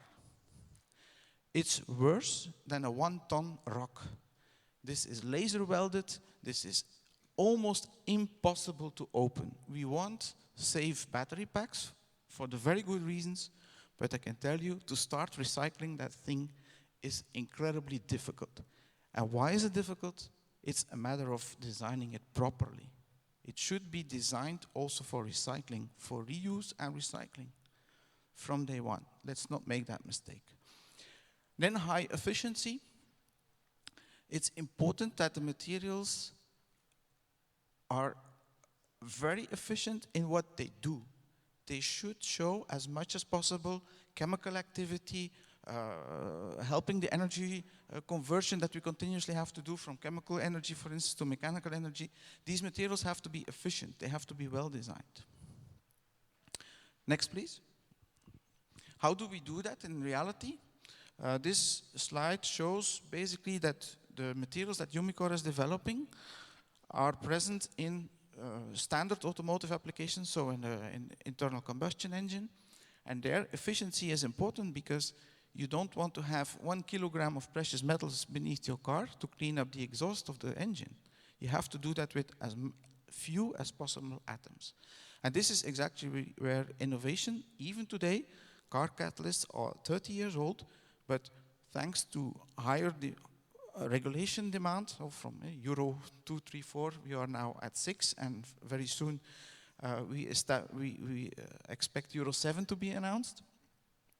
And what we actually each time do is cleaning up the gas better, but with a lower cost amount of precious metals inside. So this is where innovation comes around the corner. The same applies for battery materials. So the move that you see as a customer, that you can have batteries, brings you not 200 kilometers further on a pure EV car, but 600 or 700. It's purely linked to the cathode material. It's purely linked to innovation and making these materials more efficient. So do more with less kilograms. And of course, if there is more space, a car maker wants to have as much as possible material inside to give you not 400, but 500 or 600 or 700 kilometer driving range. So this is what we do. Next slide, please. The product has to perform well and has to be efficient, but in the end, making that product, there is usually in the transformation from pure metals into a functional material, there's quite a bit of energy going inside. So it's important that we work on efficiency in our production methods. And we have heard a lot of pledges a couple of weeks ago in Glasgow. Now, Umicore made its pledge a bit earlier. We didn't want to be really inundated with all the other companies. We made our pledge in June to be net zero greenhouse gas by 2035. So for a metallurgical company, this is quite an ambitious track, and to my knowledge, the most ambitious one set in the industry. Next, please. Making cathode materials for batteries, for lithium-ion batteries, is probably the process containing the biggest amount of embedded CO2. We need a process that takes quite a long time and at very high temperature. These are electrical heated furnaces. Our new plant in Europe that we start as we speak now will start from day one based on green electricity. So even if we use a lot of electricity, we have been able to have a committed green electricity supply from day one. Next, please. And then last but not least, having your materials developed, efficient, having them produced with low environmental contribution, you have to recycle them. And what is actually a bit paradoxical is that the technology to recycle is very efficient, and I dare to say we can easily recycle metals in the 90+% efficiency. But people often forget that there are quite a bit of steps before the real recycling starts. It starts with collection, you have dismantling, you have pre-treatment, and then the real chemical recycling starts. If you have 95% efficiency in each of the 4 steps, you still have only 80% total recycling yield. But what's even worse, in the collection rate, you have far from 95%. So with 75% recycling collection rate and a very good efficient process coming after that, you end up with a total recycling rate easily of not more than 65%.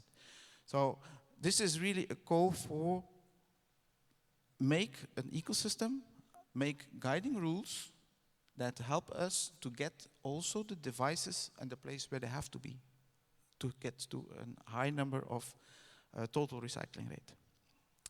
Thank you very much.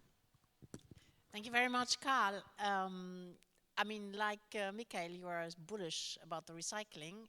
Michael said that it's, I mean, if you look at the demand of metal, it could at maximum, you know, give a solution for 20-25%. No, that's what you said. Do you share that view? Yes, absolutely. I share that view. For the very simple reason that the market for electrification is growing so fast and so dramatically for the next decades. The amount of material available for recycling today is actually the amount that we put on the market in batteries 15 years ago. I mean, 15 years ago, there were hardly any EV batteries put on the market. Where would all the material come from today? Okay, good. Maybe we can now move to Catherine. Catherine Atten, you're Vice President of Constellium, which is a global aluminium producer and supplier. You are by training marketing and commercial. So that's another angle. And I'd like to ask you what Europe also could do, if you could also come back to that, to attract more global talent and to invest more in innovation when you look at your company. Thank you, Kirsten. And I will use my slides, if you don't mind, after a while, just very quickly to introduce Constellium, and then I'll move to my slides, and I will ask someone to help with going from one slide to the other, like my colleague. Just as an introduction, I was quite interested by both Michael and Kurt on what they do on the upstream side and how to provide the metal, because we do rely on that part of the value chain. We are transforming aluminium. We also are recycling, and I will come to that. But we do also recognize that we're bringing a portion of the solution, and that the solution comes from everybody throughout the value chain, including our customers, by the way, in bringing back some of the material. We have a couple, before I move on, so just to introduce the Constellium company and how we are very much geared into innovation. We have been in the field of aluminium for more than 100 years through different names that I won't name because they're quite a long list. But right now we're at Constellium. We're focused on downstream activities, but also integrated with recycling activities. And when I say downstream, it's rolling and extrusion, but it's also bringing some complete components, particularly to the automotive industry. We have 12,000 people with us to be able to deliver all of this, about 30 sites, and this is roughly a 5 billion euro company, sales company. We have many different markets, but among them really key ones, which are automotive, aerospace, and the packaging, with a big focus on the can and stock. If I can go to the next slide, please. So as I said earlier, we're part of a bigger value chain where we have to rely, and we rely on raw materials coming from the primary industry. Not only aluminium, and I think, and we've discussed this very much earlier, we also rely on alloying elements, typically magnesium, among others. And then we do transform this metal into extruded and rolled products. then going into the products of our customers, which we help design. And there is a portion of designing for recycling that can also be helped by our part, which is typically the alloying design, but also the choice of having, instead of multiple alloys, having maybe one single alloy to still keep the functionality of the product. It then goes into product usage, and here again, innovation can bring a lot. We know lightweighting in the automotive and generally in the transportation industry actually brings a lot in terms of CO2 savings. And then obviously recycling. So I will actually highlight those two aspects into what we can bring to the party, which is recycling. And we've seen earlier how much recycling is an important part of our story. And also innovating into the product also for the usage phase of that product. If I can go to the next slides, please. Thank you. And throughout my very quick presentation, I will try to kind of zoom in, zoom out in terms of Constellium, but also kind of the global picture. We have a vision with the European aluminum industry to have to really grow the recycling part of our activity between now and 2050. And right now, recycling material kinds of feeds about a third, close to a third of the need of aluminium for the European demand. And the idea is that between now and 2050, it would grow until 50%.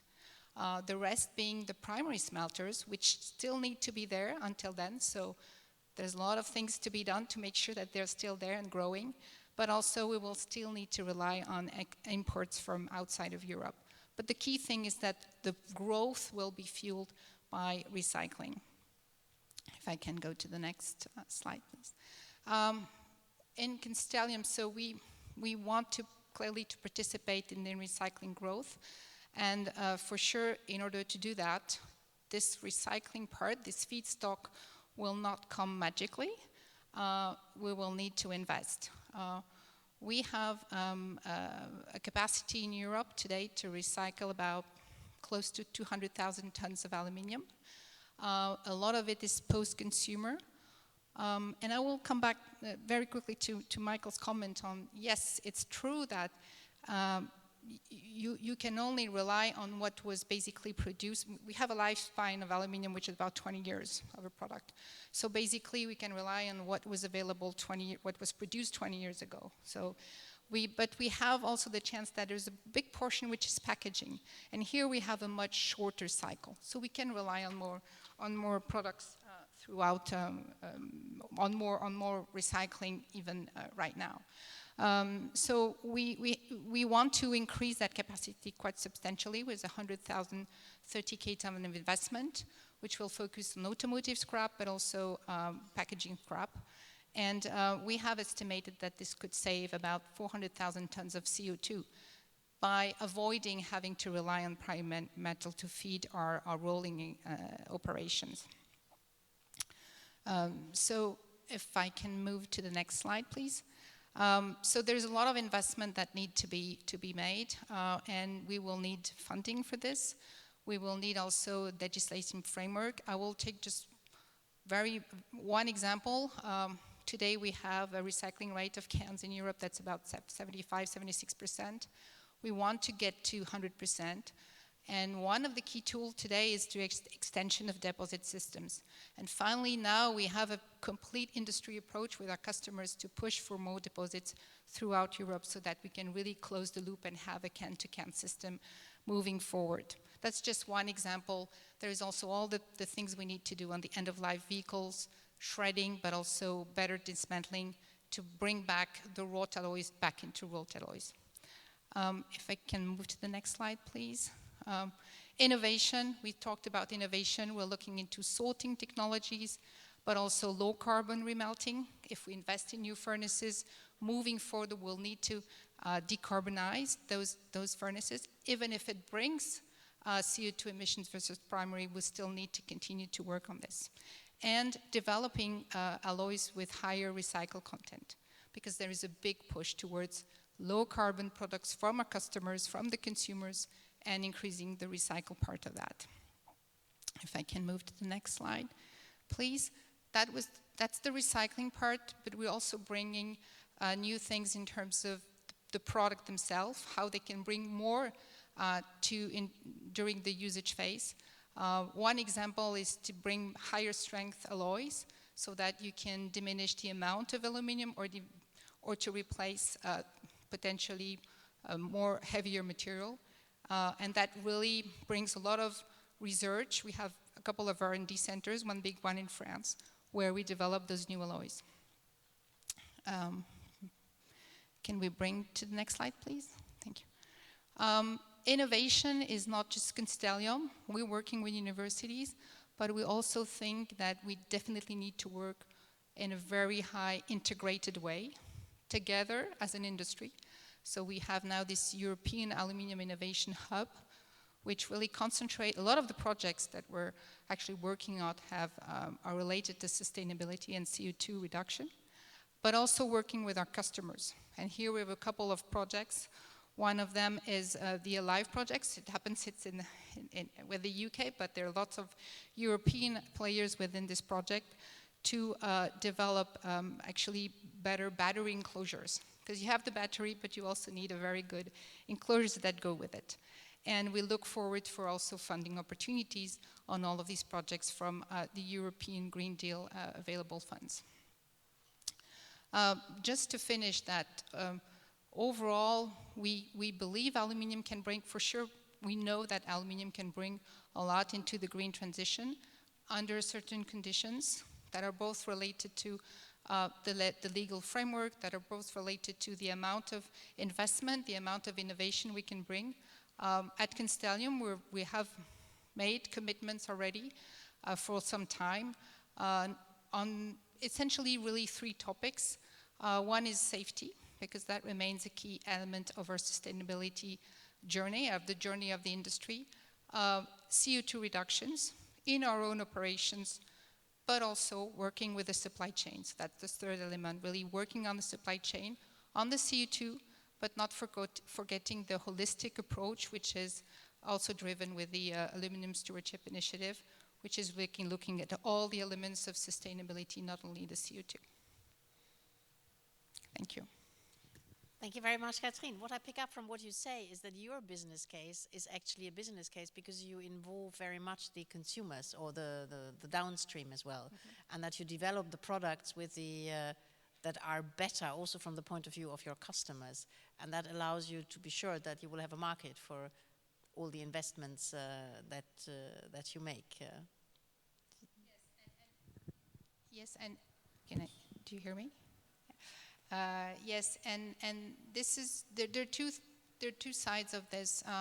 We have the product themselves, I mean intrinsic, which is automotive products when it comes to lightweighting, or we've had developments even in the packaging where you bring also lighter products or with more recycled content, and you have the drive, the really big drive from the customers right now and the consumers to really look into the low carbon, I would say, cradle to grave. So you have what you bring throughout the usage phase, typically lightweighting, but you also have the product from cradle to grave where the customer, the consumer is looking, okay, how much CO2 footprint? This is a question now we have every day. I'm heading the sustainability department. We have everyday questions on how much CO2 footprint does your product bring me, and I have to take, of course, my own footprint, which represent about 10% of the overall footprint, but also the footprint of my suppliers. And with recycling, I can clearly diminish that fundamentally, but I also have to rely on the suppliers' work that you're all doing in terms of how much we can diminish that part. Yeah. Thank you very much, Catherine. And that takes us to Sebastian Koch. Again, another angle. You're the CEO of Azeti. You have... No, Harald Kolbe. That's my colleague. Well, this is what I have. Excuse me, Harald Kolbe. But you're still from Azeti, and you still come from the digital part. And actually, your angle is a bit coming back to what Michael said about the process optimization, which is a business case in itself. That's where you come in with your solutions. Would you like to tell us? Yeah, absolutely. Thank you very much for the introduction. So Sebastian Koch, that's my colleague. the other managing director of Azeti, and yeah, I'm the other one. My name is Harald Kolbe.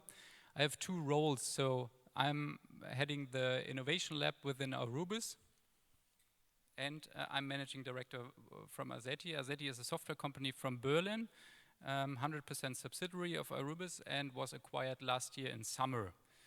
So two completely different things, and I will show you that later in a short pitch. I'm prepared for a short pitch like a startup, so if that is okay, I would move over there to hold a pitch here, and I see the presenter also here. Maybe the mic's on. Is the mic on? I can also use this here. So I see the presenter here, and what I learned today, or first of all, I would like to start with that I'm a little bit new to the industry, because I worked for over or almost 11 years for the airline industry, also in the digital transformation part, and now I'm for over 1 year in this industry, and I learned that raw materials and metals can contribute strongly to the new products, to high tech, to the digital transformation overall. But what is about the digital transformation in our industry itself? So that's the question what I would like to focus on in my presentation. And the first slide is a slide from Bain & Company, which is about the maturity, digital maturity of our industry. And they say metal industry is still in a very early phase of the digital journey. And it's about disruption here, and disruption means major changes and replacement of conventional business models. And you can see that we're at the very, very beginning on the left side of the curve here, and we know all the examples from media, from tech, from retail, and so on, where industries have already been disrupted. There are some others where disruption is accelerating, and we are at the very beginning here. So there is the use of digital technologies already in the industry, but we are very much in the beginning. And so we see opportunities and risk at the horizon, yeah, and we have to deal with it. And the good thing is, that brings me to the beginning of my first sentences, that we can learn from other industries. Yeah, we can learn from the other industries how they dealt with the transformation. On the next slide, this is an article by Boston Consulting, and they, I would like to recommend this article here, Racing Toward a Digital Future in Metals and Mining, to you. And they are writing about the strategy execution gap in metals and mining in regards to digitalization. And they describe that our industry is lacking behind the other industry in absolute terms. So you see the red bar here, which is lower than the other ones. And it also shows a gap in the relative relationship between strategies and their implementation. That's the 30% here. And that's a huge gap, I would say. And they say, so why is that? That's the question. They say there are two main reasons, yeah? They say there's lack of agility in our industry, and that's interesting. And there are not enough specialized, there's not enough specialized software already available in the industry. So, and we as Arubis recognized this and focused fully on these points with our digitalization strategy. And yeah, therefore we founded the Digital Innovation Lab on the one side, and we acquired Azeti on the other side. So the InnoLab deals also with trend research and with the disruption topic from the previous slide. And Azeti now brings both to the table. The agility, because it's a small company, very modern company, like a startup, and the software part, which benefits Arubis and which can also help others in the industry, because Azeti is also active in the market.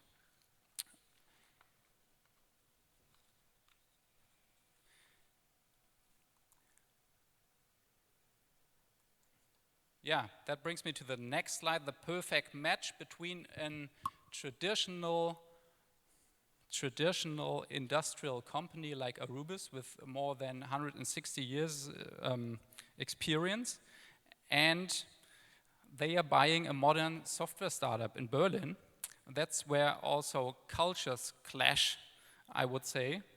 But at the end of the day, it's a real win-win situation. But I would like to share with you that that's a fascinating marriage. Yeah, so because these different cultures now work together, but apart from all these cultural things, there's a real technical reason for that. So let's go a step deeper in it. So what is exactly the problem with production data? So in industrial environments, you find large variety of data sources, for example, from machine controls, from control systems, from sensors, from different manufacturers. These machine controls are all from different manufacturers, from different ages, different protocols. There are large volumes of data, historical and live data from machines, processes, and products, and sometimes they are in high resolution. Then you need to ensure data quality and completeness over time, and you must provide a data supply 24/7 for production critical applications. And Azeti can deal with all these challenges here, and I would like to show it, or to bring it more, to make it more tangible in 2 use cases. So we digitalized we digitalized the furnace here. That's the digital furnace on the left side. We optimized the refill process in foundries with one of our great partners, the Norican Group, a manufacturer of dosing furnaces. And in the past, the furnace was operated in such a way that an employee filled the furnace based on his own experience. So that was the past. And now with the help of the solution, the exact fill level and the right time for refilling is determined, and the stuff is informed when and how much needs to be refilled. So everything is visualized on a dashboard, on a tablet, so a completely digital new process. And it's a very simple solution, but with a great result, because now it's less time spent by the employees, it's overall better utilization of the system, and therefore lower operational costs and also lower emissions. So a very simple solution, but with great results. And another example is on the right side, where you see production critical ventilators at Arubis at the site in Hamburg. They are distributed throughout the whole plant in Hamburg.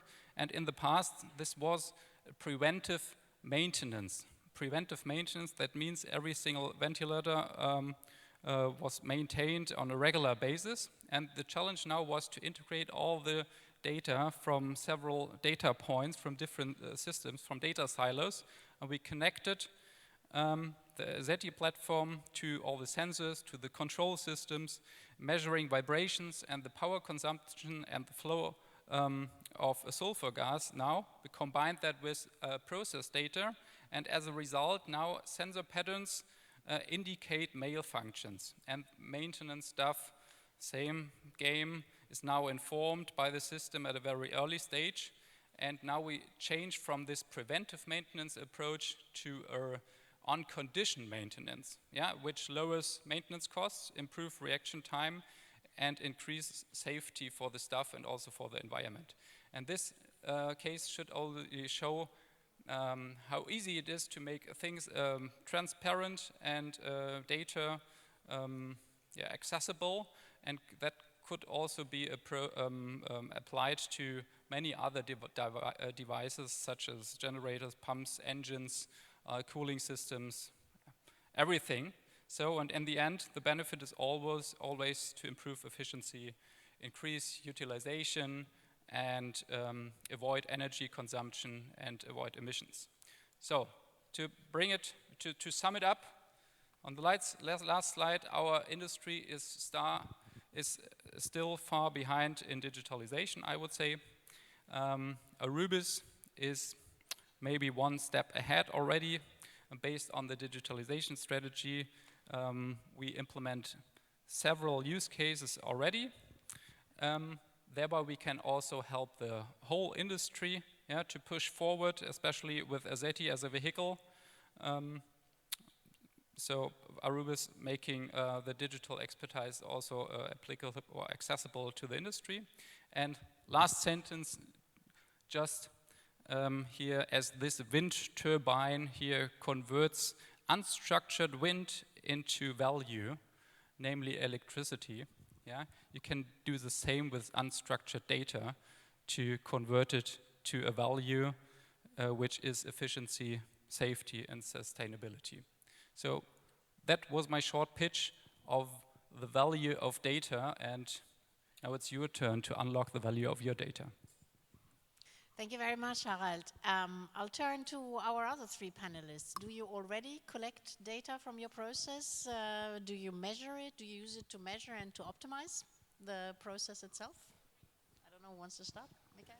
I can go very first. The answer is yes.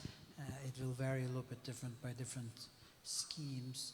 Just to give an example, what we have done, we have used data to be now fully fully positioning where we have all people underground and where we have all vehicles underground, and that using that data combined with new installed ventilation systems means that we cut half of the ventilation amount of air that needs to go down without changing any of the performance of the air underground, and also in combining that with putting in heat exchangers rather than using it by using fossil fuel to heat it up. We are very soon going to be using zero fossil fuel for any ventilation in the mines. So that's one example. We also have the whole set of maintenance-related data, photo. What do you call it? When you take online photo of the effluents to make sure what the quality is and whether it's going to be rags or not. All these kind of online things we're working a lot with. Thank you. Kurt or Katrien, do you want to say a word on this? Well, maybe from our side, a couple of striking examples. Our precious metal smelter is, I think, the most complex smelter in the world right now, operating mostly on scrap and secondary raw material. And basically, the loading of the smelter is completely digitized, using data that we measure continuously. And it goes really so far that the Caterpillar driver gets an instruction automatically where to put what, how much, and basically load the smelter. So this is a nice example on the primary side of the business, but on the, let's say, on the back end of our business, battery materials or the battery industry, you can really compare that to electronics industry. I mean, also batteries are produced in clean rooms and dry rooms. That means that the products going in the battery, they should be defect-free. And there we have, on all operational lines, we have online detectors of contaminants. Otherwise, we cannot even qualify our product for this high-tech industry. Yes, on our end. So we have, first of all, we have launched a full digitalization program that's at corporate level and really pushing the business units to get into it.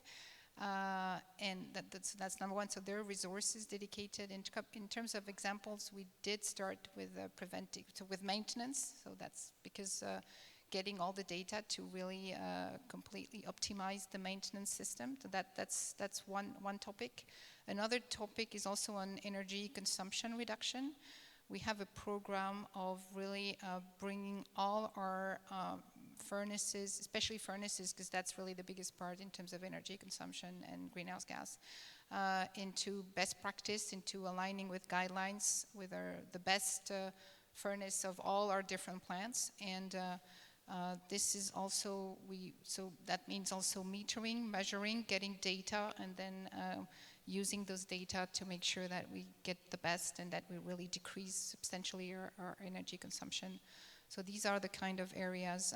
I know there's another topic is also defect detection, improvement in terms of the quality. So that goes directly into the quality and the kind of best quality we can provide to our customers, particularly for products which are going to be run at huge speeds. This is can stock business typically. When you do a can, there's huge speed. You cannot afford any downtime on the customer side. This is really the heart of their business. So yeah, improving the quality is really key in our competitiveness and the competitiveness of our customers. Thank you very much, Harald. Harald, it seems to me that on your first slide you have to move the industry a bit up, because these are three very good examples where things are really happening already. I'm looking to Jennifer, because we're a bit over time already. How do we do this? Can we take a question or two from the room? We can take, I think we could, if we've got any show of hands of questions from the room, maybe we could take one or two if there is anybody who's got a burning thing that they would like to ask the panelists. We're all out of practice at doing this, I think, Kirsten, because everyone's been so used to using the online tools. I think in that case, perhaps you can get a final brief word from each of your panelists, and then we'll let people take their coffee break. Okay, my question to all of you is, same question, only 3 words answer. What are the 3 metals or raw materials that we really have to focus on generally together to be successful in the green transition? I'll go first. I'll say copper, I say nickel, and I will say I'll say zinc. Good. Lithium, nickel, and copper. So I would say aluminium for sure. No surprise here. A bit of magnesium and silicon. But I think beyond the names of the raw materials, I think it's also what we need to do together to make this happen. So it's about really working together, working with our customers, working with the consumer. If you think of collection and recycling, we need those packaging back into, and that's really depending on all of us and consumers, on local authorities. So really working together, having the right framework, the right legal framework, predictability also, and protection of European industry. So really we need to make sure we have those, at least for aluminium, we need to have all those anti-dumping measures so that we don't get into the situation of what has happened to magnesium. That's really one key I wanted to bring up. That's a wonderful conclusion which I wanted to make, but I thank you. Harald, you have... Yeah, I would put copper on the table, but like I mentioned, I'm not the expert in this. And for this, I would also put not a metal on the table, but transparency. So transparency, from my point of view, is an enabler for everything. So besides the metal question, I would put transparency on the table. Okay, well, I'll end with a little promotional announcement. As you know, we have a new industrial strategy, an updated strategy, and we are looking to develop transition pathways for the 14 industrial ecosystems. All of you are in the ecosystem of energy-intensive industries, but your core, of course, to all the other ecosystems as well, like mobility, for example, or aeronautics, you mentioned that. And it's what Catherine said, it's this working together, figure out how we can get that business case until 2030 for green and digital transition, where the lacks are, where are we still lacking technology, where are we lacking, skilling our workforce, where are the input issues, raw material, affordable renewable energy, maybe one, and regulation. I mean, our toolbox that the Vice President explained and described, we have to use it to address the gaps. But before, we also, of course, have to understand where the gaps are. And we've launched the process for the energy-intensive industries now, and I would really plead for all of you what you can contribute to make us all work together better and to be able to meet that challenge of the green and digital transition. And with this, I close the panel and I give back to Jennifer. Thank you very much, Kirsten. Thank you to all the panelists for your great presentations and for getting the most out of that session.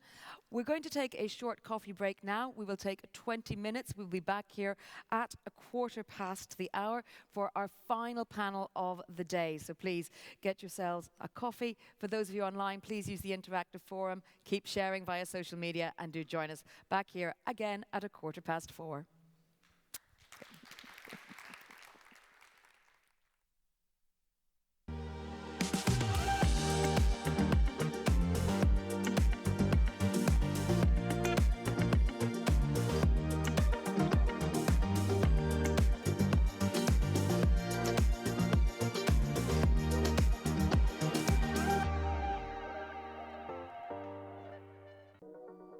Waste from electronic products, e-waste, is one of the fastest growing waste streams in the world, with almost 54 million tonnes generated in 2019, rising to 74 million tonnes by 2030, with less than 1/5 of this officially collected for recycling.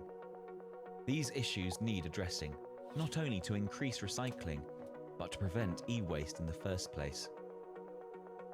The C-Service project has been created to tackle this challenge by developing electronic products that are designed to be produced, transported and consumed in new circular ways.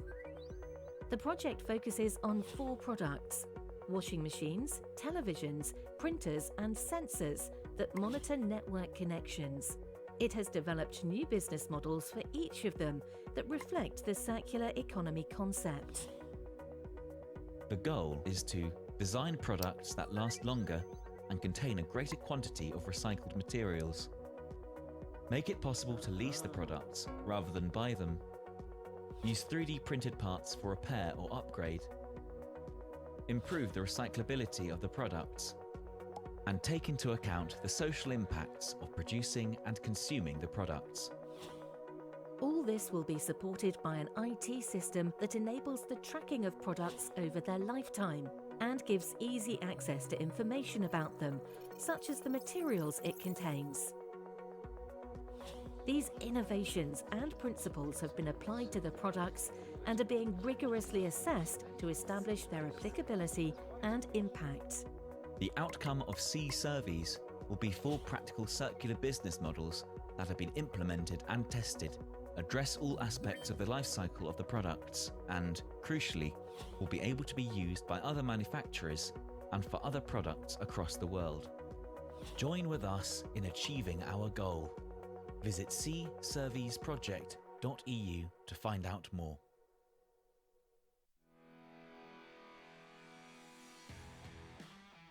Minerals are present in the many products we use in our everyday life, and modern societies use a large number of mineral raw materials. Public opposition to mining, alongside barriers on the access to deposits, have been limiting the extraction of minerals in Europe despite the existence of important mineral resources. For this reason, Europe is now highly dependent on imports of many different mineral raw materials used in critical sectors such as electronics, renewable energy and defense, and conventional mining offers no solution to tackle this problem. The Horizon 2020 project, RoboMiners, is unlocking the full potential of minerals supply from domestic resources within the European Union by making mining sustainable and invisible. Wait, but how? RoboMiners is developing a bio-inspired, modular and reconfigurable robot miner for small and difficult to access deposits. The robot will be able to mine underground, underwater and in slurries. Furthermore, it will be capable of sensing the ore and excavating it selectively. Are you curious about the robot miner's final design? Join us on our journey. Check out our website and follow us on our social media channels.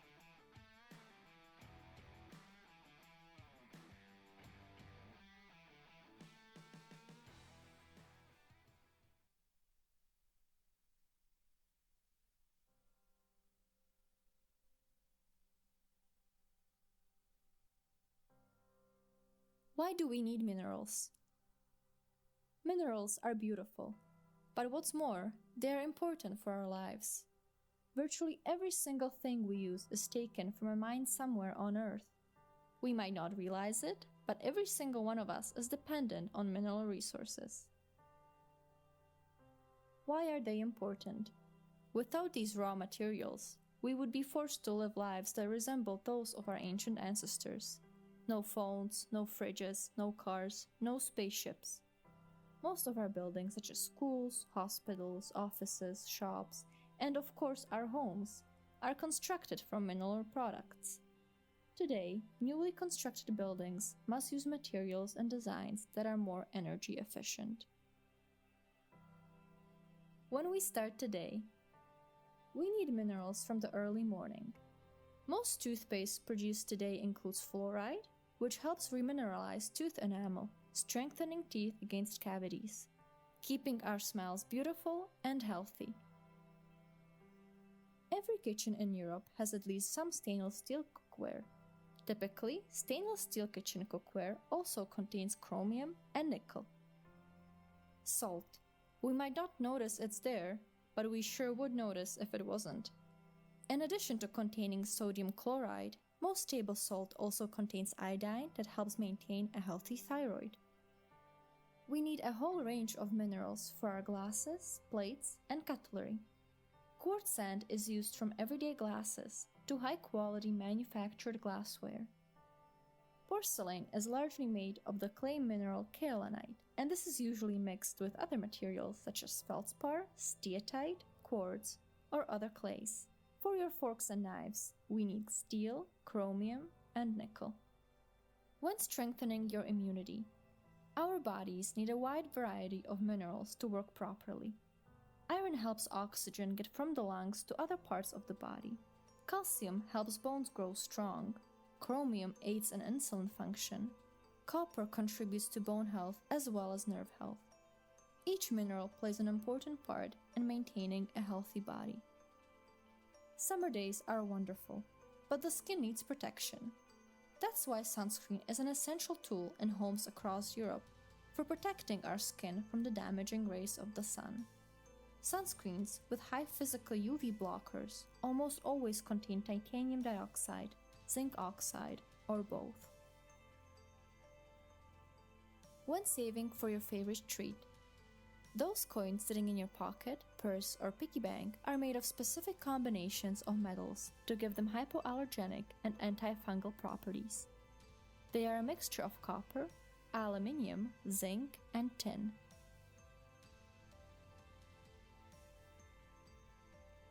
When going to the places you need to be, bicycles offer one of the most eco-friendly modes of transportation, and biking is also good for your health. In the past, bike frames were mainly made out of steel, but today more lightweight materials are used, such as aluminium or even carbon. Cars are complex machines that require a huge number of parts to work together. For production of these parts, we need a whole range of metals and minerals. When discovering new things, a mineral raw material can be an element, mineral, or rock, which is part of the Earth's crust. It can serve to meet the needs of society directly or through technological modification. In other words, mineral raw materials are those minerals or rocks that are used to obtain useful elements or compounds. Experts help us ensure that minerals are not imported from conflict zones outside Europe, where the human rights of the workers involved are not respected. By nature, mining is a temporary use of land. The innovative new uses of old mines across Europe occur in amazing frequency and with a vast range of purposes. In some sites, you can explore amazing geological history. It's difficult to list all the raw materials needed for a mobile phone. One phone contains over 50 different minerals and metals, each specifically used to achieve a communication or entertainment function. But to name just some of the materials needed, indium and yttrium enable touchscreen technology, neodymium and dysprosium are used in speaker and microphone systems, and printed wiring uses copper, tantalum, tungsten, silver, and gold. When producing our food, when we imagine fresh vegetables, mineral mining is not the first thing that comes to mind. But plants need nutrients to grow, and nutrients come from fertilizers, and fertilizers come from minerals. Fertilizers that help produce a good harvest are made from potash, phosphate rock, calcium, magnesium, sulfur, zinc, and nitrogen. We need good food, and our food needs mining. When having fun, you will find a lithium-ion battery in many devices used daily, from computer tablets to toys. Lithium is used for rechargeable batteries and all portable communication disk drives and microchips. For example, in your phone or camera. You can use clay to make your own pottery, and you will find clay minerals all around you, from the tableware in your dining room to the sanitary ware in your bathroom. Aluminium is omnipresent and we use it almost everywhere. All of us know the aluminium foil we use to wrap our sandwiches when going for a picnic or for baking in our kitchen. But its unique properties also make it ideal for the construction of vehicles and aircrafts. Metals and minerals are used for many musical instruments. Did you know that the strings of a piano are made from a special high-tensile carbon steel wire? When working on a school project, as most people know, pure silicon is a significant part of a computer chip. But inside all digital technology, you can also find aluminium, magnesium, and zinc. Additionally, computer chips may contain phosphorus, boron, gallium, aluminium, or quartz, and many computers use precious metals such as gold, silver, and platinum. Today, computers are standard tools for European school kids. As with all electronics, computers contain printed circuit boards, or PCBs, that are mainly made of copper, but may also include tin, nickel, or even gold. When making our life more beautiful, the jewelry that we bedazzle ourselves with contains a wide variety of minerals and metals. Precious metals like gold, silver, and platinum have been used for centuries. LED bulbs are the most efficient form of electric lighting available. The larger parts of an LED bulb are made of metals such as nickel and copper, but the distinguishing parts that make a bulb LED are rare earth elements. To write with a pencil, we use a mixture of graphite and clay. Kaolin is necessary for all kinds of paper. Metals and minerals are a part of our daily lives.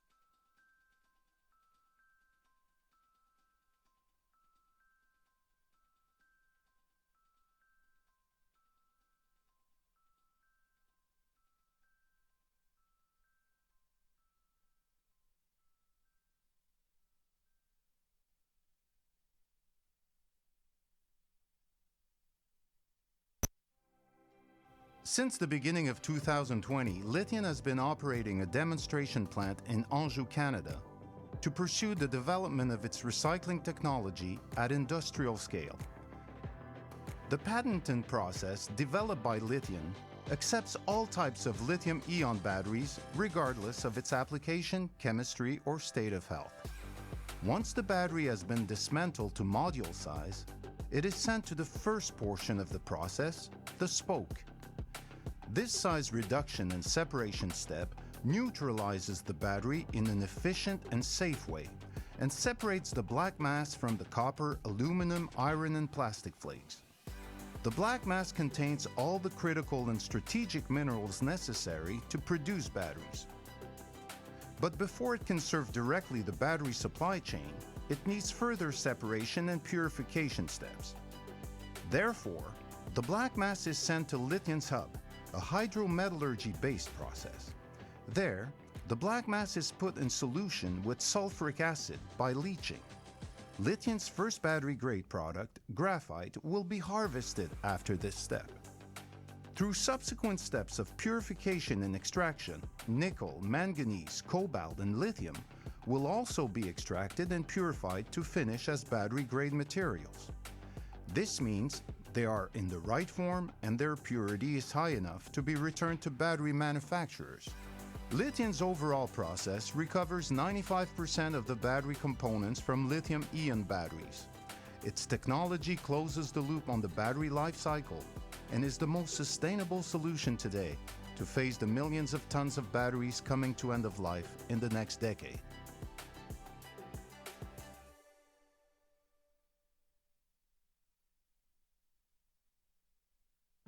We all want to live more sustainably. But did you know that much of the technology we use every day contains materials that have potential issues with their supply? These are known as critical raw materials, and many of them have special properties that make them crucial to the technology we rely on today and will continue to rely on in the future. So, in order to make the supply of these less of a risk, the European Union's plan is to increase the amount we reuse and recycle from our waste. The problem is, recycling of most critical raw materials is not commercially viable, and current standards for collecting and processing waste that contains them don't address their recovery. So, what can be done to help? The Sea Waste project has identified the gaps in existing standards and has developed a new and improved certification scheme for the collection, transport, waste processing, and recycling of this waste, focusing on 4 key components that are rich in critical raw materials. The new sea waste requirements have been tested in the real world to check the suitability and impact of the scheme. The project has also developed tools to audit compliance with these requirements in the future. Adopting the certification scheme, together with the creation of wider financial incentives and a conducive legal framework, will encourage the investment needed to make recycling critical raw materials more commercially viable in Europe, helping us become less reliant on existing sources. This is why the Sea Waste project is demanding that its certification scheme be made mandatory across Europe by the European Commission. A united approach from industry is also needed, as the standards will only work when there is widespread adoption. It's a chance for Europe to help drive the world's green agenda, while at the same time creating new business opportunities at home. So, if you want our society to be more sustainable by recycling more of its critical raw materials, you can join with us in adopting and promoting the Sea Waste Certification Scheme and driving change in policy and industry.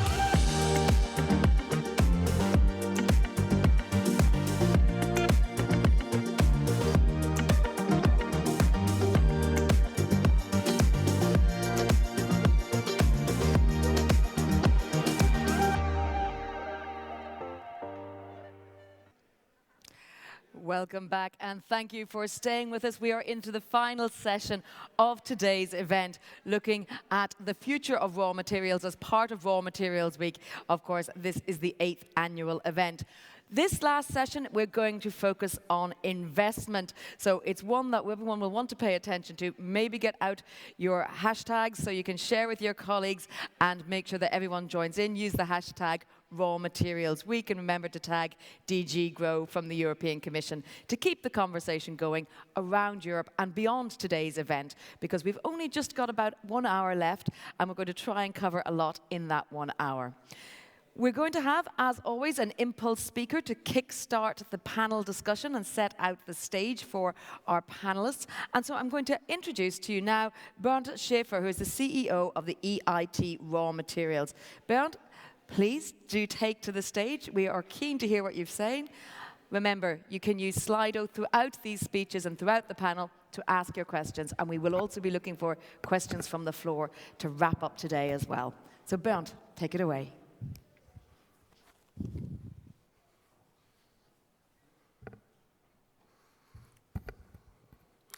Very good. Dear participants of this year's Raw Materials Week, I'm happy to be discussing the issue of investments today because it's one of the most urgent that we are facing. Last week at COP26, nations called on the private sector, multilateral development banks and other financial institutions to enhance finance mobilization in order to deliver the scale of the resources needed to achieve climate plans. Without investments in the raw materials sector, there will be no green transition. But before we go there, let me firstly give you some background to the organization that I represent and how we can and must contribute to this important goal.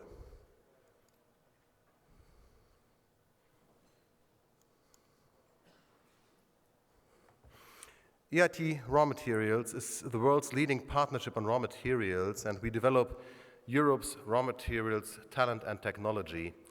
Our community solves cross-value challenges. We are part of the EU agenda based on our expertise with over 300 partners of our Knowledge and Innovation Center and more than, meanwhile, 600 partners of the European Raw Materials Alliance. We have KIC partners from 22 EU countries, plus another 10 countries being covered through our partnerships in the Raw Materials Alliance, with 16 locations across Europe and 4 more hubs to be established by 2027. We are headquartered in Berlin, in Germany, and in 2020 we have been mandated, as most of you might know, by the European Commission to manage the European Raw Materials Alliance.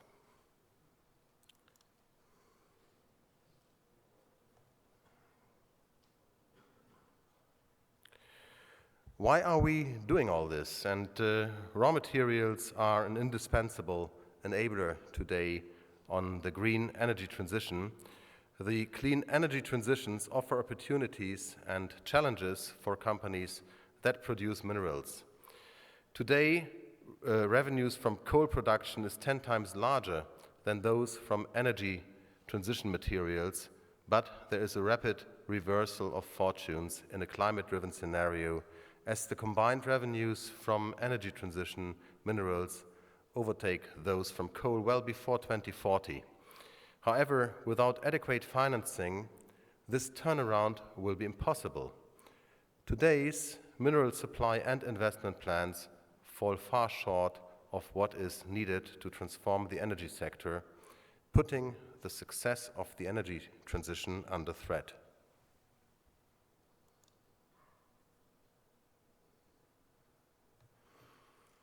In the transition to clean energy, critical minerals bring new challenges to energy security.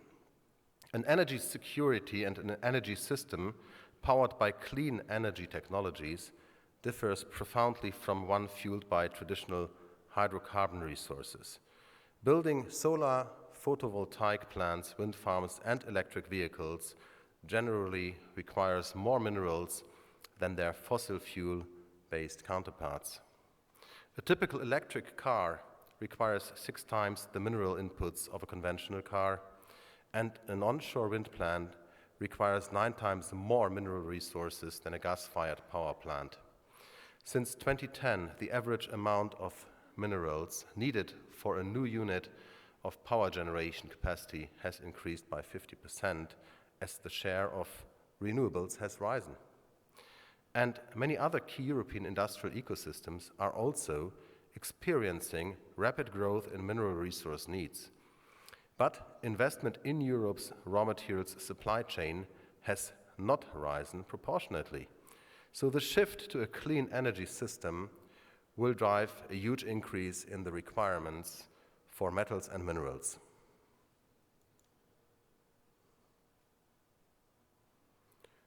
One clear example is the supply situation for rare earth magnets, which are necessary for e-vehicles and wind turbines. In less than 10 years, by 2030, this demand will increase massively.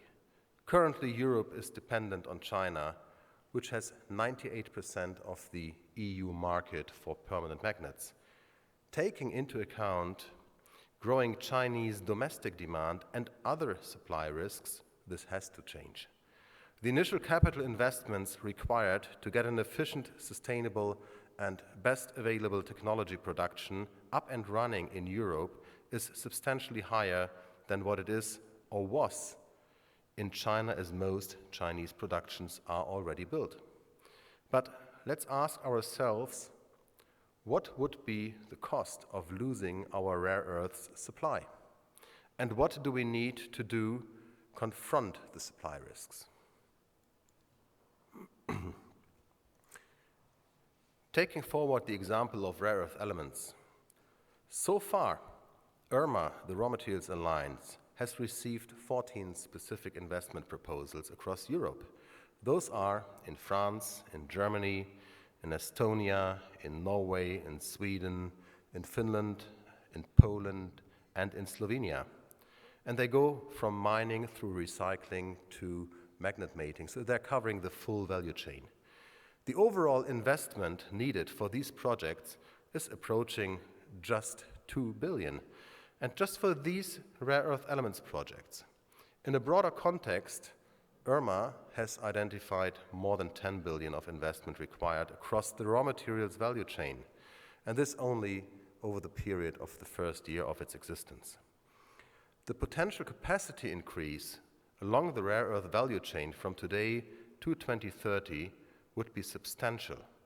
For example, we could ramp up magnet production in Europe from today marginal 500 tons to 7,000 tons annually by 2030, which is about 20% of Europe's rare earth magnet needs that could be sourced from the EU, significantly strengthening strategic autonomy, and there is upside to this number. Over the same period of time, direct jobs would be created and an immense number of indirect jobs in Europe's downstream industry, which is dependent on rare earth permanent magnets, would be saved. Furthermore, the competitiveness and autonomy of various European industrial ecosystems would be significantly strengthened. And this is just one of the important raw materials value chains which urgently needs investment support. IRMA's raw material investment platform aims to support investment in raw materials supply chains. This triggers the identification and realization of new raw materials investment cases in Europe and in third countries with a European interest. Not even 1 year after its kickoff, the platform has identified more than 100 investment proposals on projects that support our goals in exploration, mining, processing, and recycling with a combined value of exactly 11 billion euros. Currently, the focus is put on 2 clusters. The first one I just mentioned is on rare earth magnets and motors. The action plan here was published in September this year. Grab your copy, I think it's outside. And more clusters are to be defined, but one of them will focus certainly also around the topic of circular economy. To help make this happen, IRMA has taken the lead also on the recently established Clean Technology Materials Task Force. This task force will identify the suitable funding programs and instruments, equity, pre-financing, loans and grants, to support investments as well as identify the eligibility criteria for projects to qualify for such financing and funding, for example, by providing bankability, sustainability, governance, and transparency prerequisites. The task force will connect cases supported by IRMA as well as the European Battery Alliance with, among others, the EIB and the EBRD to ensure that funding is reaching the most high-value and urgent projects. The objective is to form a group of committed investors and to engage them in the financial investment decision process. But what's happening elsewhere? Other countries around the world are mobilizing private capital to secure raw material supply. Korea Resource Corporation, KORES, was established with the aim of contributing to the development of national economy through stable supply of mineral resources, which are essential for Korean businesses.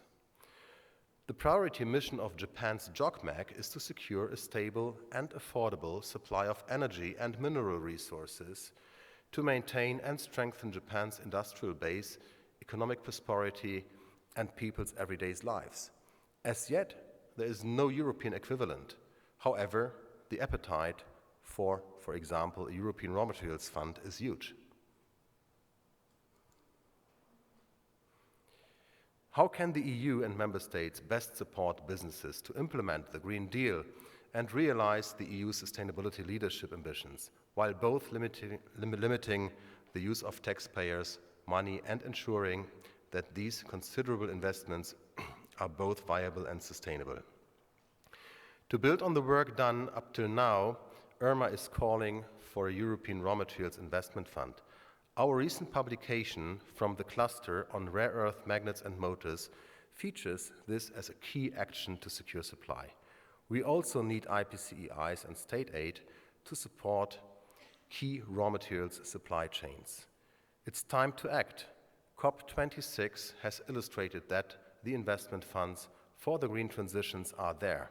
Therefore, this challenge represents a great opportunity to rejuvenate Europe's raw materials sector whilst supporting the green and digital transitions. Once the right framework and instruments have been established, investment will follow.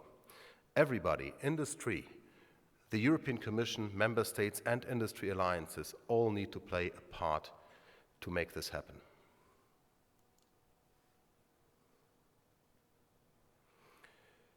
Okay, meet all these players at next year's Raw Materials Summit. Please join us at Europe's premier raw materials event in Berlin next May, where we will be connecting the key players across the sectors, and I can only conclude by saying it's time to act. Thanks for your attention. Looking forward to questions. Thank you. Thank you. Thank you very much, Björn, for that impulse speech. I think we've set the agenda for our final session for today, which will be moderated by a man who probably needs little introduction to those of you here this week. Peter Handley is going to chair this session, which is going to look at the question of investment. So, Peter, please do take the stage. Peter Handley, who is, of course, Head of Unit for the Energy-Intensive Industries and Raw Materials in DG GROW, and a man behind a lot of what we've been talking about today. So, take it away, and a reminder, please, do get your questions in. Use that Slido QR code there that you can see, or go to slido.com and put in 8th EIP RM. Is this working? Yeah. Could I have the other panelists on stage, please? Thank you. Then I'll introduce you when you're up.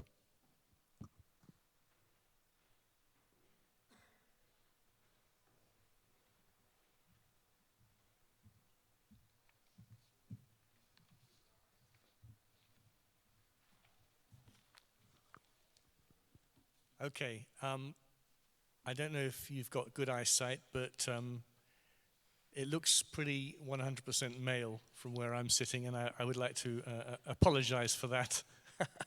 We did our best, but we'll try to tap into our female side this afternoon, okay? So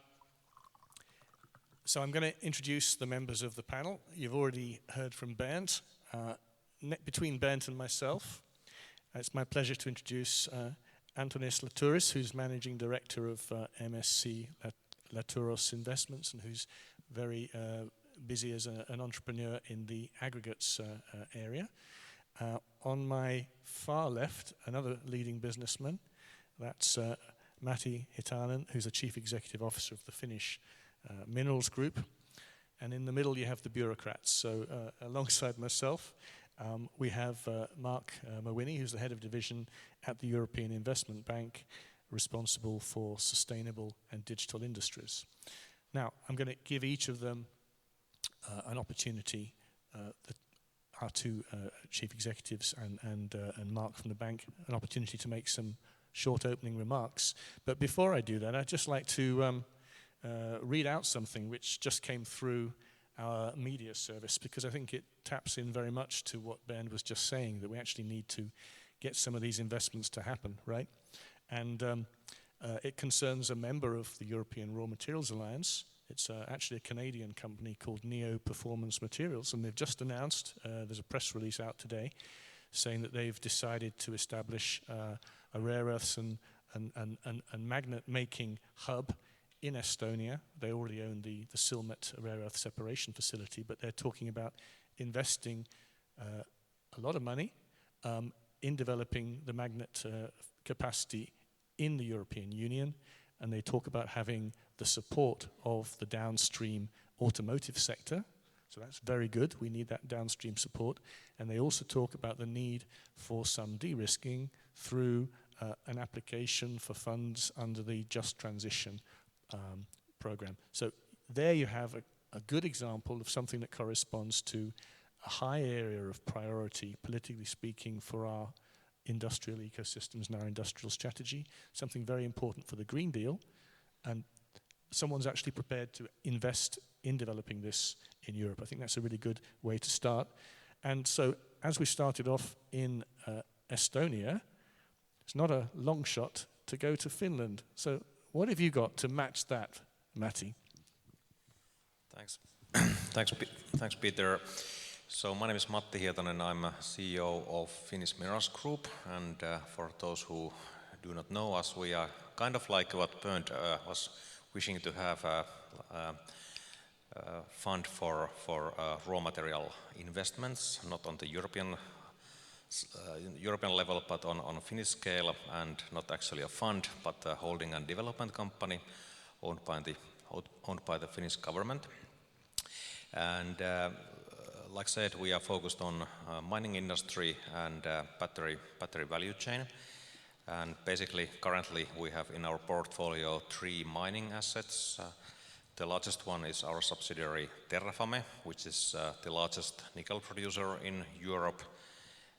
And what is extremely exciting is that Terrafame is currently ramping up their battery chemicals production.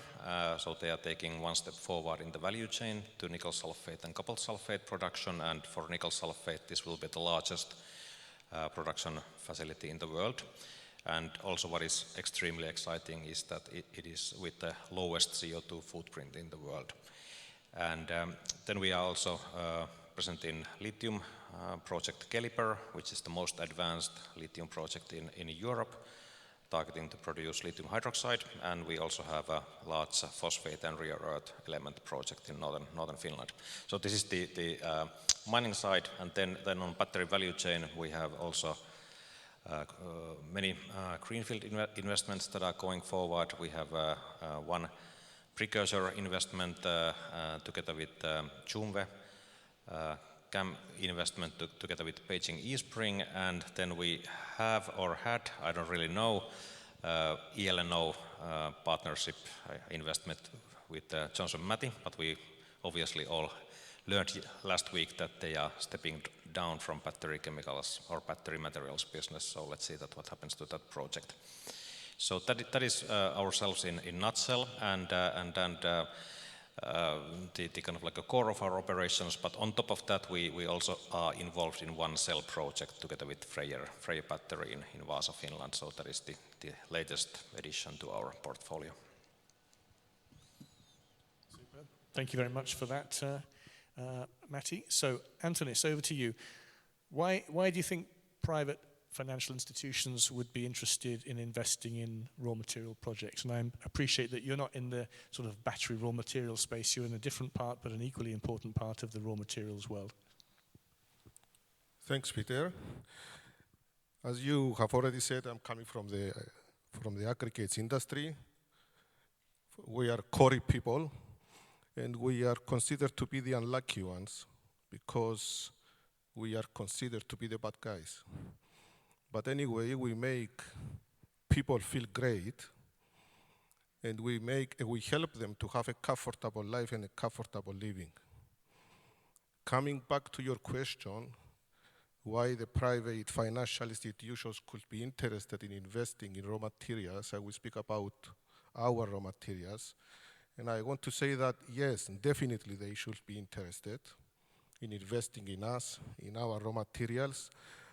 But allow me to come back and explain this in a little while. As you have already said, Peter, I am in the aggregates industry. I am the managing director of MSC Laturos Investment. In our group, we have 3 aggregate quarries and 1 gypsum quarry. We also operate a construction and demolition waste recycling plant, and we have also a holistic chemical laboratory. I happen also to be the president of the Cyprus Aggregates Producing Association. I happen also to be the president of the Cyprus Association for Construction and Demolition Waste Recycling Plants. But my latest role, though, I believe is probably the most crucial one. And it is the presidency of UEPG, where I was recently elected. And why it is the most crucial one? Because I am chairing an association which is representing the largest extractive sector. After air and water, the most consumed materials on planet Earth is aggregates. We are talking about 26,000 quarries around Europe, which altogether produce around 3 billion tons. And this is the annual consumption of Europe regarding aggregates. And as I have already said, yes, it is the largest extractive sector, not only in Europe, globally. Now coming to aggregates, when we say aggregates, aggregates consist of sand, gravel, crushed aggregates, marine aggregates, manufactured aggregates, and of course we have recycled aggregates as well. And all these materials are responsible for giving us the comfortable life we all enjoy every day.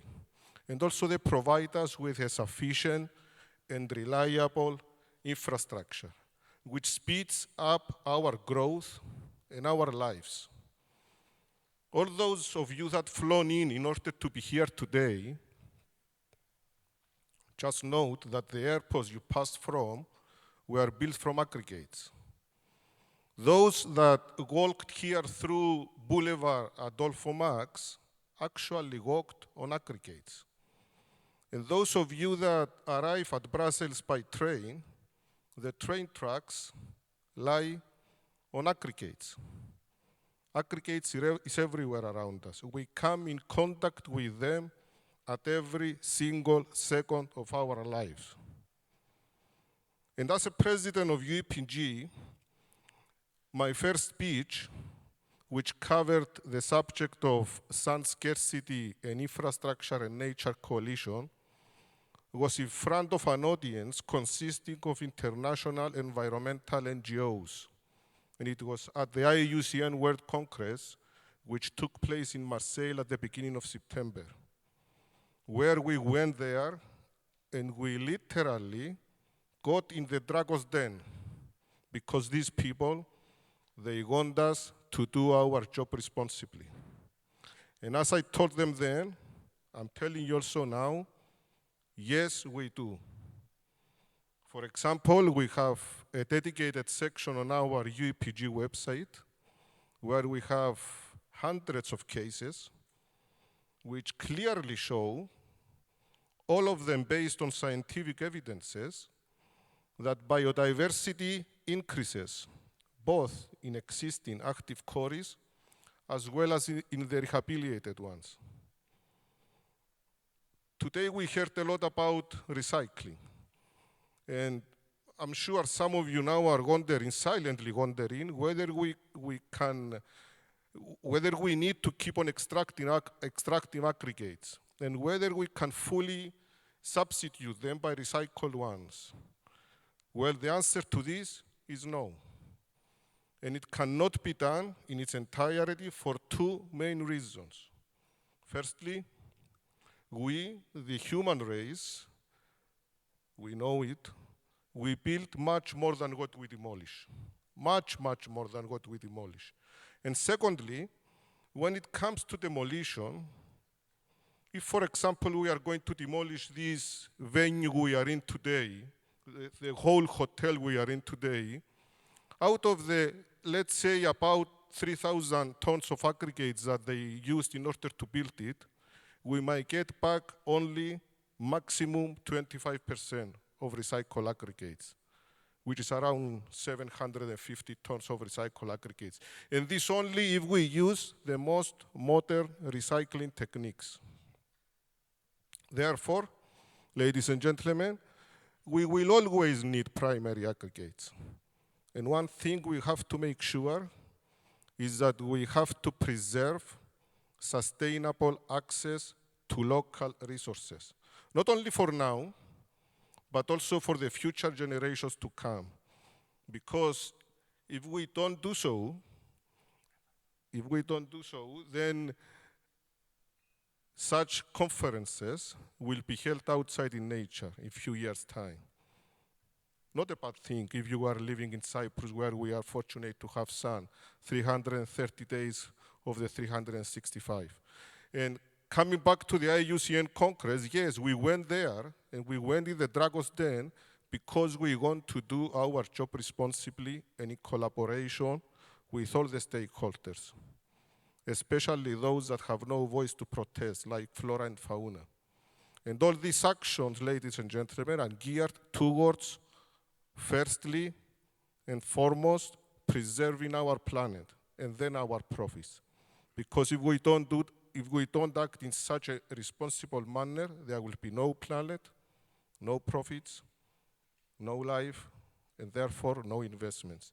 Finally, I would like to come back to the question why the private financial institutions could be interested in investing in us. The answer is obvious. It is an astounding yes, because we have a profitable industry which at the same time is sustainable and responsible. Humanity will always need aggregates if it wants to have a brighter future. And in closing, I would like to thank the European Commission for giving us the stage in order to listen to us and thus knowing how to act. Wise people and wise institutions have 2 ears, 2 eyes, and only 1 mouth. So it's good to listen and observe before you take any targeted actions. In closing, one thing I would like to request from all of you, from all of us, including my very own people, is to act responsibly in a world that it is interconnected. Thank you very much. Thank you very much, Antonis. And you've approached this from the angle of the private investment, which leads us into the obvious area of where do we need public sector investment. So, Mark, a question for you really. What are the main factors for the European Investment Bank when you're assessing an application for financial support in the raw materials sector? Okay, I think I'll very, very briefly explain about the bank as a background or as a context, and then go straight into your question. And I think the first thing I need to say is just, it is a very, very simple explanation. The bank itself is a 60 billion euro annual turnover or annual lending organization. So it is very big. It is a very complex organization as a result of that, represented by the board, who are the finance ministers of the member states. So that makes it part political, part investment bank. And with that context in mind, I think it's a very useful question as to what do we see from a public sector point of view, what are the big factors in investments.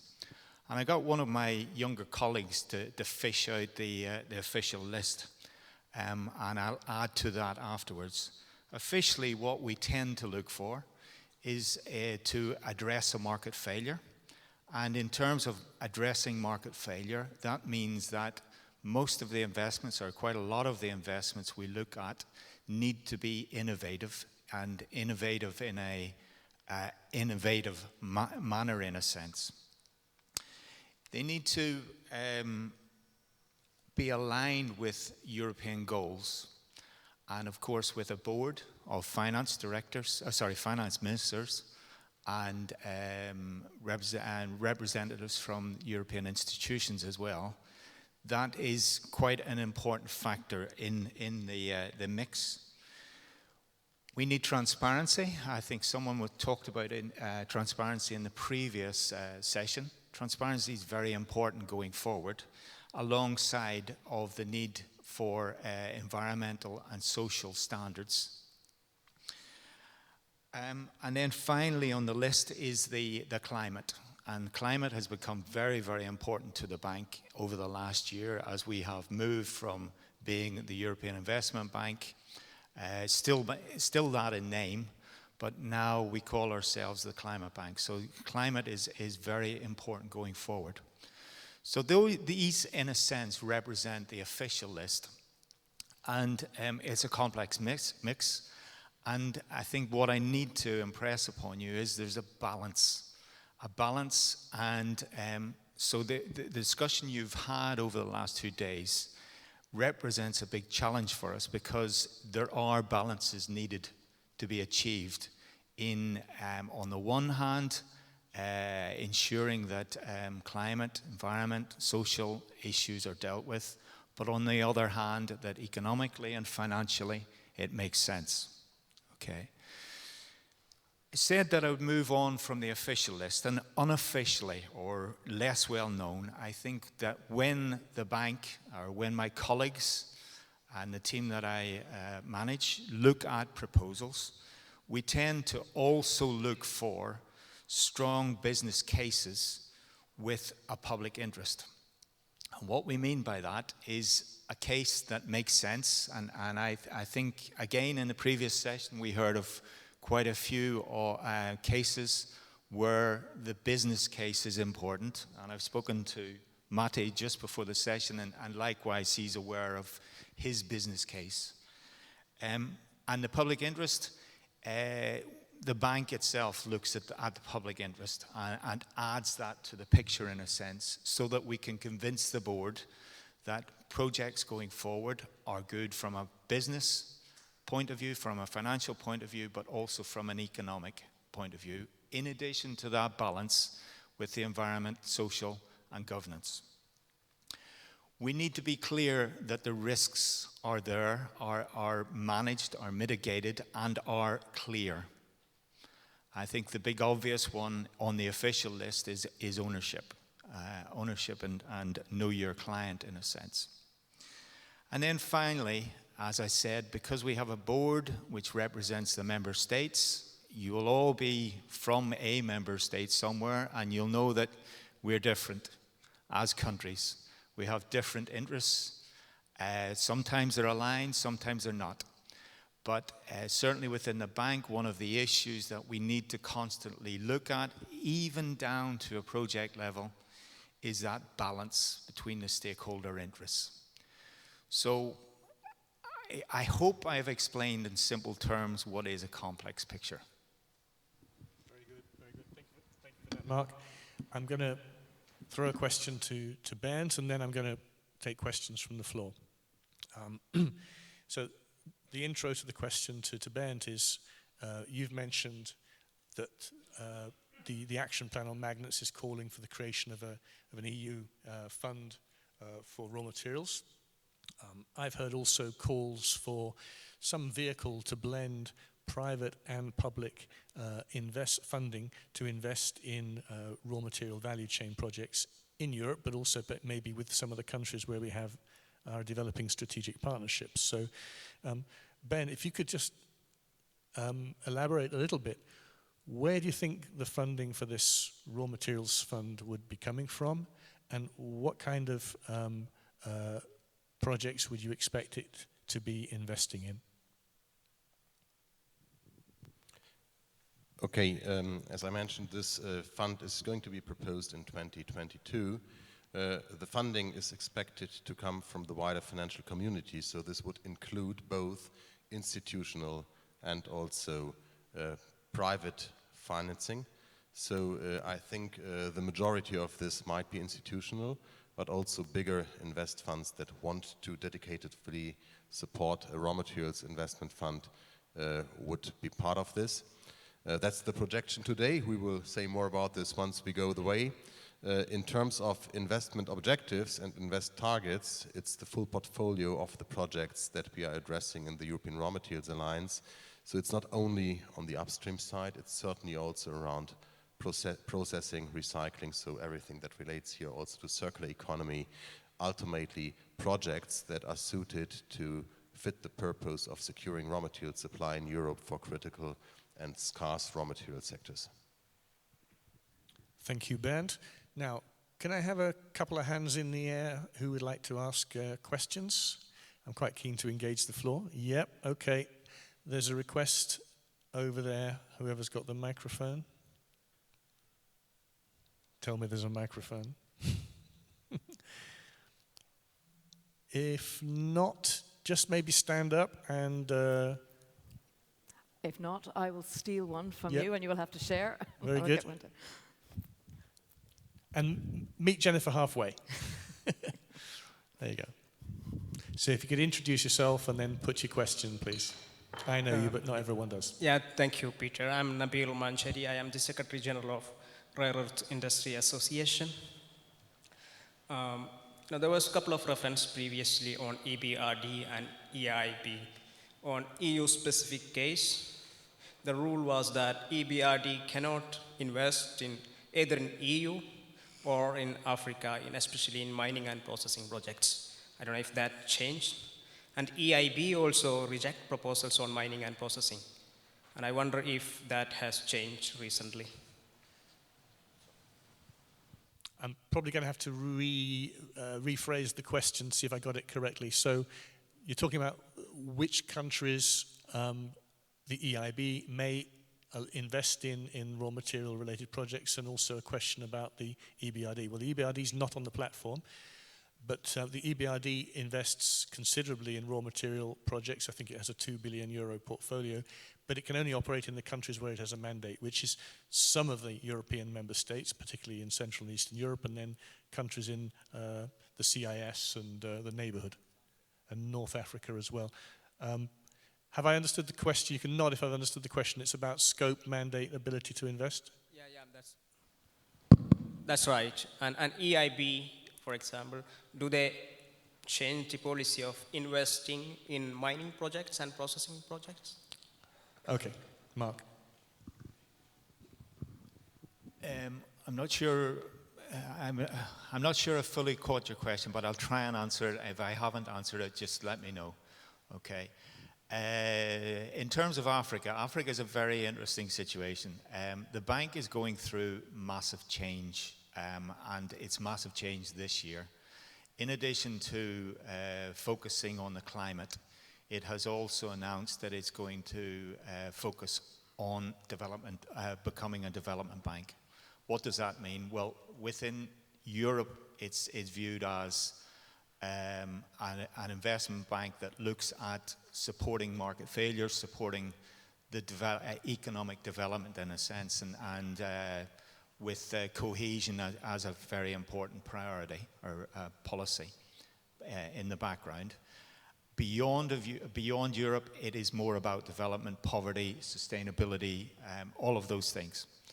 So in some ways your question is a good one for EIB, but the answer is that it is something that we are looking to develop from this point onwards. Yeah. In terms of mining projects and mining projects in Africa, I think, as if I may not have said, sorry, the EIB in the last 5 to 10 years has a track record in support of the critical raw material supply chain, but it has tended to be at the later stages, not at the early stages. We're aware of that. We're aware of the pressure on Europe. We're aware of all that's been discussed over the last 2 days, and we're aware that we need to change. And the net result of that is that we certainly within my own team, I've recruited another couple of additional experts in this area, and we're starting to work towards getting to a point where the board, and I need to remind you that the board are the finance ministers of the member states, where we get to the point where they are comfortable moving down that supply chain to the earlier stages. Yeah. In the case of proposals, and I've seen some proposals coming through from African countries, I've seen them from right across the world. In general, what has happened is that they've been either very early stage, or B, the risks associated, and risk is something that the bank looks at. It is not a grant-giving organization, it is a bank at the end of the day, so it needs to be aware of risk and risk management. And generally the risks associated with some of the proposals that have come through to my team have been such that we've asked for more information, and that information hasn't come forward. So I don't know if I've fully answered your question, but if not, please. You can talk after. Just to add that from the European Commission side, we are proposing some strategic partnerships with a set of pilot countries in Africa, as we've done with Canada and Ukraine, and we'll be talking about that at the dedicated event tomorrow. We have time for one more question for the floor, and after that, I warn the speakers I'm going to ask them to give a 60-minute takeaway. One more question from the floor, so speakers, you've got time to think about that. Anyone else? I think I see Mark Rakavidi's hand just itching to go in the air. Yes, there it is. I knew it was there. Do we have a microphone for Mark? That's the trouble if you sit in my line of sight. Anything for you, darling, don't worry. On the subject of funding, Bernd, you raised the idea of the fund. I used to work for EBRD to put my cards on the table a long time ago. Our colleague from the European Investment Bank has illustrated their need for change. We need to see good examples in Europe. How do we work together with institutions like the ones I've mentioned to have the expertise of starting a fund and making a fund work? Governments are really bad at this, but institutions tend to be rather more effective. How do we work together, this broad constituency we have here, in order to deliver good examples, be it in Scandinavia or Cyprus or Portugal or the countries that we're trying to work with on a strategic partnership basis? All right, I'm going to shape that question because we actually have one from the Slido. So how can we work together on this investment challenge, and what are the key institutional obstacles for creating an investment vehicle for extra European mining projects? So we have a clear interest in doing things in Europe, but we also have a diversification of supply issue and investment issue externally. So let's take this as the thing for which each of you is going to give me a 60-second answer, and then we can go off and have our cocktail.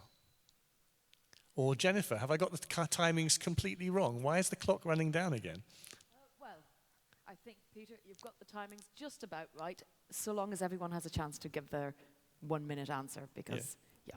Okay. Because we're going to invite you and Roman back on stage to say a fond farewell to all of us who've been here today. Yeah. Okay, so Matti, how can we work together on the investment challenge? And I mean, you're also dependent on stuff from outside Europe, so how do you see the institutional obstacles for the external sourcing as well? Well, I'm sure that funding and the kind of like structures to arrange funding and different vehicles to arrange funding always attract a lot of attention and a lot of let's say views and then obviously I think that it's clear that and we all agree that Europe will need external raw materials, and we have discussed this earlier today as well, and in order to kind of like make the electrification in Europe reality, I think that we have already done good progress in the downstream of the value chain. I mean, the cell manufacturing is going to be here. Now we need to bring the intermediates production here, and then eventually we need sufficient amount of raw materials. And basically, at the end of the day, all of the projects obviously need to be bankable. They need to be commercially viable.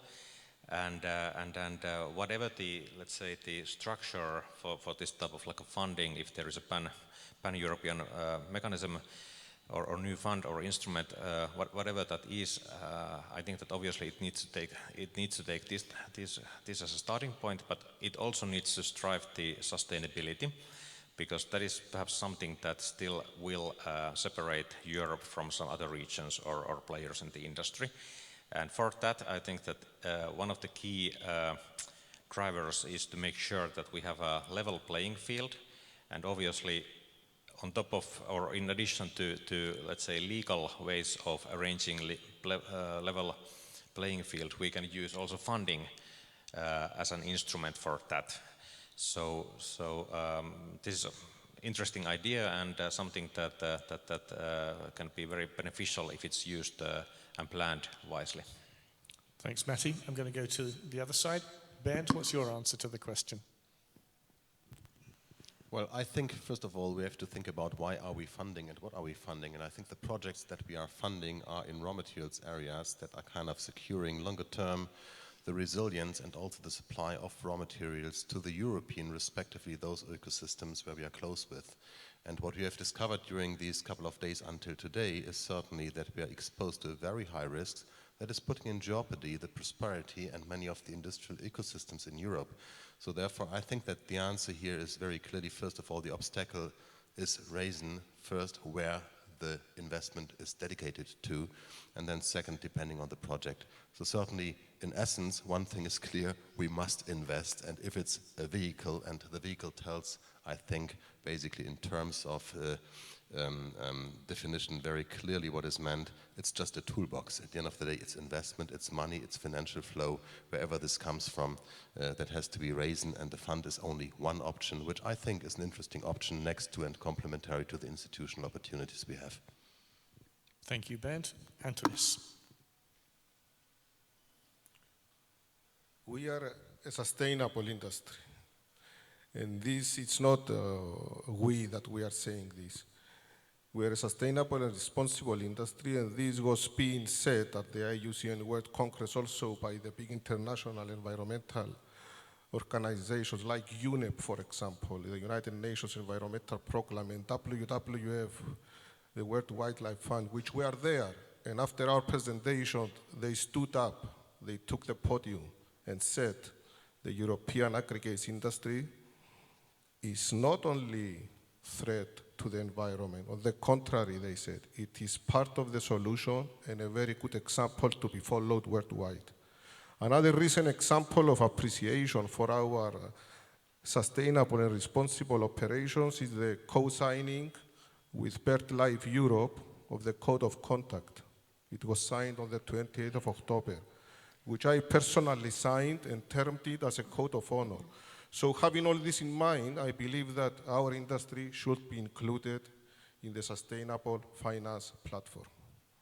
Thank you. Okay, thank you very much. And Mark, same question to you. Okay.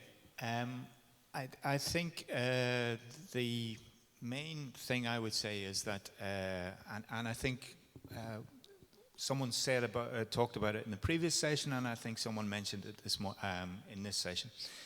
There's a range of finance products that need to be put into play in order for a market to develop and in order for us to get a supply chain to work and work well. You know, if you look at it from the public sector point of view, you have grants, you have guarantees, you have blended investments, you have indirect lending, you have direct lending, you have equity. Now, they're all looked at in different ways, they're all managed in different ways, and we deal with risk in different ways in all of those. So any investment vehicle that is put together is either going to have to encompass all of that, which is a very complex thing, and within the EIP we don't cover all of those, certainly, and that shows you the scale, or it covers just one part of that, and we need to remember that at the end of the day we need the other parts. So it's a partial solution, it's not a full solution. Okay, thank you very much. Now I'm just going to abuse my position to say we have a pipeline of projects coming out of the European Raw Materials Alliance. We have well-known, long-standing investment deficits and value chain deficits on things like rare earths and permanent magnets. But we're also going through a phase of quite acute supply chain disruption at the moment, and that's been the case since COVID. We had post-COVID, we had the supply-demand imbalance creating some crazy prices, and recently we've had the energy price surge. So we actually face some acute problems, and the most acute one we're looking at the moment, which is related to the need for investment, is magnesium, right? So there's some people here from the non-ferrous industries, from aluminium. If we've allowed ourselves to become almost 100% dependent on China for our magnesium, metal magnesium, which we need to make aluminium alloys or to desulfurize steel production, we are dangerously exposed. It's really a strategic dependency that we've allowed to get out of control. And we need to do something about it because the problem could come again. So there is, and this is also a message to you, Mark, at the bank, we need together to work out how we can work with interested companies up, mid, and downstream with member states, with the banks, to work out how we can put in place a cushion of self-sufficiency to a certain minimum degree in the next 3 to 4 years, so that we don't find ourselves just running out of inventory for something which is a critical raw material and has been for the last 10 years, right? So we have some real serious concrete investment issues that we need to address, and we don't have the luxury of time to deal with them. So, I mean, just to say this is not theoretical stuff. I'm going to basically now say thank you very much to the fellow panelists. Thank you very much to the volunteered or voluntary questions from the floor, and pass it back over to you, Jennifer. Thank you very much, Peter. And a big hand for our panelists. I will allow our panelists to leave the stage. Thank you very much indeed, gentlemen, for your insights. Yeah, good. Peter, however, I'm going to keep you because I want you, and we would like to be joined as well by Roman Stiftner, because the two organizations that have set up our event today are, of course, DG GROW at the European Commission and Umicon. I am not the technical expert, unlike you gentlemen, so I will give the final word to you. We've talked about investment, innovation, trade and transitions, but I think for me as the non-technical expert, the two phrases I've heard most have been sustainability and resilience. We're at the midpoint of Raw Materials Week. What do you want to see for the remaining couple of days, and what are you taking away so far? Roman, or Peter, you can go first. No. Okay, Jennifer, yeah. My main takeaway is that, first of all, it was great to come together in person again in this audience, and that we have a lot of engagement also online. I think, first of all, even we are speaking about raw materials, it's a human business, and we are human beings, and we have maybe different interests, different roles, but in the end, we have just one Europe and one concern. It's about how to develop this in a sustainable way, and how to make this transformation to a digitalized and more sustainable European economy. And I think we agreed that more raw materials are really a prerequisite for that, and I think that's a good ground, and we can now elaborate on that more. And we have, of course, take care about our borders. Not all the partners, unfortunately, outside of Europe are playing according to the rules. And then, of course, we have also to put some measures to defend our industry. I think that's also fair to say that we really need a level playing field, and I really appreciate the partnership of DG Grow. I think it's a great job that you did here in organizing it. We are happy to could facilitate here with you and your team, Peter, and I think it's a good basis also for the work on the political side and together with the industry for the future.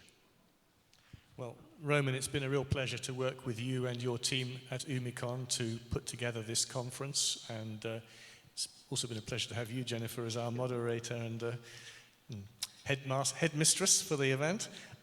In terms of my takeaways, I would say first of all that it's very political. It's become so much more political than it was a few years ago.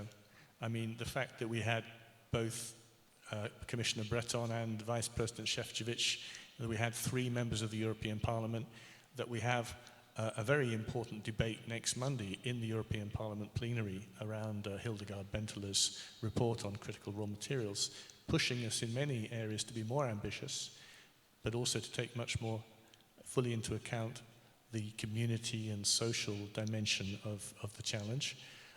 I think it's really, really good. And I think we've had some very good interventions in the course of the day, and indeed in the earlier part of the week as well. So I'm very encouraged, and also, like you, relieved that we can actually get together again, because I was here just for a couple of hours on the first morning, and I took away all sorts of valuable nuggets, not from what was in the big room, but what was in the corridor. It's through the informal networking that a lot of this agenda moves forward. And I know my Director General has really appreciated the work that's going on here in this community. So that's a reflection on the European Innovation Partnership on Raw Materials and EIT Raw Materials for running our alliance. But she's also taken time out of her busy agenda to have a side meeting with the non-governmental organizations who are following these issues very, very closely. And we need to make sure that we engage and keep engaged in a conversation with them, because they have a very valid perspective to bring to the issues that we're addressing. So I think we're more or less there. I think alcohol and canapes are awaiting us. Jennifer? Absolutely. For those here in the room, we do have the chance to have one of those networking sessions that we've all missed so much over the last 18 months. We're finishing dead on time because we are all keen to get those informal discussions going as well. For those of you watching at home, thank you very much for all your input online. Keep sharing via the hashtag. The week continues until Friday. The conversation is, as Peter and Roman have simply said, not over by any means. So keep an eye out as well for that discussion in plenary next week. Thank you for your questions, and thank you all here in the room for your attention all day today. Take care, and the cocktails are outside.